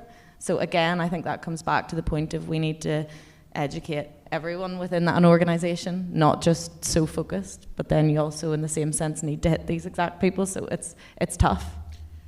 Yeah, I mean, I'm removed largely because of my role in the industry from that conversation, right? I'm not necessarily talking to a CIO or CFO or, you know, the money guy versus the ESG guy or whatever. But, you know, as we think about audiences that we have to talk to about ITAD and what ITAD is, I mean, it's just, I mean, because of that lack of information that's out there, whether it's publicly with legislators and regulators, with the folks in your community who are like, what happens inside the walls of that building, right? You know, those are all, and every single one of those conversations is very different. Where you start that conversation is very different. And I think, again, just getting back to the basics of like figuring out what are the core tenets of our industry, what are the core tenets of our operation, and how do we communicate that to somebody effectively so that we're not, you know, talking past them with big fancy words that we think mean a lot, but to somebody, you know, to most people, it's like, okay, okay, so now tell me what that really means, right? So I think really, again, honing in on those magic concepts and being able to manipulate those when we're talking about them to match the needs and the capacities of the people we're talking to, I think is such a huge thing. Yeah, and you kind of hit a little bit on that where, you know, can you have one message that reaches all audiences, right? Something you said, Rachel, was education. Something that we love at Tech Bros is we love educating, you know, B2C, right? Our industries are all B2B, but it starts before the business is there. So is there a type of message that you guys have thought about that you can have one single type of message platform? I think it kind of goes back to getting the ITAD out, coming into a life cycle, but have you ever looked at, you know, or have you guys thought, especially you, Rachel, at VITA, with the marketing messages where you can have one simplified message that can reach all audiences? I think it's extreme. That is the million-dollar question, really, isn't it? I think it's trial and error with that. I think we have started to move away naturally from using the word ITAD in our main messaging when we describe what we are and going into that life cycle partner. So talking about the partnership and being an advisory to people, as opposed to, again, just a process. The process is obviously so important, but it's meaningful, and I think it deserves more than just describing the process. If we're not careful, this is going to be the last ITAD summit. It'll end up being the life cycle summit next. But I think we're all attached to the word ITAD. Well, I am anyway. It's nice. I think, you know, it goes back to a core tenet of marketing, right? Which is identify the challenge or the pinch point of the customer, the person you're talking to. And, you know, there's so many ways we can do that. I always use my mom as the avatar for like, and the butt of my jokes, I'm gonna be honest. Sorry, Mom, if you're watching the live stream.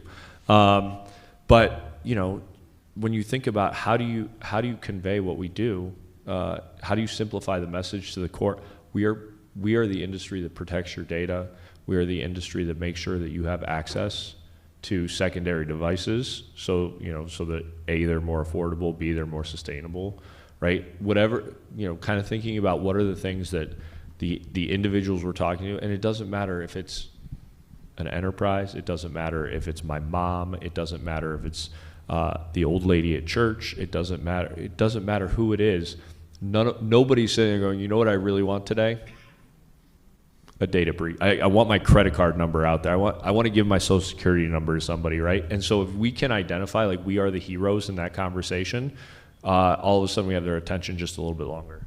And you throw it right into, it's like T-ball. You threw it right into my next question, right? We're looking at, you said data breaches, right? And public relations and, you know, irresponsible actors that we have in industry. So how do you guys look at handling, you know, reputation problems today in our industry?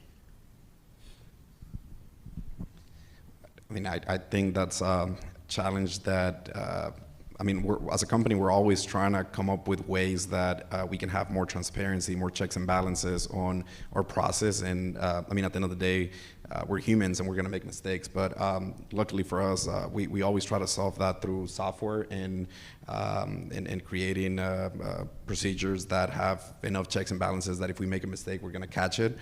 But that is something that always bothers me, because I mean, there is a lot of bad players in our industry, and I mean, I've had conversations with customers that they're hesitant of doing business with ITAD companies just because they had a bad experience with somebody that didn't do what they were promising to do. So again, as a company, for us, we just want to make sure that we have enough data and be able to prove that we have done what we said we were going to do without just saying that we actually did it. And that's what we're trying to accomplish, us as a company. Gotcha. And relationship-wise, sorry, Daryl, have you seen it become very important to kind of curate more of a deeper relationship with your customers too, to create that security measure outside of like our compliances, right? But creating that relationship with your customers, have you seen that play a big difference?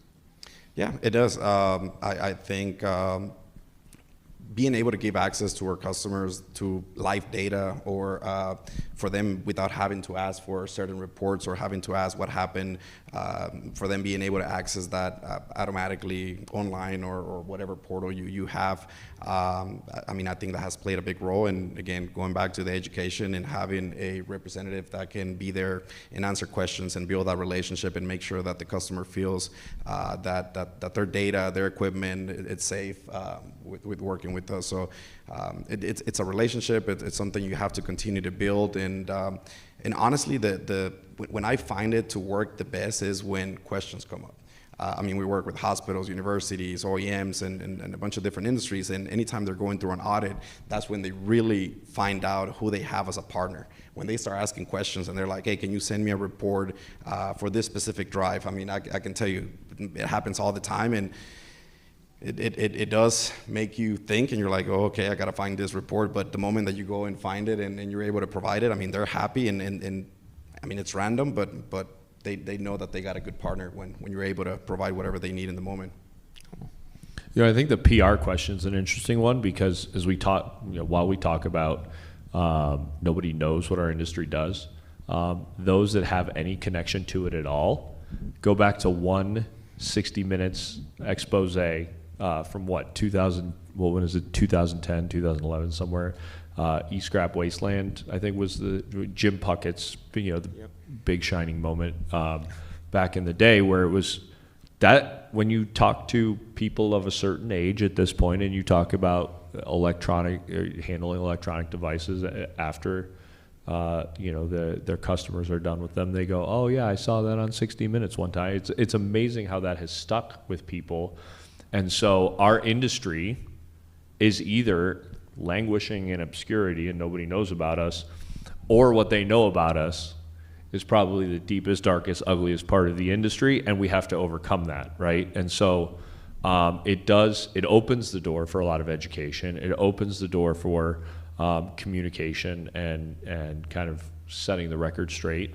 But to Jim's credit, right, I think it was very uncomfortable when that kind of changed the narrative of the industry. But to Jim's credit, love him or hate him, having been on both sides of that conversation, he has done a really great job of elevating the performance of the industry by, I think it's fair to say, and I don't know if Mike Easterbrook's in the room, he might punch me in the face for saying this, but I think it's fair to say that a lot of R2's success is also a result of the competition that eStewards put behind it, and the drive that the eStewards Enterprise program put behind it. So those certification programs really kind of forced the industry to elevate, and elevate quickly in a lot of ways, which then also gives us the ammunition. You know, it's a sort of a self-fulfilling prophecy, gives us the ammunition to come back and say, look, man, we recognize it wasn't great in the past, and there were some bad actors doing some things that didn't help any of us. But what came out of that is a pretty beautiful thing that has some pretty amazing compliance requirements, and has really elevated the way the industry performs to the benefit of our customers and our communities. You jump right into that, right? Compliance and certification, right? Is that strengthening trust today? Do our clients even understand what our compliance and certifications are? Are you guys seeing a gap in that as well too? I think from our perspective, we've always been very, very big on maintaining and developing all of our compliance, and I think it continues to be really important. But again, I think it's what lies behind the results of what we do for customers, and I think it needs to be there.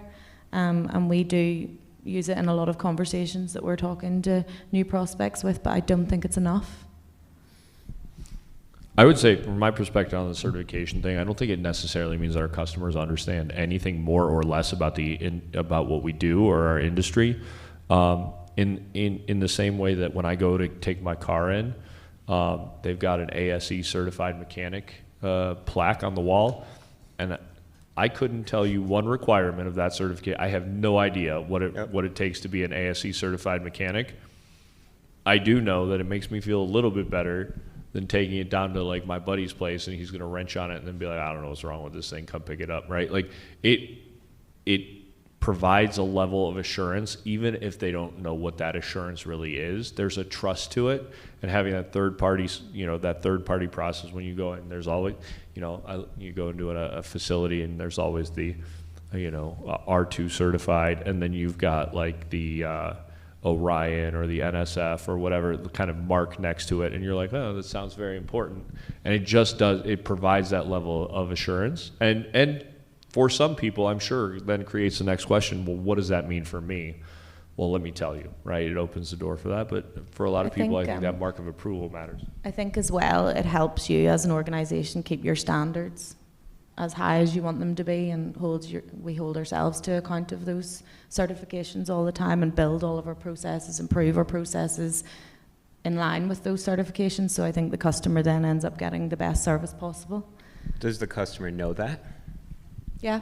They do. Yeah. That's great. Yeah, and that kind of leads into that next question, right? Are we educating our customers, like why these compliances are put in place and how it actually holds our employees accountable and our staff accountable? Well, we would talk to a lot of our customers about what exactly those certs mean in relation to the processes, and talk through those steps. And I think that it just builds trust that we can actually follow through in what the certifications are saying.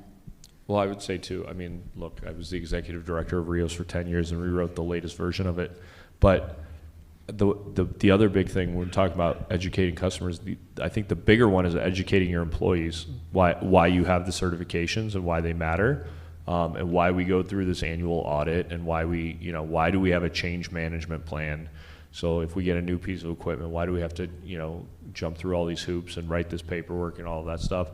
And really, it's about it goes back to the idea of mission creep. When you've got a written procedure, you're not relying on Joe's experience to get it done the right way, right? And if somebody goes, hey, I got a better way to do this, I think I have a better way to do this, you can go, there's a process for ensuring that it actually is environmentally more sustainable, that it's healthier and safer for your employees, that is actually more efficient, right? Like there's a whole structure around that.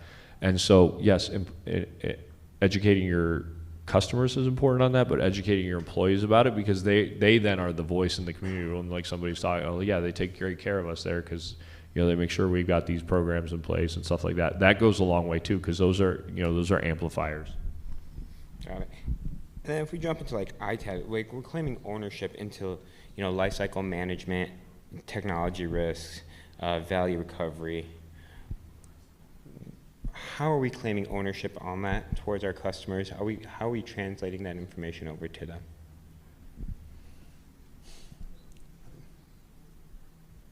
Well, I think a big one is on the environmental side, right? So, okay, so their primary interest is like, what am I getting out of this? Like, I've spent a lot of money on these devices and you're taking them and you're going to go sell them somewhere downstream. Like, how do I get that?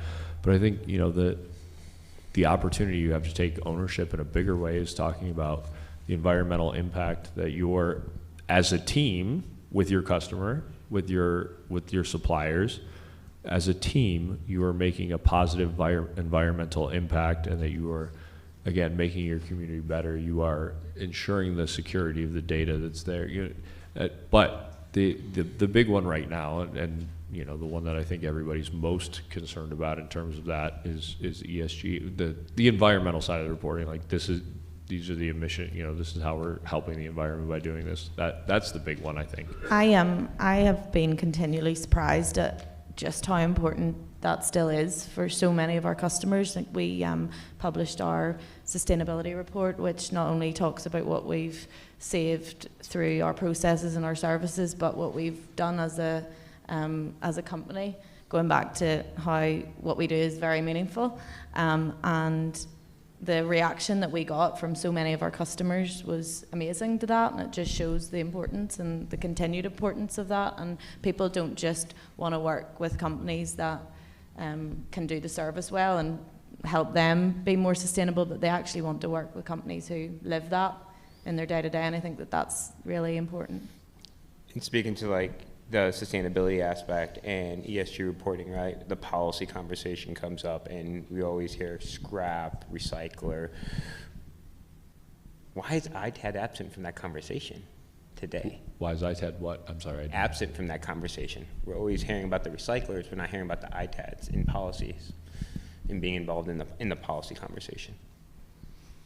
The simple answer is we haven't done enough advocating for ourselves. Right? I was on the panel at 1 o'clock talking about advocacy. And look, I can say with a great amount of certainty, because I was on during my time at ISRI, I was on a call with the EPA in which they basically said if ISRI changes their policy, their stance on U.S. ratification of the Basel Convention, we were in a position within the United States to ratify the Basel Convention, right? That would have been great for electronics recyclers.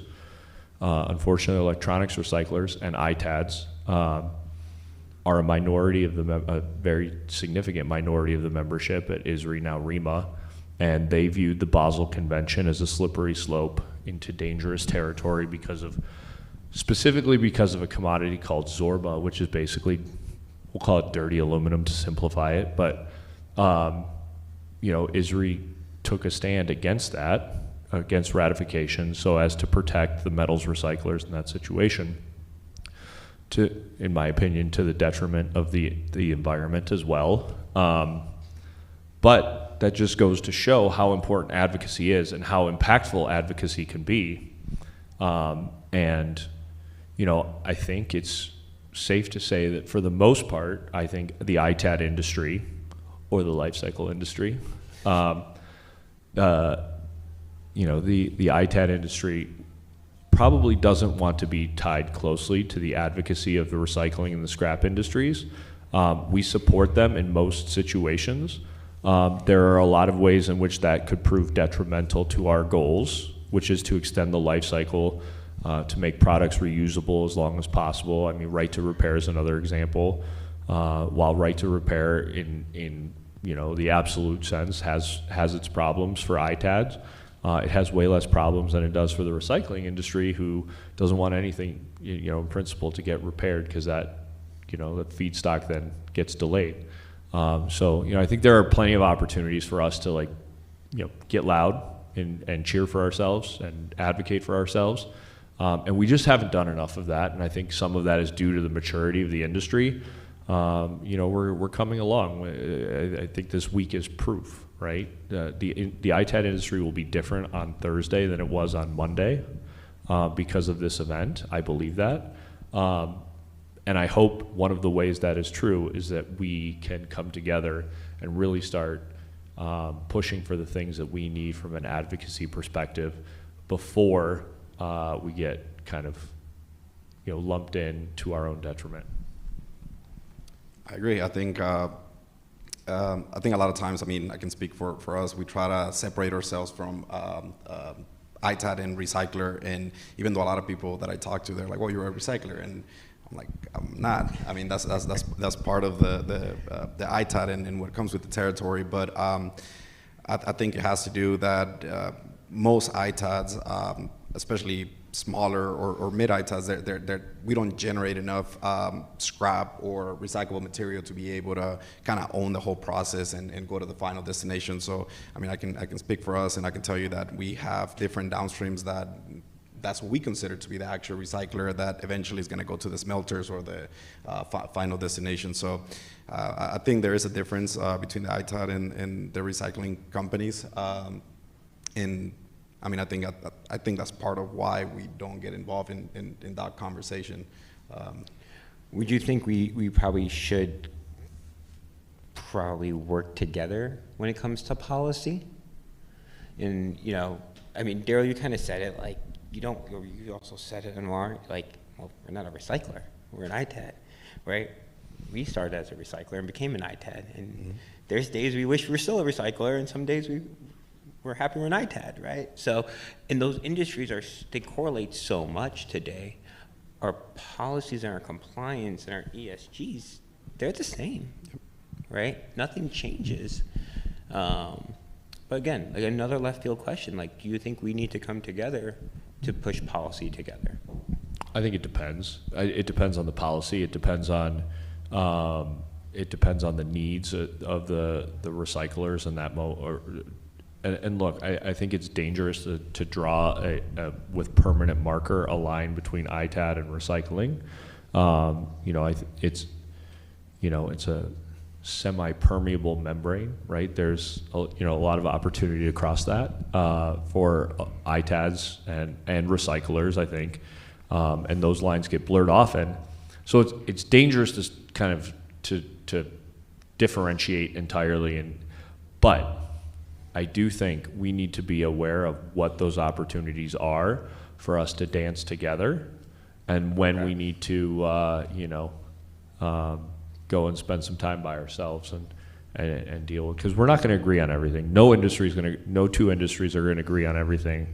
I mean, look, we have GIA and our sister organization GRLA, and I say all the time, in 75% of instances, the two organizations are going to be aligned, and at times they are not. And it's important when they are not that they can independently and aggressively approach their own advocacy initiatives.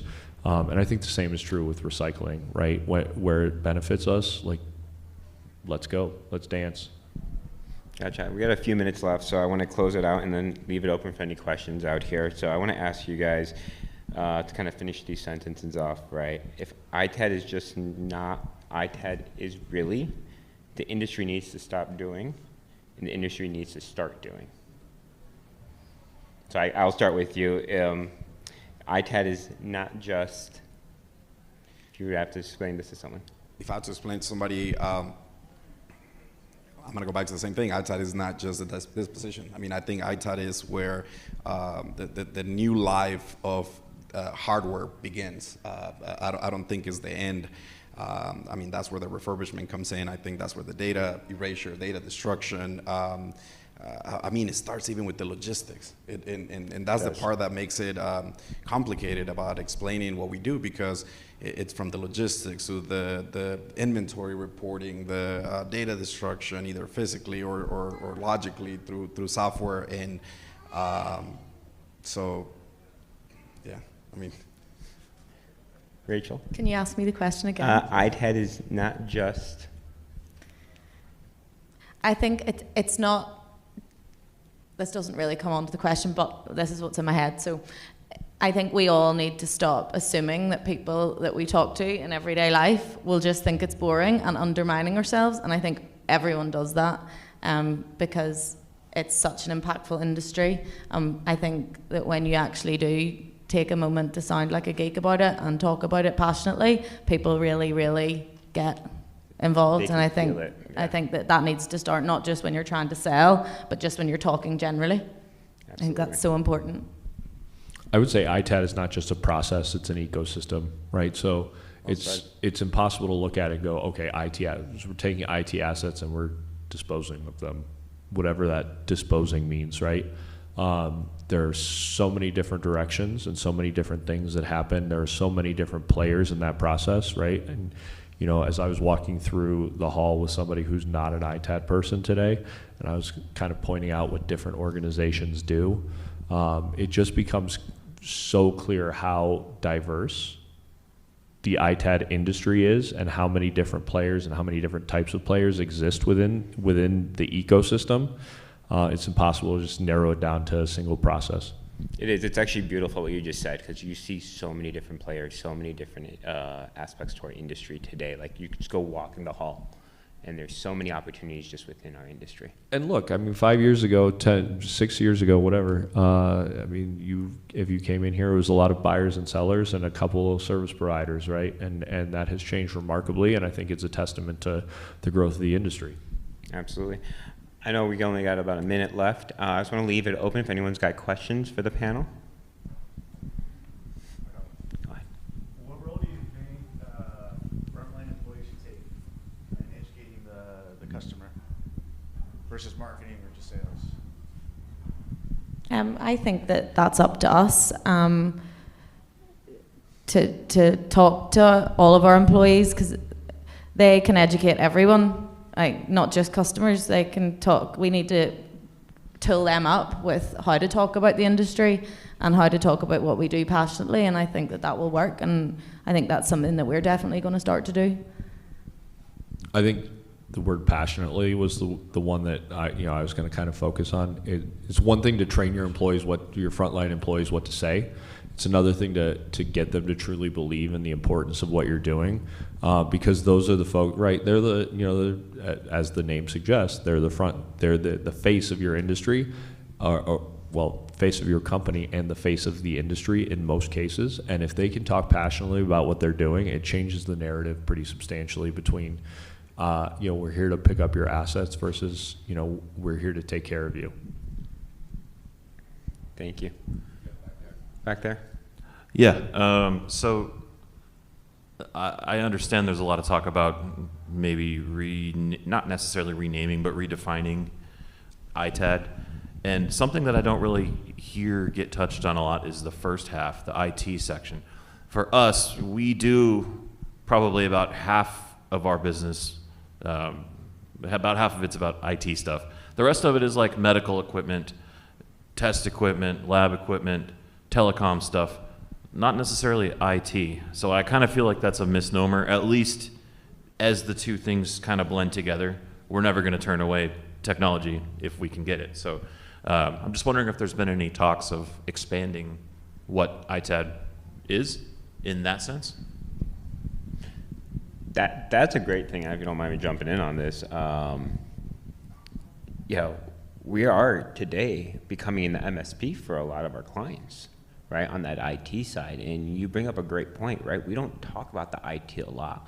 I'll be at fault for that too.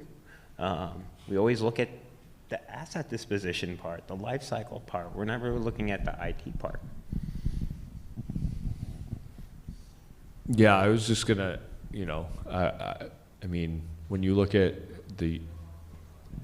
our friends across the pond had the WE term, right? Waste electronics and electronic equipment, right? Which was, the waste part of that, some people, bristle at, but I mean, that's as broad of a way to define it, right? I think that kind of electronics and electronic equipment really kind of hits on the full collection. Yeah, I mean, your point is well taken. Often when I'm explaining what ITAD is, I go into, as well as laptops and servers and medical devices and and you're like, okay, well, how do we capture that succinctly? And there's not a great way, but I think certainly as we evolve our language, it would be, it certainly is a great thought exercise to figure out how do we concisely capture it. I'd like to quickly jump in. It's not language I feel like we're evolving, it's services that we're evolving that capture more on that IT side today. So I have one more question. Go ahead. Recertify versus refurbish versus used. We're finding a lot of our clients are having a hard time with that. Is that a standards problem or marketing problem? I will jump in quickly. We had this conversation, I think was it last week on one of the GIAs, and getting that all aligned. I think today it's kind of, you got your grading scale in your ERP, you got eBay, which has got its own grading scale. It's kind of like we have a misalignment throughout the whole industry today. I feel that way personally. I'm probably on the same page as you. I don't know how the panel feels about that, where we have to have more of a unified grading scale, definitely. So my dream between GIA and GRLA is in a world where we have AI sorting and AI evaluation tools ubiquitously rolled out across most facilities, right, in both sides of that, on reverse logistics and ITAD. My dream is that we develop a secondary market universal grading standard that looks something similar to the PSA system that's used by trading, in the trading card world, so that when you get on an eBay or an Amazon or whatever platform you're using and you see this t-shirt, this computer, this mobile device, this snowblower is a grade 8, you might not know what exactly that means for what makes a snowblower a grade 8, right? Maybe it's a dented, safety housing or something like that. You don't know what makes it a grade 8, but you have a certain amount of confidence that you know what you're getting. And because of the AI sorting and AI imaging and things like that, it takes that bias, that human bias out of the process where, if Rachel's working for Vita and she's doing the grading and she's doing the inputting, she obviously has a vested interest in making sure that grade is a little bit higher. But if we put a API in there that kind of defines how everything is graded, and it just automatically happens, and then it's assigned as part of, imagine a world where then it gets, written to the blockchain and it's like immutable at that point. All of that is kind of my dream scenario. It's obviously a very ambitious plan, but it serves two purposes. One, it takes a lot of this inconsistency out of the equation, but two, it immediately infuses an infinite amount of consumer confidence in the secondary marketplace because you know exactly what you're getting. There's no question. It's not like, oh, what does this word mean, right? It then, by extension, means higher prices, right?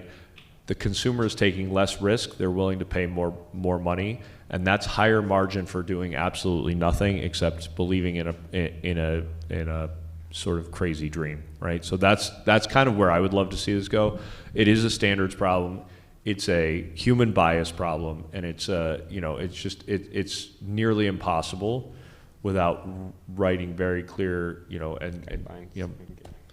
Look, I raise cattle.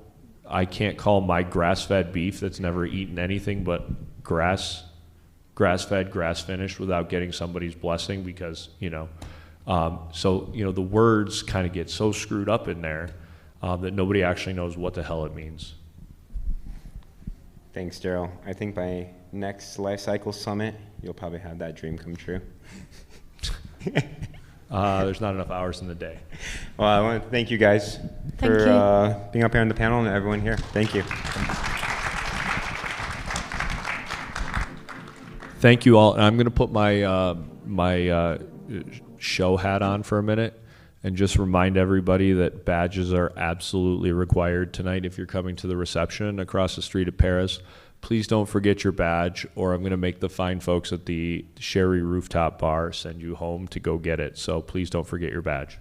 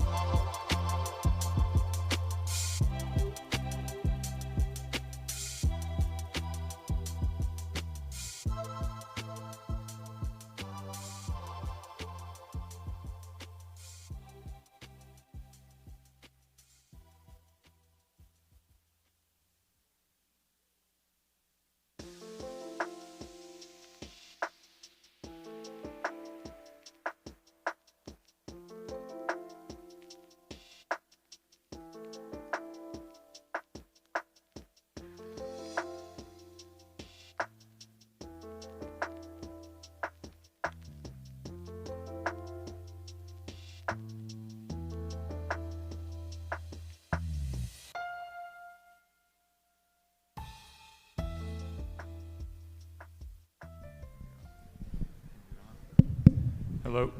Awesome. Well, I guess it's 4 o'clock. We'll get started with our next session. Thanks everyone for coming. Looking forward to discussing with the panel we have here M&A market dynamics at this year's ITAD Summit. So today we're going to unpack the critical drivers of enterprise value in our sector. To help us do that, we have 3 distinguished M&A buyer perspectives on stage. First, representing the public strategic, we have Jim Levine, Senior Executive at Iron Mountain and former CEO of Regency. Iron Mountain is a global leader whose brand is built on chain of custody trust, offering scaled asset lifecycle management and data center services to the world's largest enterprises. Next, representing the private equity sponsor, we have Will Weimar, Principal at Recognize, the private equity backers of Sprout. Recognize focuses on deploying institutional capital to build and scale technology-enabled services platforms, with Sprout operating as one of the platforms in the ITAD space capturing data center refresh volumes. And then finally, representing the privately held middle market buyer, we have Gary Diamond, CEO of Quantum Lifecycle Partners. Quantum is an active platform driving regional industry consolidation, specializing in integrating founder-owned regional ITADs into a much larger platform. So looking forward to discussing with the panel, and with that, we'll kind of start with the first topic, which is quality of earnings. Obviously, everyone's aware of what's going on with memory pricing and memory components. The massive price surge we've seen recently, a lot of ITADs that are coming to market with a very high trailing 12-month EBITDA, significantly higher than in previous years. So with that kind of pretext, Gary, I'll start with you at Quantum. When a founder presents an LTM EBITDA figure that reflects a significant memory price spike, how does your team approach normalizing that back to a mid-cycle baseline, if at all? Thanks, Brett. Yeah, so I'm much louder than you. Yeah. I generally speak loud. So I mean, we're living in crazy times right now.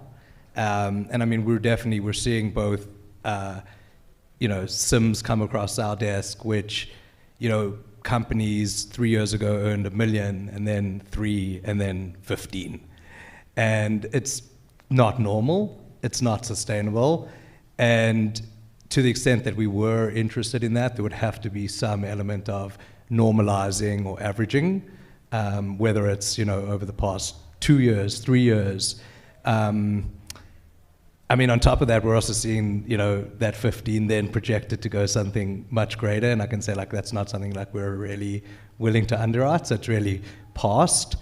And I think ultimately it's going to be a really interesting time to see, if those deals are actually going to get done on trailing 12 months or what the numbers are actually going to be at. I appreciate it. Will, I'll ask you the same question. How is your team looking at transactions in this memory pricing environment? Yeah, I mean, similarly, it's obviously a bit of a crazy time and really interesting to try to navigate the dynamics right now. So similarly, in terms of looking back to prior earnings and just looking at how things have trended over time, we're going to dive pretty heavily into price volume trends, which is always a bit of an adventure in the ecosystem when you're talking about how many different assets we're distributing through our systems here. But we spent a lot of time trying to break it down to a more granular level and understand how much people are actually benefiting from memory pricing, and trying to normalize that to some element of a more normalized level. Now, I mean, I'm sure everyone's going to argue over what normalized levels look like and feel like, but we're going to drill really heavily into customer dynamics, business development dynamics, and how well a business is actually doing at building sustainability and not just benefiting from what is a tremendous pricing market right now, and who's really leaning forward and trying to build differentiation in this market right now when, again, pricing's great, but are you reinvesting to really drive differentiation and be different in the market and gain market share that way? Great. And then Jim, as a strategic, potentially you have a longer investment horizon than a PE fund, but how do you view memory pricing in this environment? I would say in pretty much the same way, just because we're strategic, we still look at the same things as far as, is it sustainable? And to sort of comment on Gary's, I agree that I don't think that this pace is sustainable, but I also feel like I've seen enough over the years to know that it's much bigger than us, and I really don't know, and I feel like we are in a super cycle. But having said that, just not knowing and having it be so extreme is something that you have to be really careful when you're underwriting or trying to underwrite it. So like what we try to focus on is we'll look at the pricing, but we also want to look at units. So, you know, have the units increased? Is there any new business? That goes back to Will's comment about, you know, are you differentiating? Is there more volume coming through the business? But if it's just on price, I think, you know, you have to be very careful about how you underwrite that. Great. No, that's helpful. Maybe on to the next topic, deal structuring. Every founder that comes to market naturally hopes for 100% cash at close and a perfectly clean exit for themselves. But in the ITAD sector, a complete exit on day one is usually difficult to achieve. A single unwiped hard drive surfacing years later carries liability for the owner, and sometimes there can also be key man risk depending on, you know, the founder business. So Jim, this is for you first. When you acquire an operator, you inherit their history. How does Iron Mountain approach escrow holdbacks to cover potential data security identification? And what does the runway look like for a founder to eventually transition out of the business completely if that's their goal in a transaction? Clearly, I haven't figured that out yet.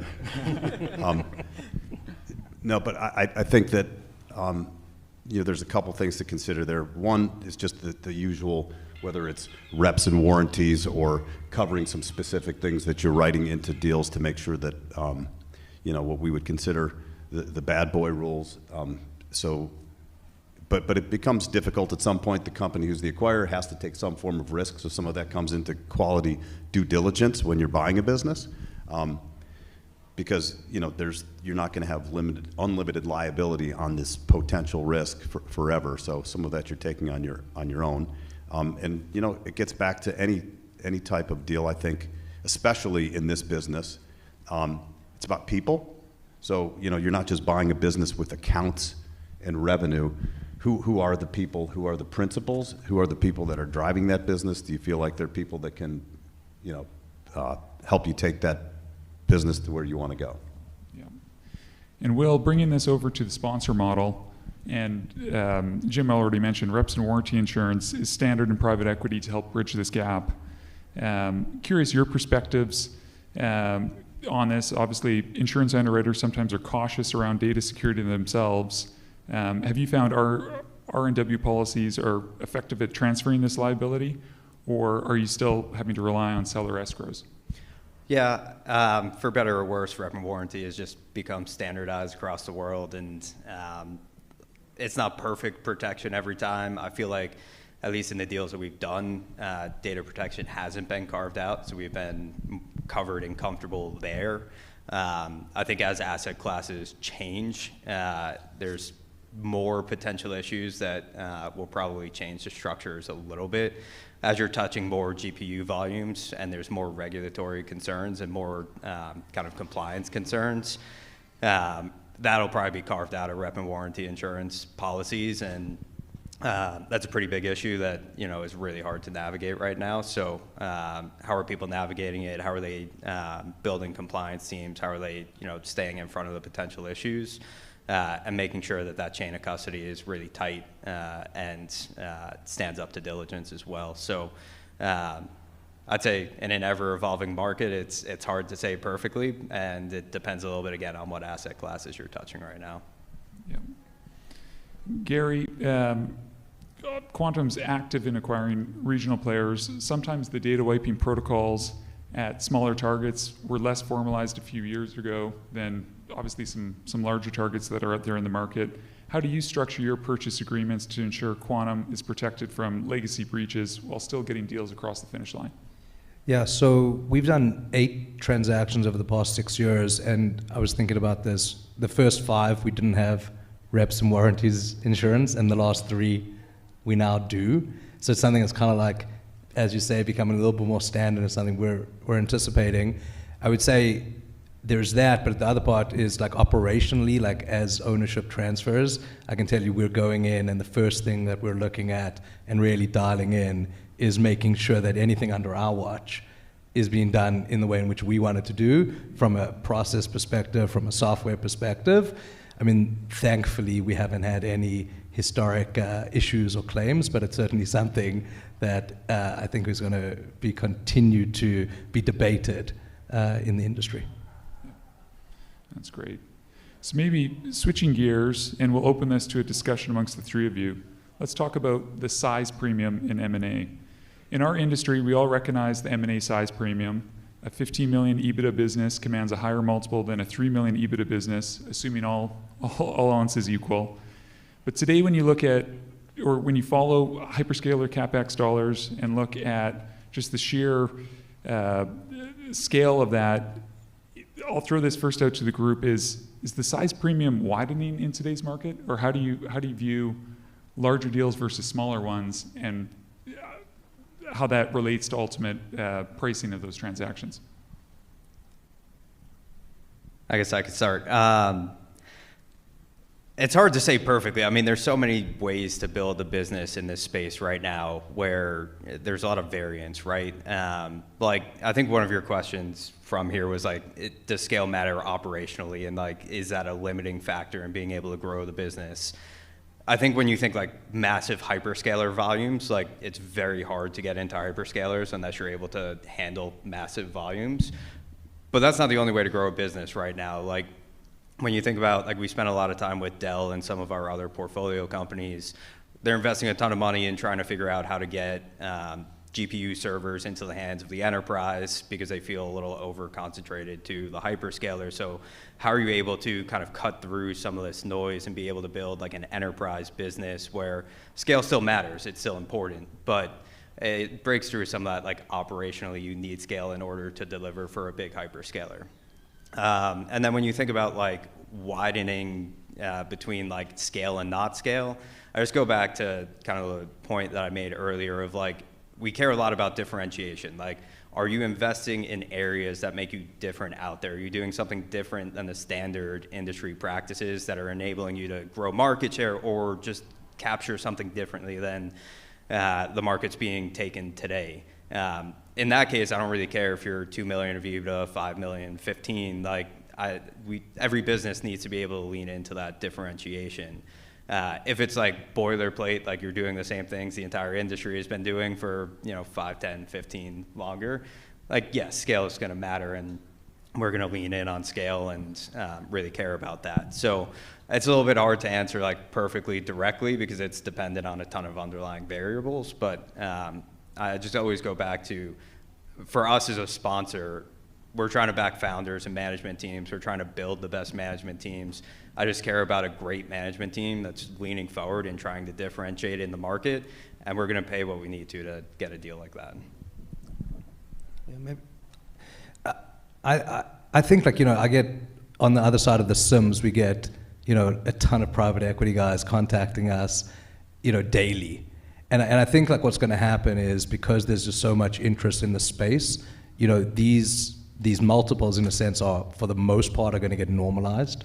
And certain size businesses, certain profile businesses, whether it's because of diversification or what you're focused on, like I think you're going to start to see different businesses fit into different ranges of multiples. But at the same time, like, and I know for us as well, it's values in the eye of the beholder. So even though there's going to be these ranges, there's also going to be these deals done where they fall outside of the range. Why?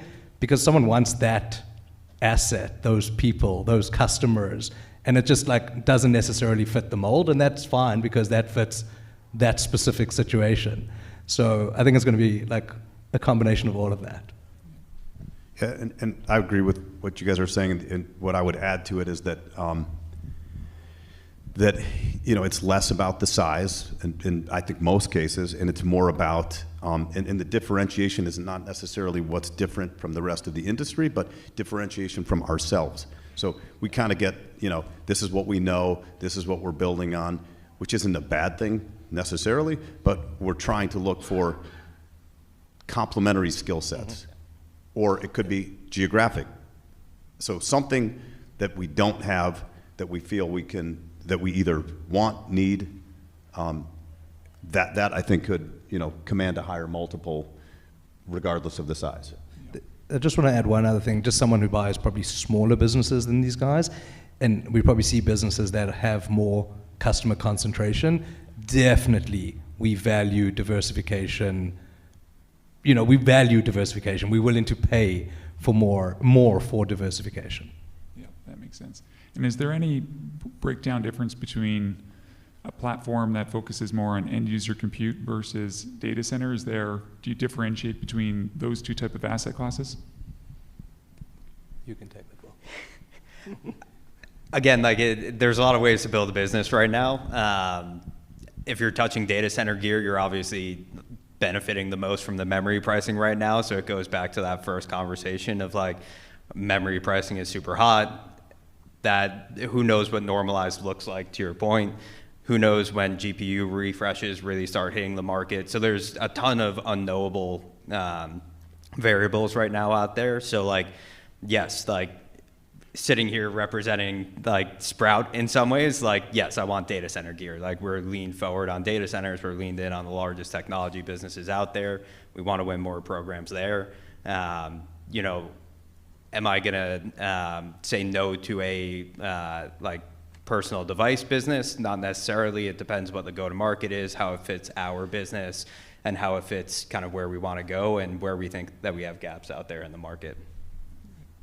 So one of the things, when I walk through the trade floor, it's pretty impressive. And there's tons of names that I've never heard of. There's kind of niches that are being developed in areas that I hadn't necessarily thought about before.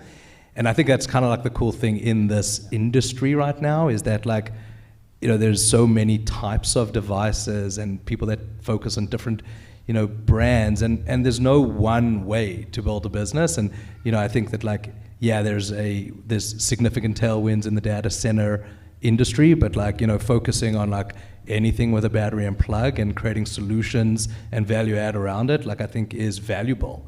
So I don't think there's one specific thesis in the industry. No, that's great. So maybe talking through market volumes, you think about what happened during COVID. There was clearly a pull forward of demand that was now, call it 5 years ago, and you're now getting kind of that refresh of COVID era deployments. And then obviously you have the Windows 11 refresh cycle, and now obviously there's AI capable PCs. Clearly there's a volume tailwind for ITAD players right now. So Will, Gary, this is to you first. When looking at companies today, how do you distinguish between an operator that is structurally growing its market share versus a business that's simply catching a rising tide from the refresh wave? I know you guys talked about volumes before, but do you break out how they're doing relative to competitors, and how do you think about value versus kind of where the market is just with going through the refresh?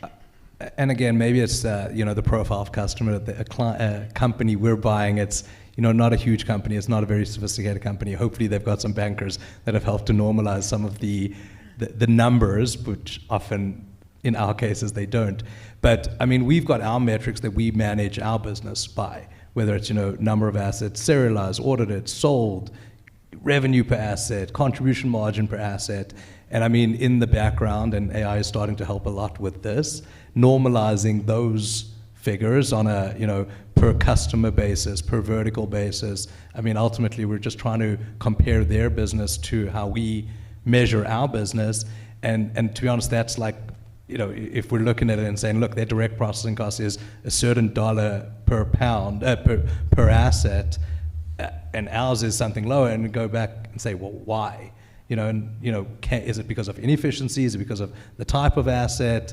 And just really trying to compare their metrics to our metrics and come up with ways of getting them closer to ours. Or in some cases, well, why is their metric better than our metric, and what can we do on our business in order to get it more like that business?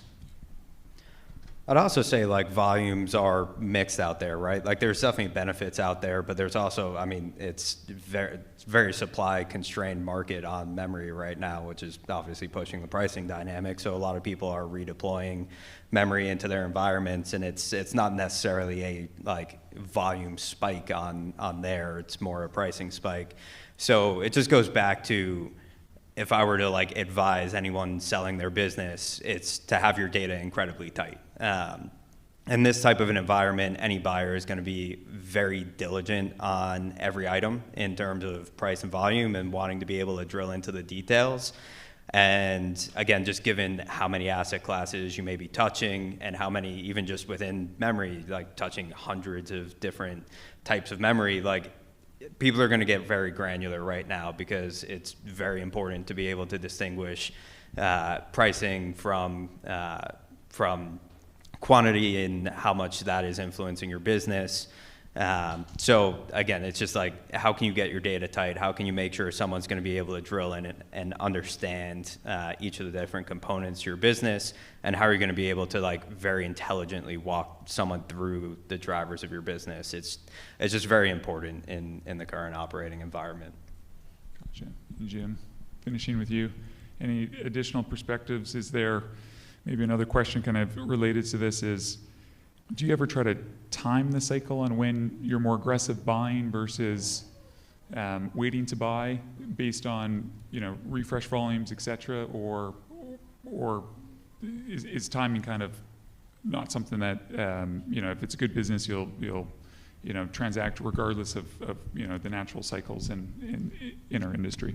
Right. So I would say I've got a personal philosophy about that, and it largely tracks with the business, but also in our case, being part of a public company, you have different requirements you're trying to manage to earnings, and so you're looking at things like, you know, are we hitting the numbers that we promised, you know, the street that we're going to make? So, but the underlying premise of the business, in my opinion, should be we haven't. Well, there are a lot of advanced tools that are helping us to predict what we have and what's, you know, going to happen to those machines, whether how they get dispositioned to scrap or resale or components.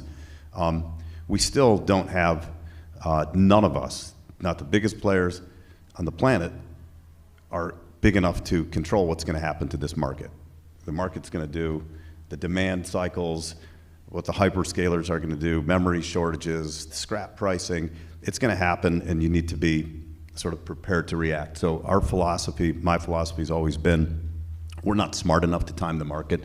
There's not a transparent enough hedging mechanism for any, you know, big enough basket of commodities to really handle what we're bringing on the inbound. So we've said, price it right on the way in, process it, sell it at what the market is, rinse and repeat.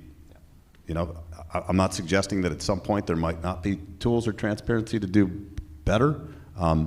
But I think that that's sort of the safest bet, is just make sure your upstream volumes are coming in at a healthy pace, produce it, and move it at the market. Yeah, that's excellent. So maybe shifting gears to operational due diligence. A major valuation driver we evaluate is whether a company's infrastructure and ERP systems can integrate with enterprise customers to provide automated real-time audits, reporting, et cetera. Gary, I'll start with you on this one. You're buying a lot of founder-owned regionals. How are you walking into a facility where potentially asset tracking is basically held together by an Excel spreadsheet? And when you see that, how does that impact your valuation versus a company with much heavily invested infrastructure? Yeah, so I'll start with the first one. There's a reason our VP of IT isn't here. He's back in Toronto doing the integration. Because, yeah, we've bought a number of different businesses over the last few years, and in different service lines with different ERPs, and it is a real challenge. Admittedly, probably when you walk through it and you say, did it influence pricing? It didn't. Should have it? Maybe. But generally speaking, like I would actually say, like in our industry and as businesses scale, both in just in size and service complexity, you know, I don't think there's like, I like the fact that we have our own ERP that we can, you know, develop and grow and build as we kind of figure out the business model. And I don't think that there's really anyone that's really done that yet. So it's okay for us to like go and buy and then kind of like integrate it in over a period of time, but it's definitely a lot of work, and we're hiring a bunch of developers to do that work. And again, we're not buying like very big, large, sophisticated platform companies. Like if we were doing that, I think I wouldn't really want to buy someone who was running on spreadsheets. I'd want to make sure that they've actually gone through that work because it takes years. And maybe Will and Jim, how heavily do you weigh a target's proprietary IT and ERP system when determining if it can serve as an add-on for your operation? Yeah, so I guess like from my perspective as an add-on for our Sprout business, I worry a little bit less about it because we've put a lot of money and effort into like building out our proprietary tech stack and our tech solution, our ERP out there. And I feel like we could put it into our system, not easily because it's a ton of work and a ton of time and a ton of engineering talent. And I do care that they have like actual systems that we could back and we could port over. Speaking from like a private equity investor, so stepping back from like the Sprout perspective, like I do think it influences what a sponsor is willing to pay in a process when you think about proprietary IP or just tech enablement and running good systems and being well put together and well structured. It's just like it makes the story much easier for a sponsor. Any tech enablement, any like true tech differentiation, to the extent there is any, is beneficial, and it just helps more sponsors lean forward and just in terms of what they could actually buy into from a differentiation perspective, asset tracking perspective. Again, the cleanliness of the data in today's environment is exceptionally important. You can't really do that on spreadsheets. So it's important, speaking from like where I sit today, it's not like the number one thing I'm gonna lean in on and say is the most important thing. But yeah, that's kind of two different perspectives at the same time. Maybe go Jim first, yeah. Yeah, what I was going to say, actually, I think that as someone who is integrating numerous businesses, and, you know, Mark Cooper in the crowd, we often say this, is like, you know, what we call ITAD and what someone else calls ITAD is similar, but it's very different. And the figuring out how to integrate someone else's ITAD into your own system takes a lot of work. And I would just say, like, for like, you know, people, as we're thinking about like doing more acquisitions and more roll-ups, it's not just easy, it's not simple, and it takes a lot of work. And I think, like, we've seen some incidents and precedent in the past of companies in the industry that haven't really pulled that off. And, you know, so it's still, I think we're in a better place. I think people are acknowledging it more, and I think we have the capabilities to pull things together and normalize it, but it's a work in progress. Jim, maybe. Yeah, what I would add on to that is that I think it's arguably the single toughest thing in doing these transactions, because if you're buying assets that have good systems in place, then you have competing systems, and trying to get those to integrate. If you're going to integrate all these businesses back up into one, trying to pick the best of the best, and oh, by the way, growing the business, and oh, by the way, acquiring more assets along the way, it gets to a point where sometimes I even think like we're better off buying companies that don't have systems in place, because then they're, you know, more pliable when we roll them up into the mothership. But don't underestimate, I guess is my point, the importance of how that all works, because we're not going backwards. These businesses aren't going to grow on an Access database or a spreadsheet anymore. That's great. So maybe talking through valuation, we're going to stay away from talking through any exact EBITDA multiples, but just to help the audience here, let's build a playbook for the audience. If an operator here is targeting a sale, let's say in 2028, they have 24 months to build what the three of you are looking for. Let's use that to try to frame this line of questions. Will, looking at the landscape today, what is the single most valuable attribute that justifies paying an extra turn of EBITDA? Is it recurring revenue, customer diversification, service capabilities, clean financials, something else? I know you've mentioned a few topics today, but if you had to pick one, what would it be? I don't say all of the above. It's definitely all of the above.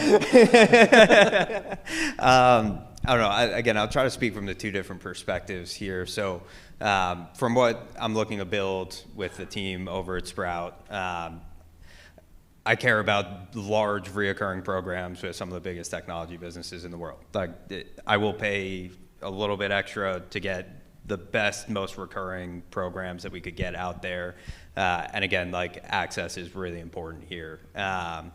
So that would be my answer there.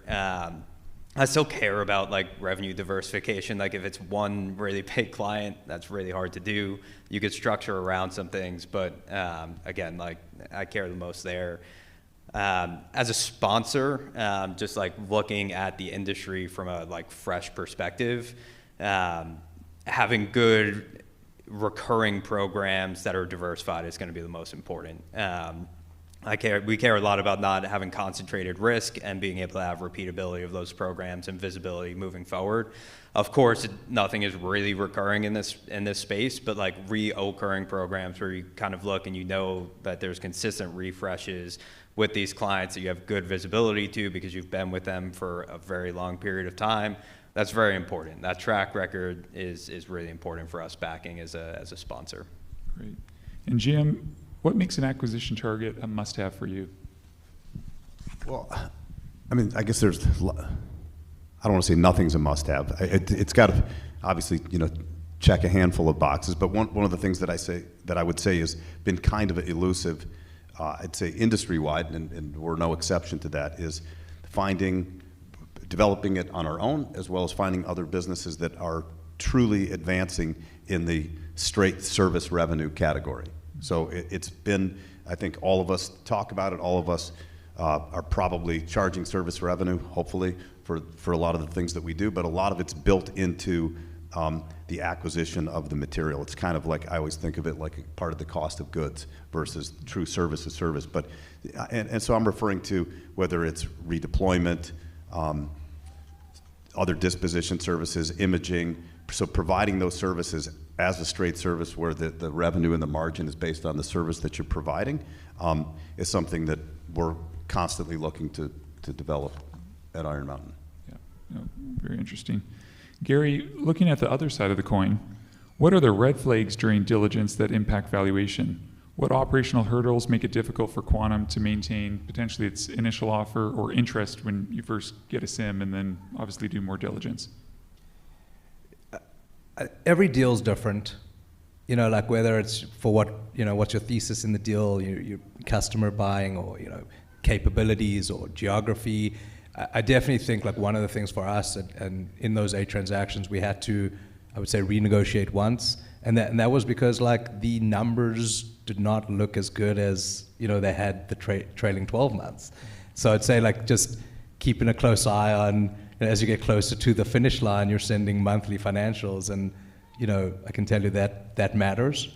So just making sure that like the business is what you think it was going to be is super important to me. Mm-hmm. That's great. So maybe just one last question before we open it up to the audience. In today's market, if there is a bid-ask spread, are there other ways to structure around that? An example, let's say a founder comes to you with an attractive business, but there's a lot of concentration risk. Does that kill the deal for you, or do you find a way to structure around it with a potential earnout? Or maybe there's other structure considerations with equity, rollover, et cetera. So maybe Jim, let's start with you first on kind of Sure. Extra structuring around deals. Yeah, and there's lots of, it could even come back to what we talked about with the rep and warranty. So, there's also the ability to do holdbacks that aren't necessarily tied to earnouts, but you could have specific requirements in a holdback for somebody to get to that point. But as far as incentivizing people, whether it's a principal or an account that's got concentration, clearly earnouts are one way to address that. And I think for these guys, probably rolling equity is a little bit easier than it is for a public company.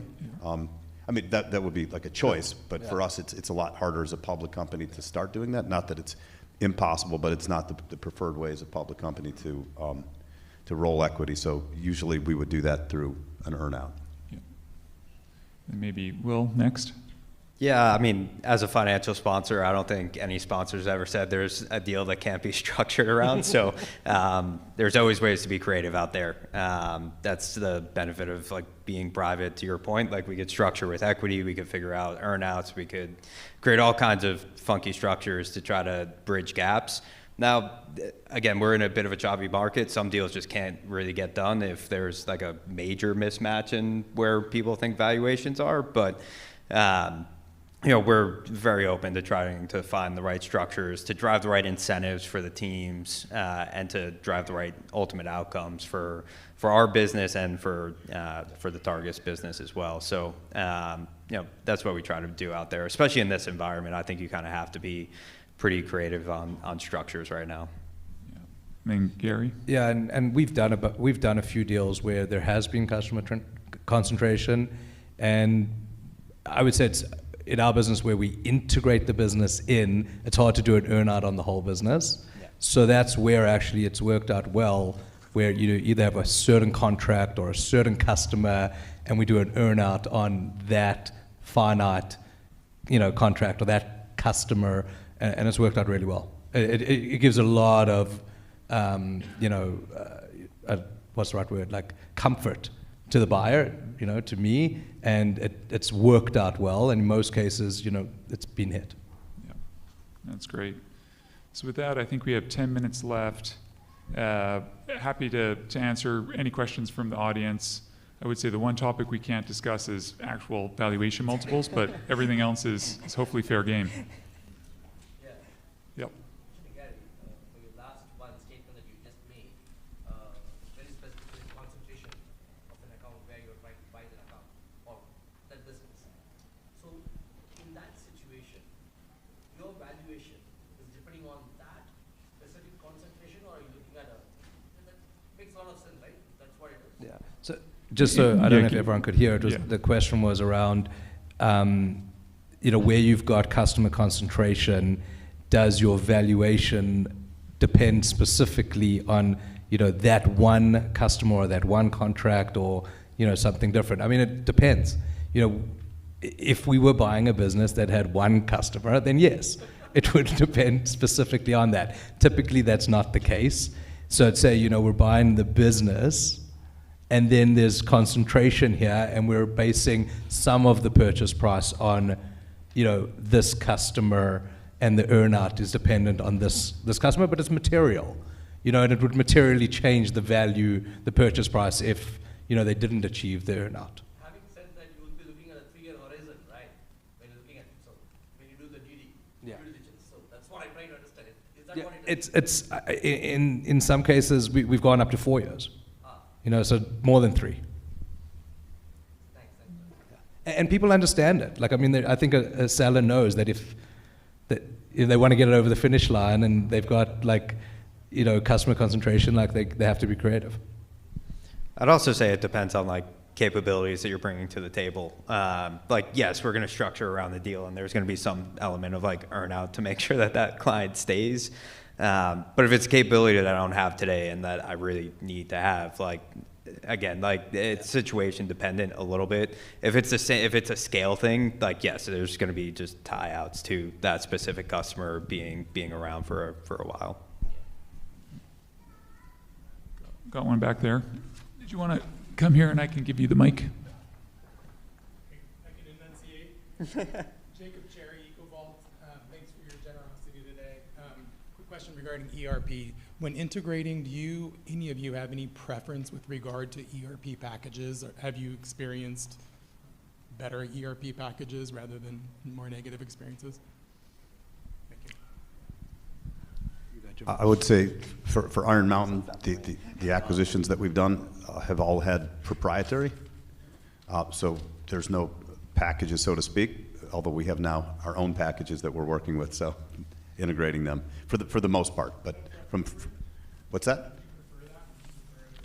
I personally think as challenging as I've made it sound, because I believe that, it's still, I think, important because there's so many, as I think Gary pointed out, our businesses, well, we call them ITAD, are so unique in and of themselves that you have to have a system that you can design that really, I mean, if you really want to make it work, that you can design to meet the needs of your business today and with enough horsepower to, be dynamic enough to change as the business changes, not be locked into a box so to speak, and have to have new versions of a software package coming out. You want to have that flexibility to have developers say, we're now doing this, or we've advanced this service line of business, and we want to be able to change the system to meet those needs. And I would say that I kind of agreed with Jim's point where it's almost better for them not to have the ERP, because it's just like a more, all right, we can integrate you into our system. But we bought a business that does a lot of warranty repair work, and they're using a off-the-shelf software. Anyone could go out and get it, and we looked at it and say, look, like, it's a per user rate, and we're not going to build this, so we're just going to continue to use it, and we're integrating it into our stack. But it's if it's in our strike zone of core ITAD, recycling, lifecycle services, we'd rather just have a blank slate to be able to pull it into our systems. Maybe a question over there. Just speak up, or actually a mic's coming your way. Yeah, how have you seen sellers successfully demonstrate like the differentiated expertise you guys are describing during diligence, if it's beyond a QuickBooks download of you can look at gross margins, but how do you actually know that you have to normalize for pricing and memory, you have to how do you actually know it? Because it's really institutional knowledge of people doing stuff the right way. Like, how do you actually diligence that? It's a great question. I probably laid that out the most. So look, as a sponsor, we're going to do pretty deep diligence. We're going to do a market study. We're going to kind of deep dive on the entire ecosystem, the entire industry, and try to figure it out and get very deep. Now that we have gotten deep, and now that we have the Sprout team doing diligence on what they see is different is a little bit easier, because I don't operate, they operate. These guys operate, so it's probably easier for them to look at something and say, hey, this is a little bit different. It's a little bit different than what we do today. Maybe this is something we should lean in on. I will say, and this is a little bit off the path for your question, but there's more sponsors at this event than I think have ever been at this event. So really exciting for everyone in this room, and I think it's just a good signal for the industry that there's a lot of excitement around what's going on, and obviously there's a lot of excitement around data centers. A lot of new faces around mean that you should think about your differentiation and how you verbalize that to people in terms of as you're pitching people and as you're having these conversations. Really think about what makes you different, what makes you stand out from everybody else, because that's what's going to make people really drill into the business and want to own it from a sponsor perspective. Is if you're doing the same thing everyone else is doing, it's fine, it's good, but the Sprout team got us excited. We could be right, we could be wrong, but we think that they were differentiated, and we leaned in pretty heavily with them, and we're excited. So it's really figuring out how you position in that market and drive your differentiation, and how you verbalize it, and how you prove that that's true to the community here. I would add to it, I think it's really important to have on-site visits, but not just on-sites like a 1-hour field trip, but meeting with the sellers, seeing how they interact with people in the operation, seeing what people's knowledge base of the systems and the processes and the equipment, looking at the inventory, looking at aged inventory, really having a good team that, while you're going to have people who are crunching numbers and doing, Q of E due diligence on the numbers, which is absolutely essential. As we've talked about in this panel, this is a hands-on, touchy-feely business in terms of the operational aspect of the business, and I think it's really, really important for both buyers and sellers to have a good handle on how that particular business is organically functioning in a regular day, and that could take 3 or 4 hours of going through how they're checking inventory in, what platforms they're using, having a demonstration on how they put their equipment out for sale. I think that's all really important. Oh, question over here. Yeah, one more question. Jim, you brought up kind of these like non-tangibles of like being in the office and seeing how the team is interacting like organically. I'm kind of curious to know, like, what are the, obviously without going into like the quantitative side of the M&A, like the non-tangibles, like whether it's cultural, like what are the qualitative things you guys are looking for in those meetings, in those 1 hour sessions that you go, you know, the lunches, the long lunch, the long meeting, whatever that might look like. What is the non-tangible you look for in an acquisition that makes you go, yeah, that's awesome. This is the path forward? Or, and what are some of the behaviors you've seen that make you pause and go, maybe not? Jim, yeah, I think Jim. Okay. Yeah. Again, I think it's really important to, when we talk about simple things, you know, like we talk about first principles, and you're looking at the whole business, but the people are so important in this business, and you can get a sense if, you know, this is a hard business, as I'm sure everybody here who's in the business knows. This is not like, it's not a side hustle, it's not a lifestyle business. I mean, you're entrenched in it. And I think you can pick up typically in the first half hour of talking to a seller if, like us, gluttons for punishment, because it's a hard business, but it gets in your DNA, and you love the business. So you want to see that passion. You want to feel that they're involved in not just the wins of the business, but they can honestly tell you about the challenges that they have every single day, and you can feel that real connection to what goes on every single day in the business, which is not always fun, not always easy. And I think that's an important sort of vibe to pick up from a seller. Go ahead. Yeah, so, you know, thankfully we are talking, you know, about the people now, and I'd say, like, you know, we spent a lot of time on the systems, but definitely, like, you know, the lot of deals, I'd say whether it's ITAD deals or just deals in general, like culturally, you need to make this work.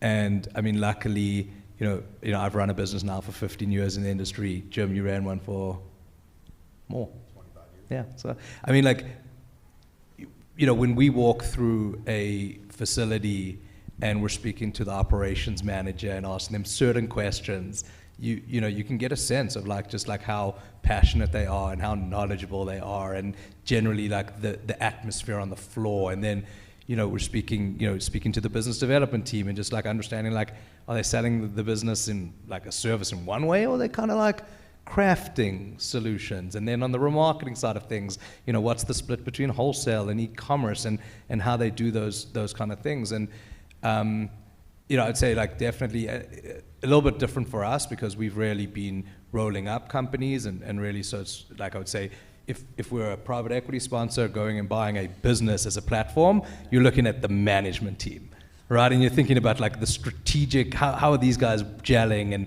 thinking strategically. And like I'd say we're looking a little one level lower, and like how we're looking and saying, how does this operations team fit with our operations team? And how does this BD team fit with our BD team? And how does the remarketing team fit together? And are there some finance resources that we can, like, you know, repurpose? And like, for me, it's super exciting, it's super fun, but it's like, it's a bit of the art to actually, you know, valuing the deal and getting the deal done. Yeah, and you nailed exactly what I was going to say. As a sponsor, the management team is everything. Yeah. You're backing the management team. You need them to be great. You need them to be willing to run really fast, especially in this environment. Things change so quickly. You need to be able to change very quickly with it. You need to be willing to run really hard. I mean, we're talking about hold periods as a private equity firm. There's a different operating rhythm typically when you're private equity owned, a different reporting cadence. So it needs to be a team that's ready for that change that they're going to see from a founder-owned business to a private equity-backed business. It tends to be quite a different style of operating at a different pace that you're going to have to operate at. So everything that we're going to dive into is like how the management team fits together, where there may be gaps, how you build a world-class leadership team, and how you just bring the best talent that you can to a business to be able to run as fast as you can at the opportunity. Well, great. I think we're a couple minutes over. Yeah. So appreciate the audience's questions. With that, wrapping up the M&A session at the 2026 Summit. Thank you, everyone.